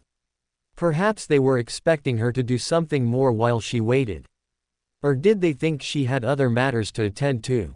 I assure you, I do not have other things to concern myself with. She offered with a shake of the head. I am not wasting my time in remaining. That is not what I meant. Please don't interrupt me. Her eyes locked onto the human. She continued to smile, but she wasn't quite feeling as pleased as she was earlier. Something rather odd was happening with this conversation, and she wasn't sure she liked the direction it was going. Now then, what precisely do you mean when you say you have a problem with my being here? I believe I have addressed all the issues and provided solutions for them, have I not? A slow nod of the head from the platinum blonde, that was as pleasing as it was confusing. On the one hand, the human understood what she was saying, but on the other it was becoming apparent that there was some other problem she couldn't quite see. If they understood, then why exactly did they have a problem with her being there? You have indeed provided workable solutions. The platinum blonde affirmed aloud, speaking in an even tone of voice. I would simply prefer it if you were not in my office while I was working. Whether you remain cloaked to the world or not, it would simply be preferable to me if my job was carried out as smoothly and efficiently as possible. She didn't quite understand what they were saying. Her brows furrowed a bit, her head tilt became a little deeper and her lips pulled themselves into a small frown. The longer she thought about it, the less it made sense to her.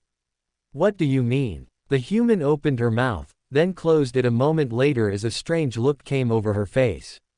It seemed as though she did not entirely know what she was supposed to say. Then she closed her eyes, taking a single breath, opening her eyes once more and speaking clearly. I believe it would be in the best interests of everyone if you were not in the room unless there is something that specifically requires the services of the security of Chaldea. I shall make this clear that not even your status as a goddess or royalty makes you an exception. To me, you are still a fellow servant and I shall treat you no differently.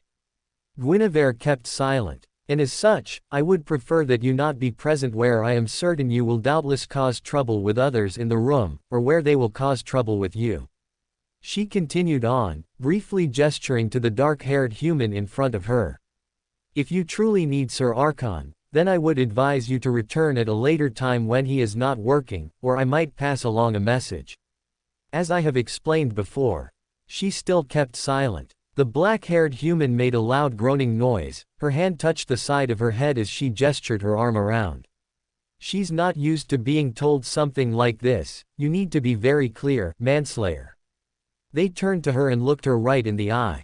She's basically saying she doesn't want you squatting here and waiting to ambush one of her subordinates with a really pointless request, because she knows you're basically going to end up strong-arming the guy into it. Their expression turned flat, looking her up and down as though she was something distasteful and then speaking again. Also, the idea of you just sitting there using your weirdo magic to keep yourself invisible is just plain creepy. Her eyes narrowed on the human, though she did not respond immediately. Her eyes moved between the two of them, the lack of a response from the other one was all but screaming her support from the former. Rising up from her seated position, her eyes wandered between the two of them intermittently. It would be nothing, less than nothing, to convince them that she could remain. It would be more trouble than it was ultimately worth. If they were too ignorant to understand what they were saying, then that was hardly her own fault. With a turn of the heel, she walked back towards the door and opened it up with a mere wave of the hand. Silently exiting without trading further words with them. Archon was nowhere to be found. Going through several floors had yielded nothing, even trying to gain a fixture on his location within Chaldea itself had proven to be rather difficult. The presence of many other divine beings had squandered her talent for finding specific individuals. The presence of so many peers, and so many who had a stronger presence than the Silver Knight, was starting to become an issue. They had all but drowned him out. Really, if she was going to find him, it would take quite a bit longer. It would take quite a bit more effort than she had expected, and really, why would she actually go through all of that effort in the first place? All of it for a lone Silver Knight of barely any repute. She could not even recall meeting him before, and while she was sure his name was familiar, she could not even place it. How odd. She could not even remember why she had been searching out Archon in the first place. Perhaps she was merely after a conversation with him, but if she would be denied, then there were other places where she could likely find it. She doubted that there would be a servant in all Chaldea that would turn down the chance of speaking with her. If it was entertainment she sought, then she was certain that merely walking around would yield her something more interesting than a single night of the old world. After all, Chaldea was a place of many converging lands. There would doubtless be others who would prove themselves to be far more interesting than the Silver Knight could have been. Yes, that sounded like a much finer idea. Those earlier interactions with those two little humans were nothing more than exceptions. She had encountered those before. Those who did not wish to behold her brilliance, they were truly no different to the likes of Sullivan. Perhaps not in extent, but the foundation remained the same. Those who did not truly appreciate the god's influence over the world. Guinevere. She stopped walking, the voice cut through the air like a hammer. Blunt and cold. She did not turn, but her head shifted just a little in the direction of the voice. She offered nothing more than that, for it was all the acknowledgement she had within her to spare for this one. Heavy footsteps, they approached her from behind without further words. A shadow fell over her and came upon her right side, stepping around and moving to the front. She tracked its movement, remaining silent and keeping her face still as her older brother stepped before her, keeping his eyes on her, bringing his arms up and folding them over his chest. "Is there something you wished to discuss?" She kept her words as cold as they were curt. Something flickered through the golden eyes of her brother, they looked so much less now than ever before. She had not really noticed until just this moment, but he really didn't look the part as he used to. Certainly still a menacing figure, but that was all it was, like he had been deflated of all his grandeur. What a sad thing he was now. The Phorasan knight you spoke with recently, the one with a mark of divinity upon him. She wasn't sure he had even seen that, but it seemed he was more observant than she would give him credit for. Perhaps the years had done him some small good after all. What did you speak with him of? She raised a brow. And why do you wish to know? I do not intrude upon your every conversation. I prefer to know what you discuss with those of my own country. He demanded, unwilling to even let her finish her sentence. Oh, he was getting so very annoyed now. She could see it in his eyes, but he was holding back from the true reason. The reason that she was certain they both knew at this point, even with the foreign mark of divinity upon that little knight. And I would prefer to know whether you intended to speak with them again if they were summoned. She leaned back, pursing her lips. This is rather defensive of you. Should I become just as intense if you were to question one of my own knights summoned unto this place? Perhaps if I were to ever see you make conversation with my daughter, I should sweep you away in private and then interrogate you for even speaking with. He stepped closer, looming down over her. What you do is of your own accord. If you wish to ask me what I do, then you are entitled to do such. His eyes narrowed rather dangerously, a promise of something unpleasant within them. Just as I am entitled to ask you about your intentions with those I was patron over, that is my responsibility as their god. Her brows raised. I was under the impression you abandoned that claim as a god. She took a step back, moving out of his shadow and waving a hand up and down while curling her lip disapprovingly. It certainly feels as though you have stepped away from such responsibilities. I would say you are rather lacking these days. Silence from him, nothing more than a stare. Furthermore, I understand that the kingdom of Phorasa fell to ruin. Cupping her chin rather gently, she posed him the innocuous question. Does that not free you from responsibility from the kingdom? It was born, it lived and it perished.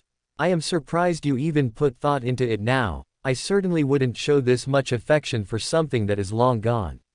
The dull golden eyes of the writer crinkled. Is that truly how you feel? She frowned. I say this for your own benefit, brother. You can feel pride for your achievement of this country of yours, but tying yourself to it for so very long, your attachment to it shall only bring you to ruin, though it might be rather late for that, given your current existence as a servant. Attachment, you say? He replied slowly to her, inclining his head to one side and then staring at her with a rather odd look in his eyes. She wasn't entirely sure what it was, but she didn't like it. She did not like it one bit. I shall ask you again, for what reason did you even speak with a knight of Forasa? We can call this a weakness of mine to remain attached long after the land has fallen, but I doubt your interest was so fleeting. Why did you approach them? Was it because they were of Forasa? Honestly, she was starting to get tired of this little word game of his.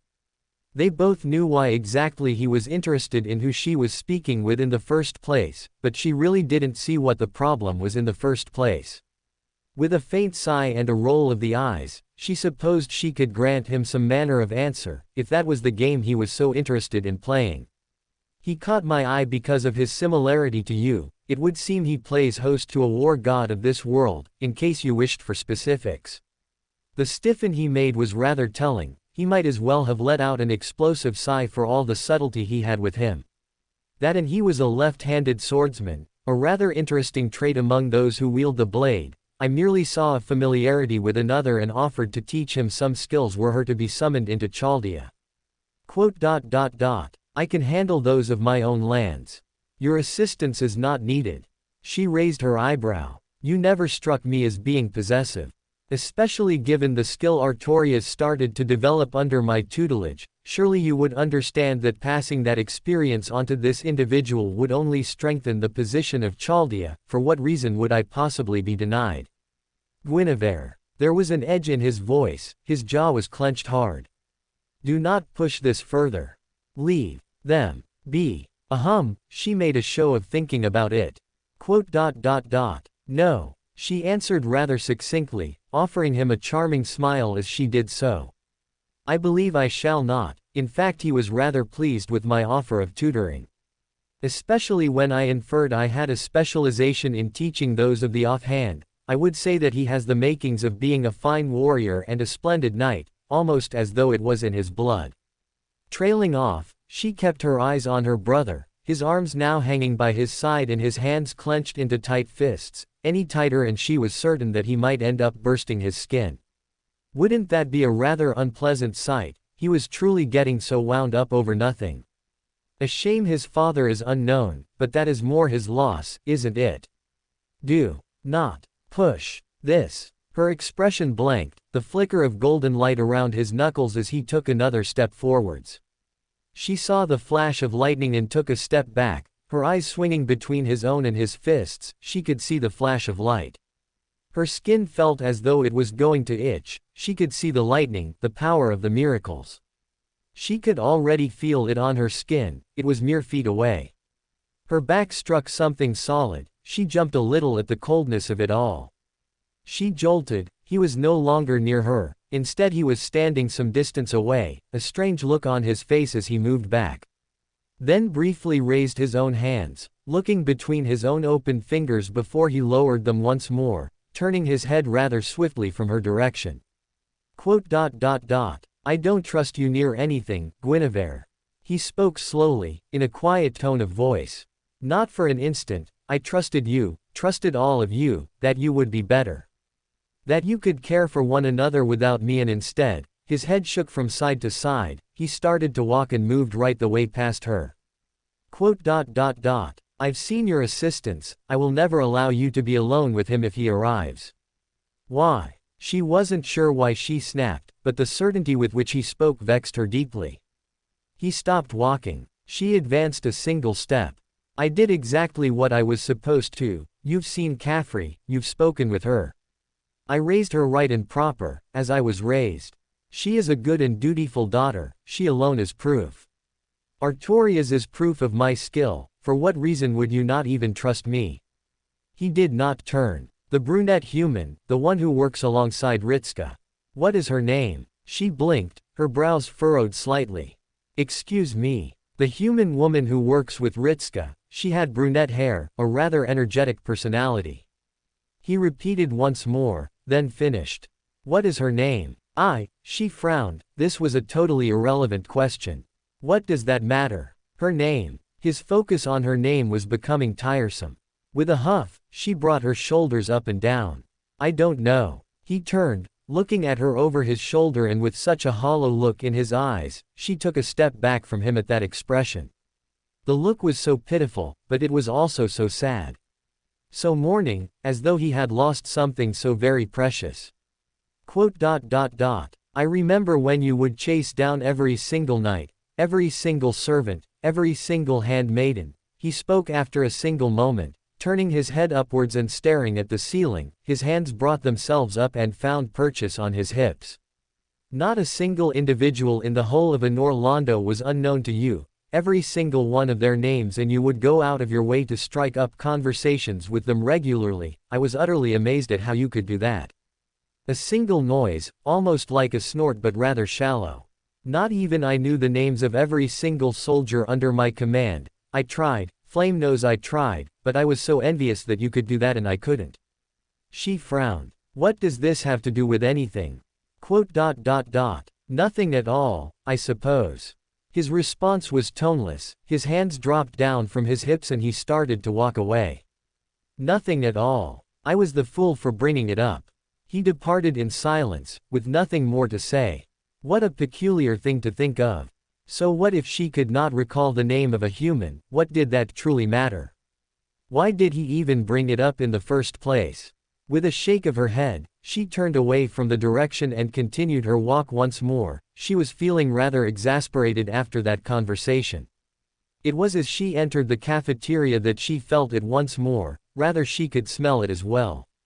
It briefly brought her to a halt, a pause as she sensed him like a star.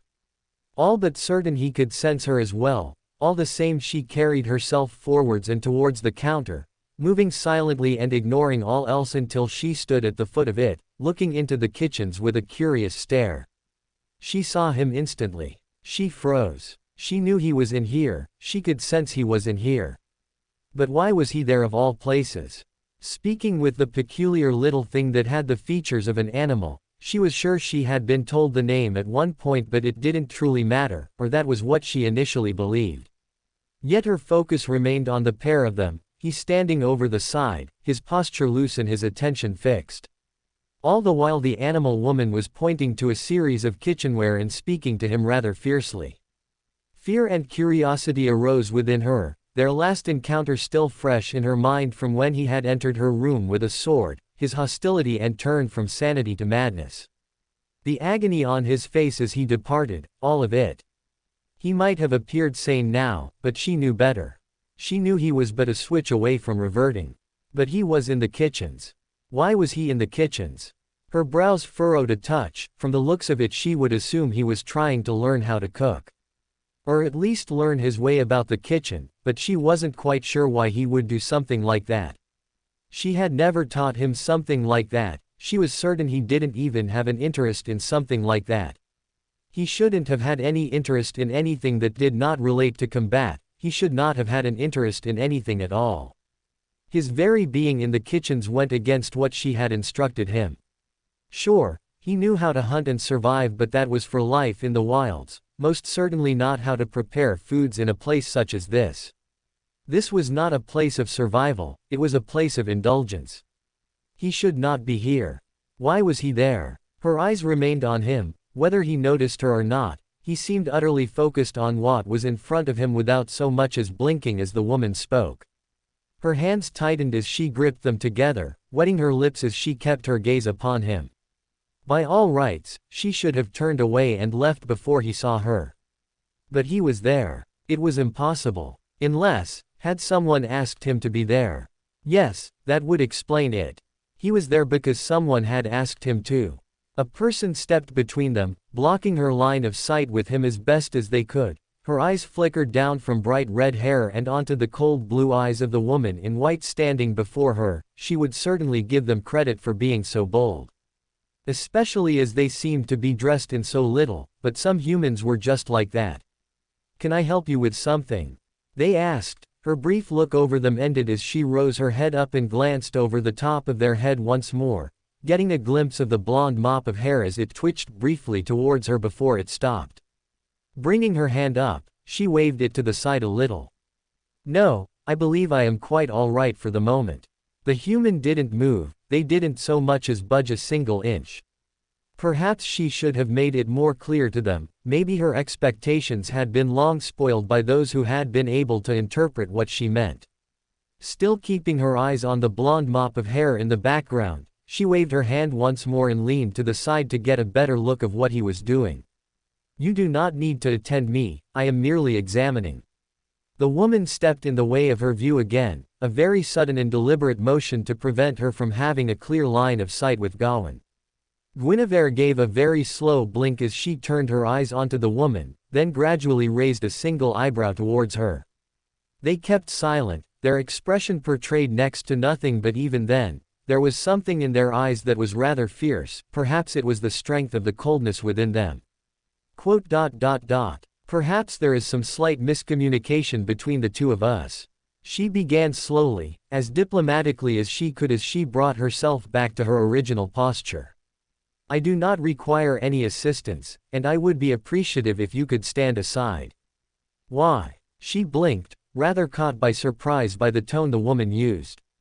Excuse me. I asked why you want to see what Ash is doing. The red-headed woman asked once again, bringing her arms up and folding them under her chest. Her eyes narrowed just a touch as she looked her up and down. I'm not sure what sort of past you two have, and I'm not going to act on rumors alone, but I'd like to know why you're here. Just to focus on him, respectfully. Guinevere felt the frown come upon her lips as she stared down. They were a rather bold human, to be sure. My past with him is for he and I to speak of, and not for you to blunder in with so little knowledge. She answered quickly, then caught herself and loosened her posture. However, I understand that you are merely trying to act on his behalf. I assure you that my interests are benign. All I wish to know is why he is in the kitchens. The woman raised a brow, giving her a peculiar stare before she answered slowly. Because he said he wanted to learn how to cook. Guinevere blinked. She was certain she had heard incorrectly. The words bounced around in her mind. There was no mistake, she had not heard incorrectly. They had spoken so confidently that there was no room for error, but what they were saying did not make sense to her in the least. He wanted to learn. He was not asked to learn. The human looked at her as though she was the one who said something odd. Yes, Ash asked to learn how to cook and asked if he could be taught. Tamamo Cat agreed to teach him, and they've been at it ever since. A couple of blunders here and there, but aside from that he's been making some slow progress. An exhale, the human brought up her hand and rubbed at her temples. Listen, if you're not here to eat anything, then I would ask, respectfully, that you not hang around the counter. It's going to end up confusing the people who actually do want to eat something. It can be righted with a simple explanation. She replied evenly, moving her eyes between the redhead and Gawain. The longer she looked, the less sense it made. She was drawn to it now. By all rights he should not have been here. There was no such thing as him wanting anything. He should not want anything more. He should have been content alone on duty. There should not be a single want in his entire being. The woman had to have been mistaken. No, the woman was mistaken. There must have been something more to this. Something she did not see. Is something the matter here? A voice suddenly cut in. Guinevere did not start. She had sensed their approach, so she turned to the new speaker and looked down at them. A blonde woman with braided hair and an aura of one of the clerics. Though she wasn't quite sure why they were giving her such a piercing look, she was certain they had met before. During the incident in the snows, the time where she had first met Chaldea. The redhead sighed and gestured in her direction. Nothing you really need to worry about, Jean. She's just confused that Ash wants to be in the kitchens is all. I suppose it would be a little strange if you knew him, but that's all it is. They brought their shoulders up and down, as though nothing was the matter. He just wants to learn how to cook. But he shouldn't. Guinevere blurted out in a low tone of voice, unclasping her hands and leaning forwards, lowering her tone of voice. The mere notion of him wanting to do anything is, he should not be. There was a clutter from within the kitchens, a clanging of metal against the ground.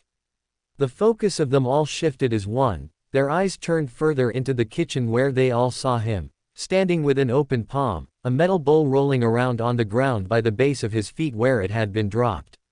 She felt her breathing stop. Gawain was akin to a statue, looking right at her. His green eyes trembling the longer he stared. His arms started to twitch before they fell back down to his sides rather sharply. The movement made her flinch, only a little. But that was all he did. He stopped doing anything for the eternity of the next 5 seconds, not even a sound escaped him. He just ceased movement. His gaze lingered on her. He opened his mouth as if to say something and then snapped his jaw closed. It shut tight, and like that, he swiftly turned his head from her as nothing but a blur, his arms trembling. Then turning his back towards her, marching away from the counter and then further into the kitchens before disappearing around the back of one of the shelves. The animal servant looked just as bewildered by his actions, then turned in her direction and narrowed her orbs rather aggressively for a moment before taking off after Gawain. Excuse me. She stepped away from the counter, turning away from the group without giving them the chance to say anything. Moving as fast as she could without appearing panicked, strolling right through the doors and into the hallways once more. Her mind was a mess of thoughts. She wasn't sure what had happened, but she was certain that she did not understand it.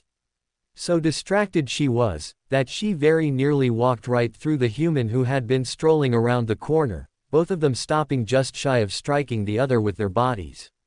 She halted her movements rather suddenly, taking a step back and looking down. Apologies, my mind was elsewhere. Her eyes caught up with her. Mash, that was the name of this human. Guinevere San. The young human looked rather puzzled for a moment, then quickly shook her head from side to side. Oh, no, that was my fault. I was distracted as well, she trailed off, something about her being rather awkward. Guinevere was still aware enough to notice the fact she wasn't meeting her eyes. Were you just coming from the cafeteria?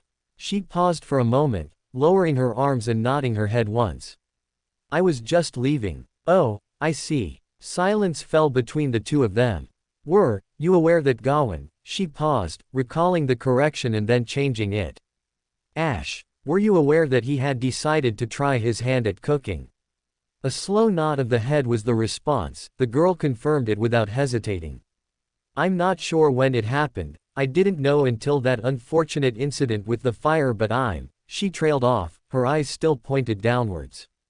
I'm glad that he is trying new things. It was a while before he was able to leave his room, but I think it's good. Something must have clicked in her head. Her eyes briefly moved up towards her and shone with innocent confusion. Did you see him in the cafeteria? Is that why you were in a rush to leave? Another wince. I'm sorry if that seemed like a personal thing to ask. It was just that you were in a rush and I know that neither of you are. Guinevere thinned her lips. I was simply not prepared for seeing him in such a place. I was surprised by it, though perhaps I shall grow accustomed to the urges he has to branch away from his original purpose. Her thoughts trailed off, turning her head and once more looking over her shoulder from the direction she had come from. She wasn't sure how far she had walked, only that her mind had wandered with her body. In truth, whether she believed her own words was another matter entirely. What do you think of it? She asked rather suddenly, turning her focus back onto the young girl before her and tilting her head. His sudden desire to cook. You claimed it to be a good thing, why is that? Mash paused for a second, looking as though she didn't know how to respond. I'm not sure I understand what you mean. I think it's good because Ash is doing something that isn't. She brought her hands up, placing them together and tapping her fingers across her knuckles. He never looked as though he was having fun, so if he's doing something like cooking and trying new things, then that means he's trying to have fun. At least that's what Dr. Roman said. That we try new things when we're bored. She was familiar with the concept in principle, but it was on a grander scale with her. I believe it is the action of moving on to something new when you can develop it no further. At least that is what she assumed the young girl meant. It would seem that the advice of this doctor was rather lacking in specifics, even if it was rooted in sense. I don't know about that, but he said that it was important for people to have a hobby. Mash brought her shoulders up and down, though her posture remained rather tense. It seemed as though it was loosening only a little. A strange look flickered across her face for a second. She muttered something under her breath. But he only says that when trying to excuse Magi Mari, so I do not know how much of it is actually genuine advice or not. It sounded as though this man had something of an obsession. Guinevere interlocked her fingers together. What of you? Mash blinked, then looked up at her once more. This time she did not turn her eyes away. What do you mean? Do you have something that is your personal interest? She inquired further, inclining her head to the side. You are the servant of the young human, but at the same time, I am curious, what is it you do when you are not with him? Is it training that occupies your spare hours, or is it something more? The girl looked hesitant to reply. When she did, it was rather quiet. I like to read, but I don't have too many other interests. I mean, there are activities that I do when I am not preparing for a singularity, but I do most of those with senpai. If you mean by myself, then I read. I like reading. Was that all she did? That seemed as though it was such a waste. I am not one to chide you for an interest in literature, especially for how young you are, but are you truly so? The right word did not come to her immediately. She thought only for a moment before she found it. Tied to your master when it comes to activities. Furrowed brows, that was the response she got, clear confusion from the human as to what she actually meant. She hummed from the back of her throat. Is your master truly the catalyst for anything that you might do in your spare time? I understand you are indeed his servant, but having seen the others, they all have their own little interests, their own ways of passing the hours that do not relate to being at his command, much like with the other humans. Indeed, they all work towards the same goal, but, outside of that, they are individuals. Mash shook her head from side to side. I'm not sure I know all that much about that sort of thing, Guinevere-san. Most of what I know comes from the books I've read. I spent my life in Chaldea, so I never really got the chance to get out, but I'm fine with that. So long as I can be senpai's servant. That sounded rather limiting. So very limiting. So very wasteful too. All this potential, all she could be, devoted towards a single goal. So few interests beyond it. And she was under the impression they were so against what Gawain was, and here they were with another of his sort, right in front of them. Oh, she had more personality than he did, and she was without the influence, but the end result was similar. Made for such a single purpose. How hypocritical of them, but they were humans, prone to such mistakes as they were. At times like these it was why they needed guidance. Gawain was made under dire circumstances and not something she would have done normally. It was truly a desperate situation which called for him and Gundyr. She had seen no such situation where the existence of Mash could be excused, such wasted potential as these humans, squandering their young like this. I see. She straightened herself out, coming to a single thought before she smiled down at the young girl. In that case, might I invite you to walk with me? Mash blinked at her in surprise. But, why? For no reason at all. I've just come to a desire to take a stroll, and I would like for you to accompany me. Perhaps we might discuss something as we walk, but for the most part, I believe I would find your company for a simple walk rather pleasing, unless you're against it. Well, I'm not against it, Mash replied slowly, thinning her lips. I was just surprised is all, but you can speak to me of the books you like. She added on. I know so little of the culture of this world, and you would be far more well-read than me. She paused for a moment, then brought her finger towards her chin and tilted her head. The meaning of the title was known to her, a saying from the Far East, one that denoted a superior in something. I would say that when it comes to experience in this world, you would be my senpai. Mash made a rather adorable little squeak, a tinge of red coming upon her cheeks. Me. But I couldn't really be the senpai. You know, more than I, that it meets the definition, does it not? Well, yes, but, well, Mash senpai, would you do me the courtesy of going for a walk? If you insist, Mash replied after a second, nodding her head up and down, whispering lightly under her breath. Me, the senpai. Guinevere allowed a gentle smile to come upon her face as she stared down at the young girl. Indeed, there was much potential there, and it would be a true crime if she allowed it to be squandered, and it would give her something to focus on while she was here. A little project of hers, just to prove that she was indeed capable of it. That she was indeed more than the mistake of Gawain. If his life had proven anything, it was that raising them for a single purpose could just as easily backfire if it went wrong. Really, that was another case of waste as well.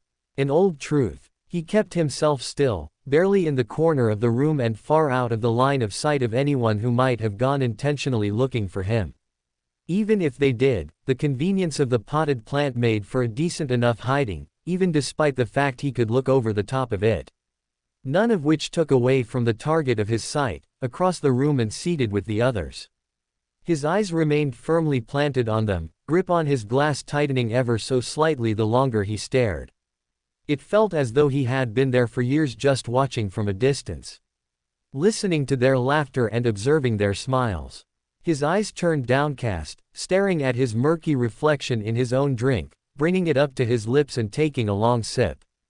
The sharpness of the taste flooded his senses. He winced for a moment at the swill before he paused, closing his eyes and sighing. His other hand came up and rested flat upon his face, groaning lightly as the thoughts continued to flood through his mind. He wondered what she would think if she could see him now. Probably nothing good, that was for sure. He could almost hear her reading a tirade into how pathetic he appeared and how he was doing nothing more than sulking around.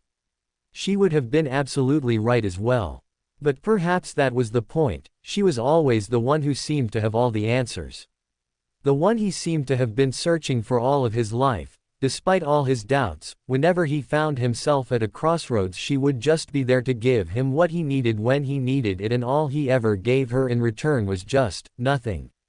A repeating offense. He took love and gave nothing back, not when it really mattered, not when they really needed it.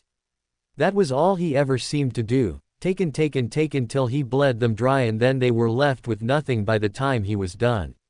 Without ever realizing what he was doing as well. Perhaps that was just as great a flaw. If he was aware, he could at least have called himself malicious and known about it well enough. But he didn't even have the intellect or awareness for that. No, he was just a fool who remained blind to the world and did whatever it was that came upon him in the moment and then just wandered away into the world. Never realizing and never, ever, coming back to apologize to them until it was far too late. A sharp laughter sent his heart aflutter. His eyes were drawn back to the distant table, golden orbs softened and he felt his expression drop. Despite all his sorrows, he could not ignore the expression on the face of the younger brother, nor the way his laughter and amusement resonated within him, but taking even an ounce of joy from that moment felt dirty to him. It was a joy that his brother should have been able to experience in life. Something that he should not have been forced to encounter after so many ages had passed him by. Twisting him into a hollow shell of his former self, but he would say this and this alone for his master. Ritska was bringing them back, bit by bit. He was seeing a glimmer of his brother coming back into the world. Even if he could never be there. Seeing them like this, it still warmed his soul. His glass was brought up to his lips again. He tilted it back and then paused as nothing touched him. The glass was pulled away and he stared at it, frowning as he realized that he had lost the next batch of the drink. With a sigh, he shook his head and set the glass back down onto the table, reaching across to the bottle and popping the lid off once again. Quite a sight he must have made. Burying his sorrows in liquor. With a click of the tongue, he started to pour. Filling the glass right the way to the top and then setting the bottle down. He didn't know what this, vodka, even was, but it was something strong.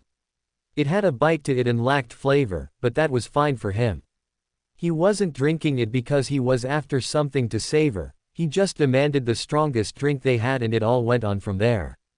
His eyes flickered back to Gwendolyn once again, in the middle of starting what looked like another bickering match with the crossbreed girl, Kiyohime, he believed, over the seating arrangement once again. His lip twitched upwards as he watched his brother speak, though he couldn't quite make out the words they were saying, but their expression told him all he needed to know. A snort escaped him, taking the tumbler glass into his hands and bringing it up to his lips. Is there room at this table for one more? He paused, his eyes snapped to the side and he stared at the blond man who had stopped at his table, a gentle look on their face, the lack of judgment in their red eyes as they flickered from the glass in his hand to the half-empty bottle and then back to him. Ferrum paused for only a moment, then gave a single nod of the head. A pleased look crossed the face of Nut as they settled themselves down in the seat opposite him, dropping what looked like a simple dish of mashed potatoes and meat on the table. pausing for a moment and then jerking their head towards the kitchen. You know that Ash fellow has been trying to cook recently, though he doesn't seem to have gotten all that far quite yet. Still mastering the basics, or so I've heard. Farum gave a slow blink, raising a brow at his fellow god before he lowered the glass. I had not heard of that, no. A pointed look fell upon the meal the man had before him, in conjunction with the sudden remark they had made. Nud paused amidst cutting through his steak, making a face of understanding and then shaking his head, somewhat despondently. I am afraid that this is not some of his handiwork, though he did mention in passing that it was a dish he was most familiar with after I asked him what he grew up with. A shrug. I thought to myself, what manner of dish would make a man such as him, and here we are. I do not believe that a man is made by his meal. An army marches on its stomach, does it not? Nud responded back without missing a beat, pulling away a small cut of meat and depositing it in their mouth, chewing for a couple seconds and then swallowing. And I see no reason why a man cannot fall under the same category. After all, there are such men who are just as strong as an army, are there not? Thus, they too march on their stomachs. Besides, all good warriors need their meals to be just as strong. Farum kept silent for only a moment, then let out a huff of amusement from between his lips as he stared down the god opposite him, feeling his lips pull into a small smile. He could concede that point to them, it was certainly one he could accept. But it was hardly as though he was human enough to understand. You would know better than I, given that I was never human. A pause from Nud, they looked thoughtful. Perhaps that is so, but I do not believe that would make you wholly exempt from such things. After all, the only difference between the gods and the men of our home was the strength of their souls, yes. It was not quite so simple, he muttered with a shake of the head, but it was not as though the man was entirely wrong either. Dropping his fingers onto the table, he drummed away for a few moments before he shrugged. Though you seem to have lived on both sides, is that not right? What is it that you believe? Having the memories of a god and a man. Nud paused as he reached for his drink. Farum could smell the sweetness from it. Some manner of mead, if his nose was to be trusted. They brought the cup to their lips and took a short sip before pulling away. There is value to be found on both sides. Certainly an eye-opening experience, and I can see the appeal for great power and the appeal for greater freedom, but that comes with the drawbacks for both. He frowned. Drawbacks. The responsibility of a god is beyond what I could have imagined, as is the threat that comes with a loss of perspective, Nud warned as they set their drink back on the table.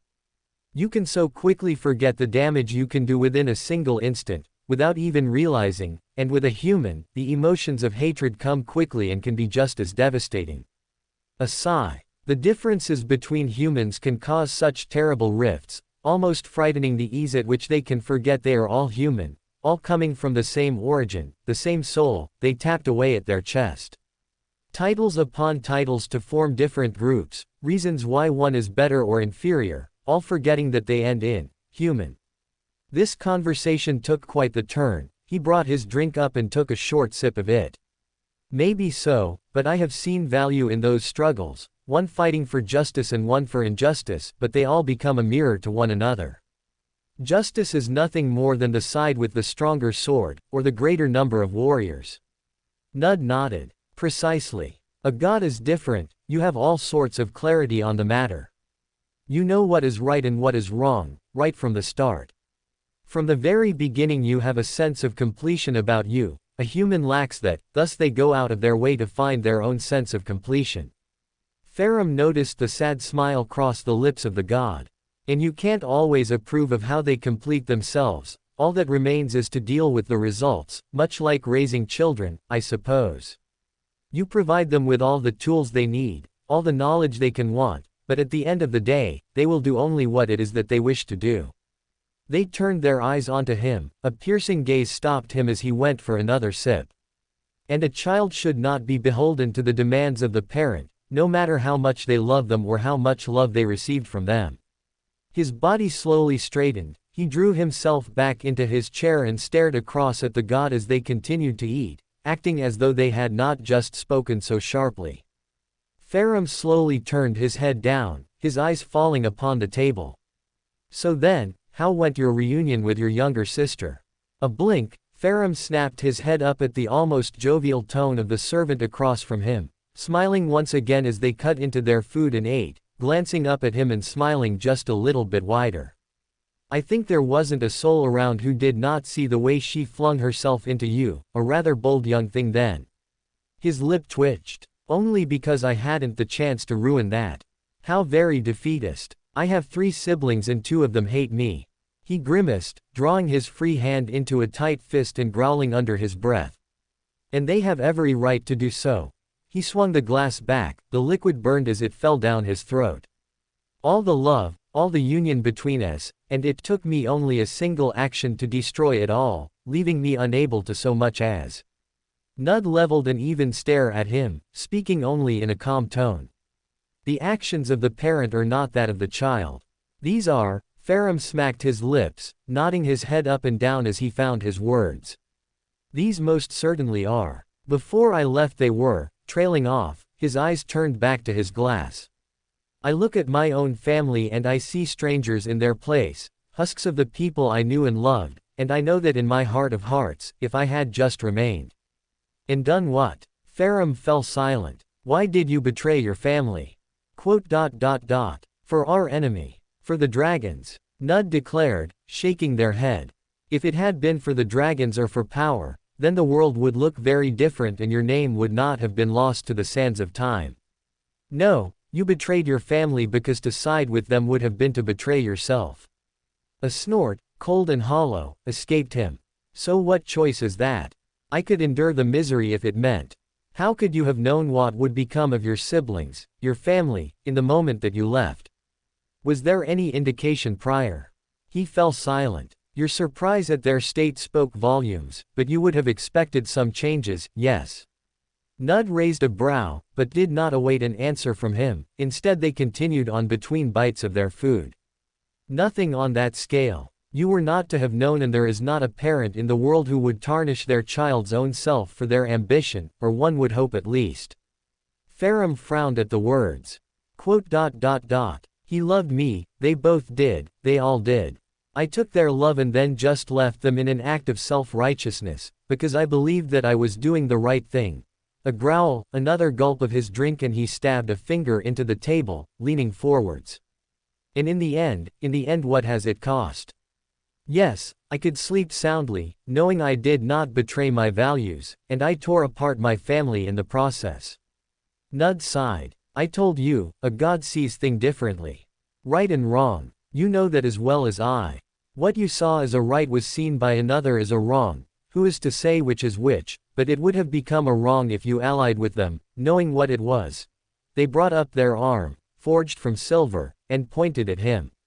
What manner of life is it where you fling yourself into misery for the sake of others? I could. Everyone who would sacrifice for their family believes that. Nud shut him down quickly, narrowing their eyes. Even seeing the choice they declare that, for the sake of those they love, they could endure whatever it is, so long as they can be happy, all is well in the world. Their jaw clenched, their eyes turned from him. Sacrifice is not something to be lauded. Nor should it be celebrated, it is something to be disgusted with, to see a figure who can tear themselves apart, who is forced to lose everything, for the sake of their own family and friends. It is not a situation any should find themselves in. The way they spoke, the way they acted, it was. I did everything to make my children happy, to make my family happy, and I was content with their joy, for a time, then it turned to anguish that I could not be there to celebrate their joy with them. From anguish came misery, then came fury, then came envy, a deep covetous gnawing, then loneliness. They trailed off, a distant look flickering through their eyes before they turned their gaze back onto him. You are not responsible for the choices of others, and forcing yourself into misery for their happiness is not a life to be lauded. Nor is it something to take pride in doing, it is self-inflicted harm that others will delight in, and sooner or later, that is how you perceive it. Nud sighed, closing their eyes. They had the choice to carve out their own happiness, maybe they did and maybe they didn't, but not all of it had to revolve around you. Perhaps your betrayal was a catalyst, but it was a result of another's sins that pain was born into the world. Farum grumbled quietly. A cold comfort. Do you see your brother's smiles? Yes. Nud's lip pulled upwards. He is happy, that much is plain to all those who can see. This is his effort to carve out a sense of joy. A pause, the blond man looked down at the table, a flicker of sympathy. I am sorry that it took so long for this to finally come into fruition, but you cannot ignore what it is. Your brother is happy, perhaps for the first time in a long time, and it comes long after your betrayal. Shaking his head, Farum felt his expression twist. He suffered and died, and now he is healing. Perhaps if you looked more upon the smile and less upon what came before, you would be less inclined to gaze into your reflection through the bottom of a bottle. The comment brought him up short. Gwendolyn was hurt by your betrayal, but that much you should have known. However, it is no error for you to believe that your other family would have healed from your actions. You cannot be faulted for believing the best in them. That they would be there to support one another in your absence. Nud gave a sorrowful look.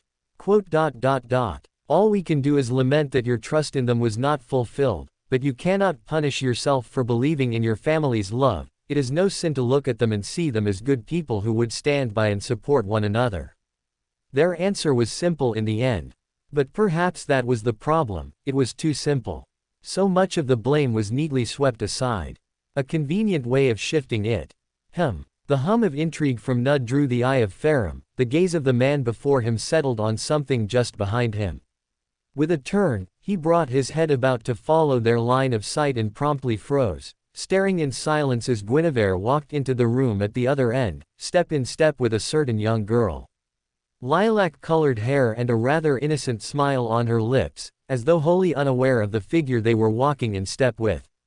He rose up. Something tight grasped his wrist and held him in place. His head snapped downwards and he glared holes at the silver fingers that caught him, then looked to their owner and stared at the blank face of Nud, all but demanding that he not move. She is. I have faith in them. Farum's brows shot up his forehead. After what she did to Gwendolyn, what she helped do to him. What she's become. I was referencing MASH. Nud raised a brow, a touch of a smile on their face as they tugged at him. A frown came upon his own lips, then he allowed himself to be lowered into the seat by the god opposite, but kept his eyes upon them. And I was referencing Guinevere as well. Nud continued on, sparing a glance to the couple once more, then back to him with a complete lack of urgency. Farum would have called it indifference were it not for the innocent warmth in their eyes, which left him wondering if they were just a fool. Especially after Guinevere all but announced her intentions as to what she would do when they arrived at Chaldea. Looking at everything in the big picture for so long makes it hard to appreciate the little things in life. Sometimes what we all really need is a chance to just step back and focus on the smaller moments in life, the moments where it really matters what our choices are. Farum frowned, then opened his mouth. I believe that MASH can have just as big an impact on Guinevere as she can have on the girl. You would gamble her on such a thing.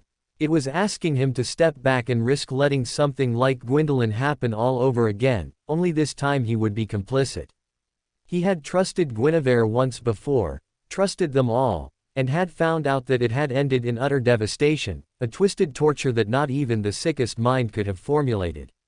And he was being asked to step back and possibly let the same thing happen again, as Guinevere turned her focus onto this young girl and let her have her way.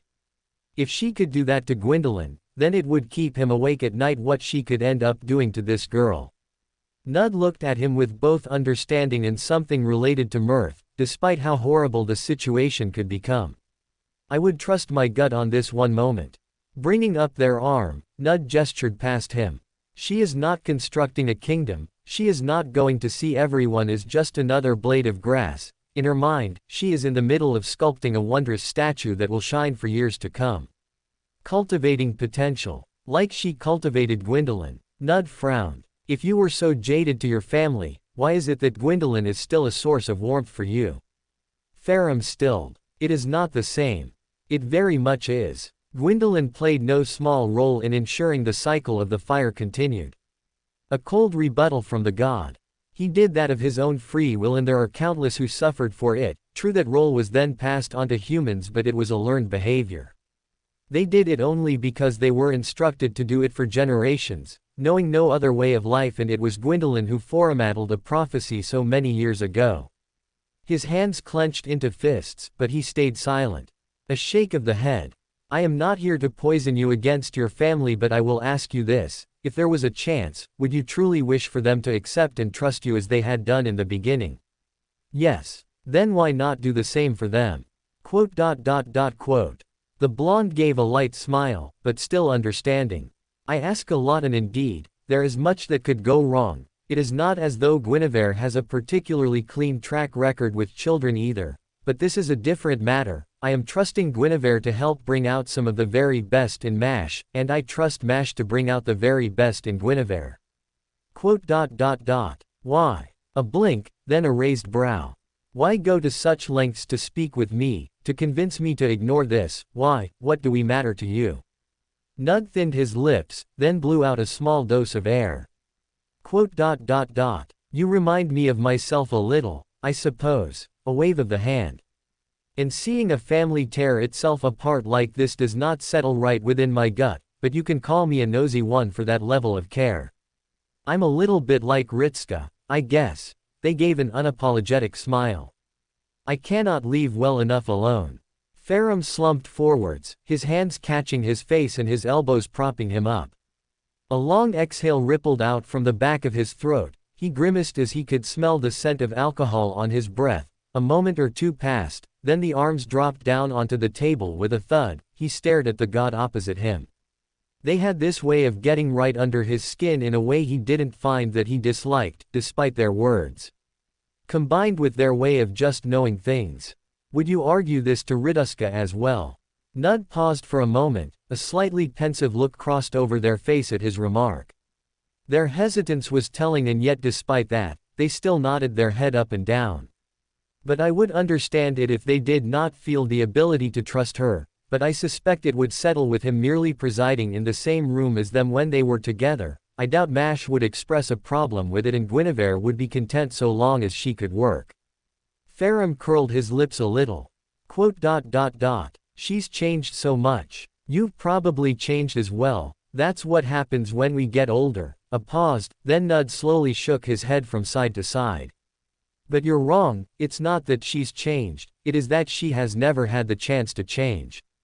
This is as much a chance for her to heal as much as it is for Mash to grow. I would not rob either of them of that. The servant adjusted themselves, pausing as they went for their next bite. We all make mistakes, some more terrifying in scope than others. Their eyes locked onto his own. But the true test of character is what we do when we are presented with their consequences. Perhaps it is a mistake for me to argue on her behalf, in which case, it is another sin I shall bear for my own selfish indulgence. They silently continued to eat, clearly having nothing more to say. Ferrum remained before them, then turned his head and glanced over his shoulder to where his sister and Mash were seated. Watching the pair in silence, both unaware of him, as they brought out a book and seemingly went over his, he strained his ears just enough that he could make out what they were saying. Adding the ingredients would be a bit of a problem. Certain that the opportunity will arise, and it would make for quite the development. Think of the faces when you present them with this surprise. Sure that Senpei would be happy, but what if I? Think not of what could go wrong, that will surely bring about failure. Focus instead on what you wish to see. He huffed and turned his head back around, pausing as he caught the glint in the eye of Nud, the comfortable look they held as they doubtlessly heard the exact same conversation that he was privy to. Quote. Guinevere always did have a sweet tooth. He wasn't sure why that brought a smile to his lips. It was truly such an insignificant little detail. We should probably keep quiet about it, Nud remarked with a twitch of the lip. Just to avoid spoiling the surprise. This damned man. But, despite their words, there was still a matter he had to settle. It felt as though this had been a long time coming. How many years had passed, and yet, standing here now, he could find himself only with the innate desire to turn his back and walk away. To focus instead on the words of Nut and believe that it was not his fault for trusting his family, that it was merely a result of their own choices. But he could not be content with that. He needed to know, without a shadow of a doubt, what it was that had brought about the change. Bringing his arm up, he moved to knock upon the door and then paused. His fist hovering a mere inch from the bare metal, trembling for a moment. What would he do if he got the answer? What would he do if it wasn't the answer he wanted? The door opened without further prompt, ending whatever compunctions he might have had in doing this. With a deep breath, he stepped forwards into the room, noticing almost immediately that the lights were off and the entire living space was bathed in an unnatural darkness, save for the faint sound of running water. His brows furrowed as he turned to the single glimmer of light in the corner of the room.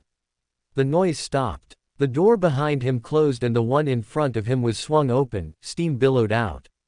For flame's sake, mother! A disgusted snarl pulled free of his lips as he turned his head, closing his eyes and bringing up a hand for good measure, all of it in an effort to prevent him from being assaulted with the sight before him. Not that it had done him much good, it had been burned into his mind. What? The unashamed voice of the woman flowed like the water she was drenched in. Her wet footsteps echoed across the room as she moved. He could hear the smile in her words as she continued onwards. It is hardly as though you have never seen it before, and I have had to behold you in your. That is not an excuse. Sharply cutting himself off, he felt his lips pull into a grimace as he lowered his voice, feeling the disgust and touch of shame in his face. I would have waited for you to be proper if you had given me the chance to actually do so. I was not in such a great rush to speak with you. A sigh cut him off, the sound of a door being opened and rustling of fabric. Eras pass us by without ever speaking a single word to one another. Perhaps I was merely the one who was overexcited that after so long you finally muscled up the nerve to come and speak with me. He waited for a few moments longer, then a click of the tongue from across the room as the snap of a fingers came. He felt the brightness of the room shift as the voice of his mother came next. I'm dressed now. He cracked open an eye, lowering the hand a little, and was moderately pleased to see that she had cloaked herself in a towel at least, a rather bored look on her face as she stared back at him. Then it slowly shifted into a ghost of a smile, but he could hardly tell if it was a pleasant one or not. He wasn't sure which would be less appealing to him. Showers. Velka spoke the word as though it was a fine-tasting wine, such a marvelous little thing. Not that I have lost my affection for baths yet, but there is something interesting about the shower. Indoor rain. He opened his other eye and straightened himself out. She paused as she looked at him, raising a curious brow and glancing towards the spot above his head. The gap between the ceiling and the top of his head was rather comfortable, though if he were to jump he would have easily gone through it. Even without his impressive physical abilities. I'm not sure you would fit in the baths, truth be told. A moment passed, then she tilted her head and cupped her chin, a thoughtful look crossing her features. Have you made the attempt yet? His brows pinched at her in confusion. I did not come here to speak of personal hygiene. From the looks of you, it is a topic you have not spoken to anyone with. A pointed look was leveled at him, sweeping from his hair and then across his armor before finally resting on his feet. Her gaze lingered on his toes for a few moments before flickering back to his eyes. When was the last time you cleaned that rag around your neck? Or washed that mange you call hair? He couldn't help it. A mixture of shock and incredulity caused him to breath out a gasp. So long apart, and the first thing she asked was if he was actually cleaning himself. He was unsure whether to be disgusted or insulted. He settled for clenching his hands into fists. Did you level these questions at Gwendolyn when you spoke with him, or have you not gotten around to it yet? Velka looked at him with a flat gaze, then rolled her eyes as though he'd said something tiresome to her. Why does it always come back to your brother with you? I go through the effort of asking how you've been and if you're taking care of yourself, and you just go and bring him up unprompted. Farum stilled. I brought him up because he's your son. A sigh, Velka moved across to the bed and sat herself down, hands moving to the drawer and pulling out a comb, dragging it through her dark locks as she responded. I know he's my son, but with how you coddled him, sometimes I find myself forgetting that. His hands clenched. Coddled. It was a dangerously low whisper. Is that what you call love? Love. She turned back to him, a frown that dragged him back to his youth, the same one she wore when he was but a child. Is that what you called it? You and Guinevere, you made him utterly dependent on the both of you. Never allowing him to grow up into his own person. All of it was just whatever you were doing. Never really letting him grow because you were too busy, protecting him from the dangers. His head turned away from her, a frown spread across his face as he tried and likely failed to withhold his anger. Not that it seemed to affect his mother in the least, given that she continued to brush her hair as though he wasn't even in the room or they hadn't been arguing. I'm not the one who got it into my head that Gwendolyn needed to be babied to at every given moment. He whirled on her, bringing up an arm and gesturing to himself. Gwendolyn wasn't strong like you and Guinevere. She cut him off, sounding almost bored. Or maybe he wasn't adored like Philionor. Yes, I suppose he was what would be called the runt of the litter, if I was some manner of savage, but I looked at him the same way I looked at the rest of you. Her eyes turned on him and narrowed. I saw him for what he could be, not what he was. Yes, he was weak, but he was still my son and there was no child of mine who would remain incapable. A pause, her jaw rolled from side to side, her head turned away from him and she resumed brushing. You just saw him as small and decided that you would keep him safe. Ferrum scoffed, folding his arms. And I was right to think so. The moment I left you just stuffed him in a dress. The snarl was mixed with raw emotion, enough that Velka stopped her actions and side-eyed him. Was that what you saw him as from the moment he was born? Was that the grand vision that you both had for him? In which case I was right to keep him safe for as long as. Velka waved her hand, an annoyed click of the tongue accompanied the gesture. Don't raise your voice at me like that. Shouting won't make your arguments any more right. Hardly as though I was there. That was all your father's idea, if you must know, but every effort I would have made, you and your sisters. Shaking her head, she turned her eyes onto him. I would have taught him to be strong in spirit, to ignore what was said about him and to focus only on seeing what he could achieve, and with time, the naysayers would be silenced. Thinning her lips, she shrugged her shoulders and turned. But you were always quick to act, weren't you? Never able to see the big picture, and Guinevere is too much of her father's daughter to see another path. Ferrum growled, bringing up an arm and pointing to her. Don't say that, do not say that. You are not some distant figure who was prevented from acting, you were right there with them. Father wasn't alone in this, it did not just happen over the span of a single night. Of course it did. He paused. Her words silenced whatever he had to say. His arms dropped back to his side, an unblinking gaze was leveled upon him. She couldn't mean that. That's what you came here for, isn't it? A faint smile came upon the lips of his mother, but it lacked any mirth to it. Instead it belated no small amount of sorrow as she turned her head on him. Dropping her brush onto her lap. To finally answer the question of how this happened, the one that has doubtless been burning in your mind since the little tantrum of Gwendolyn. Tantrum. The words choked up in his throat. He suffered because of you and you didn't even show up to. To what? She sharply cut him off, narrowing her eyes. Gwendolyn would look upon me as one looks upon scum at the base of their heel. There is no part of his heart that holds affection for me anymore, and nor would I expect there to be. Just as he severed ties with you, he has done so with me as well. He is your son, and I did what was best for him. He wanted to vent and I let him do that. A wave of the hand, she all but dismissed the point. He needed someone who could draw out his true desires, and the human boy gave him that. He started to heal again.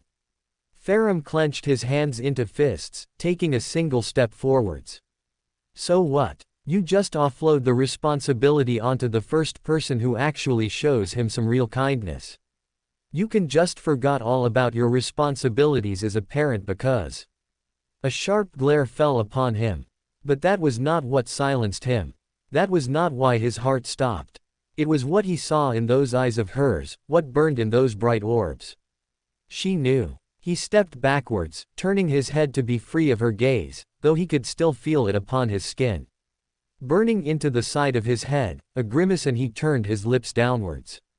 When he spoke next, his voice came out as barely a whisper.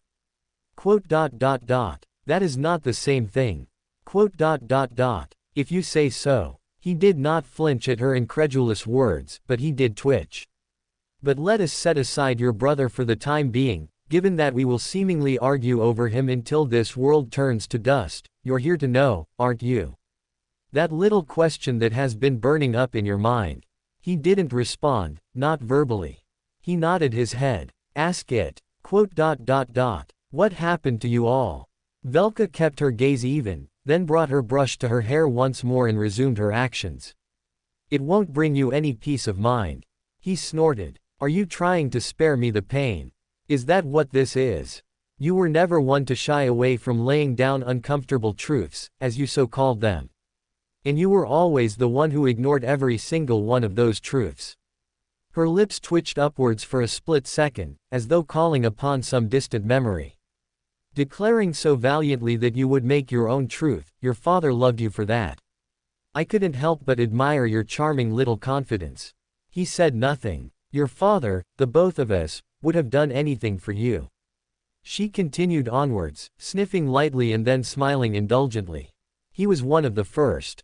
He remembered what it was like to have nothing and then to become something. He told me that when he first saw you, it felt as though the soul of light had fallen into his hands all over again. A sigh escaped her. She lowered the brush. There was never a moment where he didn't do everything in his power for you. When you asked for siblings, she trailed off meaningfully, sending him a small look. But it felt like she had just stuck a knife in his gut. Comprehension dawned in his mind, bringing up a hand and pointing to himself. He, Guinevere, Philionor and Gwyndolin, they all. He was weak to your requests, we both were. A chuckle escaped her. She moved a hand up and dragged a finger along the top of her brow, flicking away a stray bead of water. The power of your earnest requests was truly terrifying, not that there weren't other reasons. Your father did want other children, but the first one is always special, even if you never intend for the others to lose their luster. His arm dropped down. Velka didn't miss a beat. Her words resumed. He would have truly done anything for you, and he was going to do everything for you. Her fingers drummed away on her thighs, a knowing smile crossed her lips. He'd have given you the world, and that is quite literal as well. Of course, he wanted to do what was best for all of us, but what he really wanted was to give his son what his son gave him. A life. An existence. The most shining gift of all. Ferrum wavered on his feet for only a moment as the weight of the words smashed into him. The air of sunlight, he was being quite literal when he called you that. Such was the extent of his love for you. The whisper escaped his lips. Then I betrayed him. Velka pursed her lips. Yes, you did. The simple reply was like a punch, the fact that she sounded so indifferent to it. But I could see it. Your father raised you too well, and I had such a hand in giving you right and wrong. She exhaled. A shrug of the shoulders came next. I should have seen that, long before you did, but I was too caught up in all of it, spent too little time with him and too much time at home, I suppose. He came to hate the dragons because they would stop him giving his son the world. What parent wouldn't despise that which would stand in the way of their child's success? His genocide. His extermination, yes. Velka grimaced. Not in itself a sin, the destruction of one's enemies was hardly a crime unto itself. Though you felt very differently about it, I suppose you had not seen what it was like before the flame. When you had nothing, your father was so scared you would lose everything and be reduced to that. A self-defeating prophecy. In the end he brought it upon himself. In trying to give you the world, he ended up losing you. What happened? He became a sinner. The first sinner. Her lips drew tight. A grieving father with great power at his fingertips. The world was handed to a man who knew not what he should even do anymore. His mind twisted and his fear grew. All that was left was his people, but he looked to the pygmies. He saw what they could do with their dark soul, the threat that they could have been. She did not need to say any more, but she did so anyway. If his own child could betray him so deeply, then who was to say they could not do so as well? Thus they were branded, their strength sealed away, and the results of that would come to be felt for all time. He opened his mouth to speak, only the sound of croaking escaped him. As for your siblings, Velka paused, bringing her lips together and then popping them. A slow blink and then her head dropped downwards. He gave you his love and you turned on him. We both gave you all the love we could muster and you left without even a word. He could never find it in his heart to love someone like that ever again. So he tried a different way, and he ensured that his children would never betray him again. Farum stumbled backwards, slumping into the wall with a thudding sound which drew the eyes of his mother, not that she lifted a finger to do anything. She instead just kept her unblinking gaze upon him, without an ounce of judgment in her eyes. He. Nothing escaped him. You broke his heart, Velka stated without an ounce of emotion. And he broke the world. He didn't even love me anymore either, a dry chuckle escaped her. I could see it in his eyes. The blame that he levied upon me, him and his uncle. They never said it aloud but I could see it in their eyes. How my teachings had poisoned you. So Gwyn took them and raised them, properly, or so he claimed. His legs lacked the strength to keep him upright, he slid down the wall into the ground, sitting there for what felt like years to him. It could have been years or it could have been seconds, his distant gaze fell upon the room, barely even registering the words of his mother and they continued to stream forth. I don't hate you for it, you did what you believed was right and, in the end, you proved to be your mother's son because I did much the same. Turning my back on them for what was right. His eyes turned to her but he stayed silent. When it became clear what the brand was, what it had truly done to the pygmies and what it would do to the humans, well, you know what happened next. None of the others would have supported me, your father sunk his claws into them all too deeply to even consider another way of life. Not even Havel cared, he just helped because I promised him Seath. He couldn't listen to this anymore. With a grunt, he pulled himself back to his feet and slammed his hand on the door. It popped open and he all but fled out of the room, his chest felt empty and his head burned. But he could feel it over and over again. It was all his fault. She withheld a sigh as she watched him flee from the room, feeling him tear his way down the corridors as fast as he could in an effort to escape her. Not that he was able to escape his guilt, that burned like the sun. Her hands rested upon her lap, lips pulled downwards. It wasn't as though it was their fault, their father was more than capable of making their own choices and they made them. Feeling responsible for the way in which they degenerated was hardly something that was right and proper. But she knew he wouldn't believe her. She knew what the outcome would be from the moment he entered the room but he would have just kept on pushing and pushing until he got the answer he wanted. What he really needed was to accept that he wasn't responsible for the actions of his father, for the damage the man did, and it would not come if he was told again and again that he was not to blame. For the more often he was told, the less inclined he would be to believe such a thing. She twitched, a new presence entered her field of vision. Her eyes snapped to the door as the figure appeared there. Well, that was all she could say, this was not an encounter she had been expecting. Stepping into the room, the figure closed the door behind them, then with a wave of the hand she watched them unfurl symbols upon the door. Dozens of them in an instant, all of which were designed to keep it locked and secure. But it was more than that, the room felt oppressing now. A trace feeling of apprehension bubbled within her. Taking in a breath, the figure paused for a moment before they spoke. I want you to understand that the only reason you're alive right now is because of Ritska. Because he has declared his intention to give you another chance. The benefit of the doubt. She stayed silent. I am not Ritska. Her mouth opened. A sudden gasp escaped her as a weight settled on her neck, a cold embrace which swept her off the bed and slammed her into the nearest wall, dragging her upwards until her toes barely even kissed the ground. Her hands flew to the grip around her throat and the arm holding her up, grasping at the silver limb as best she could but unable to find any method of freeing herself. To say nothing of the light pulsing across it. I'm not going to kill you, so you can remove that thought from your head. The words weren't all that comfortable for her, she opened her mouth. The pressure intensified. But you don't get to speak, you just get to listen. Her mouth closed, she nodded her head up and down, the pressure around her neck loosened just a bit, not enough to say that she was now comfortable however. Your children are hurt and you hurt them.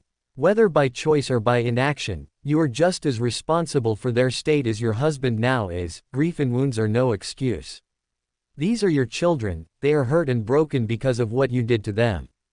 His eyes bore into her, the lights above their head flickered for a moment. If there is even the slightest part of you, even the barest hint, that still thinks of yourself as their mother, then I would strongly advise you to listen to that part of yourself. He dragged his hand off her, gravity took hold and she dropped down to the floor, hunching forwards and clasping at her sore throat. Or stay away from them so you can do no further harm. A sharp sound, she brought her eyes up as they turned on their heel and made for the door again. If you truly think of yourself as a goddess who punishes sin, then perhaps you should turn your eyes to a mirror. For more thrilling fanfiction stories like this, check out my channel Fanfic Audiobook. Dive into epic adventures, mysterious realms, and legendary journeys brought to life through immersive storytelling. Don't forget to like, share, and subscribe for more amazing audiobooks.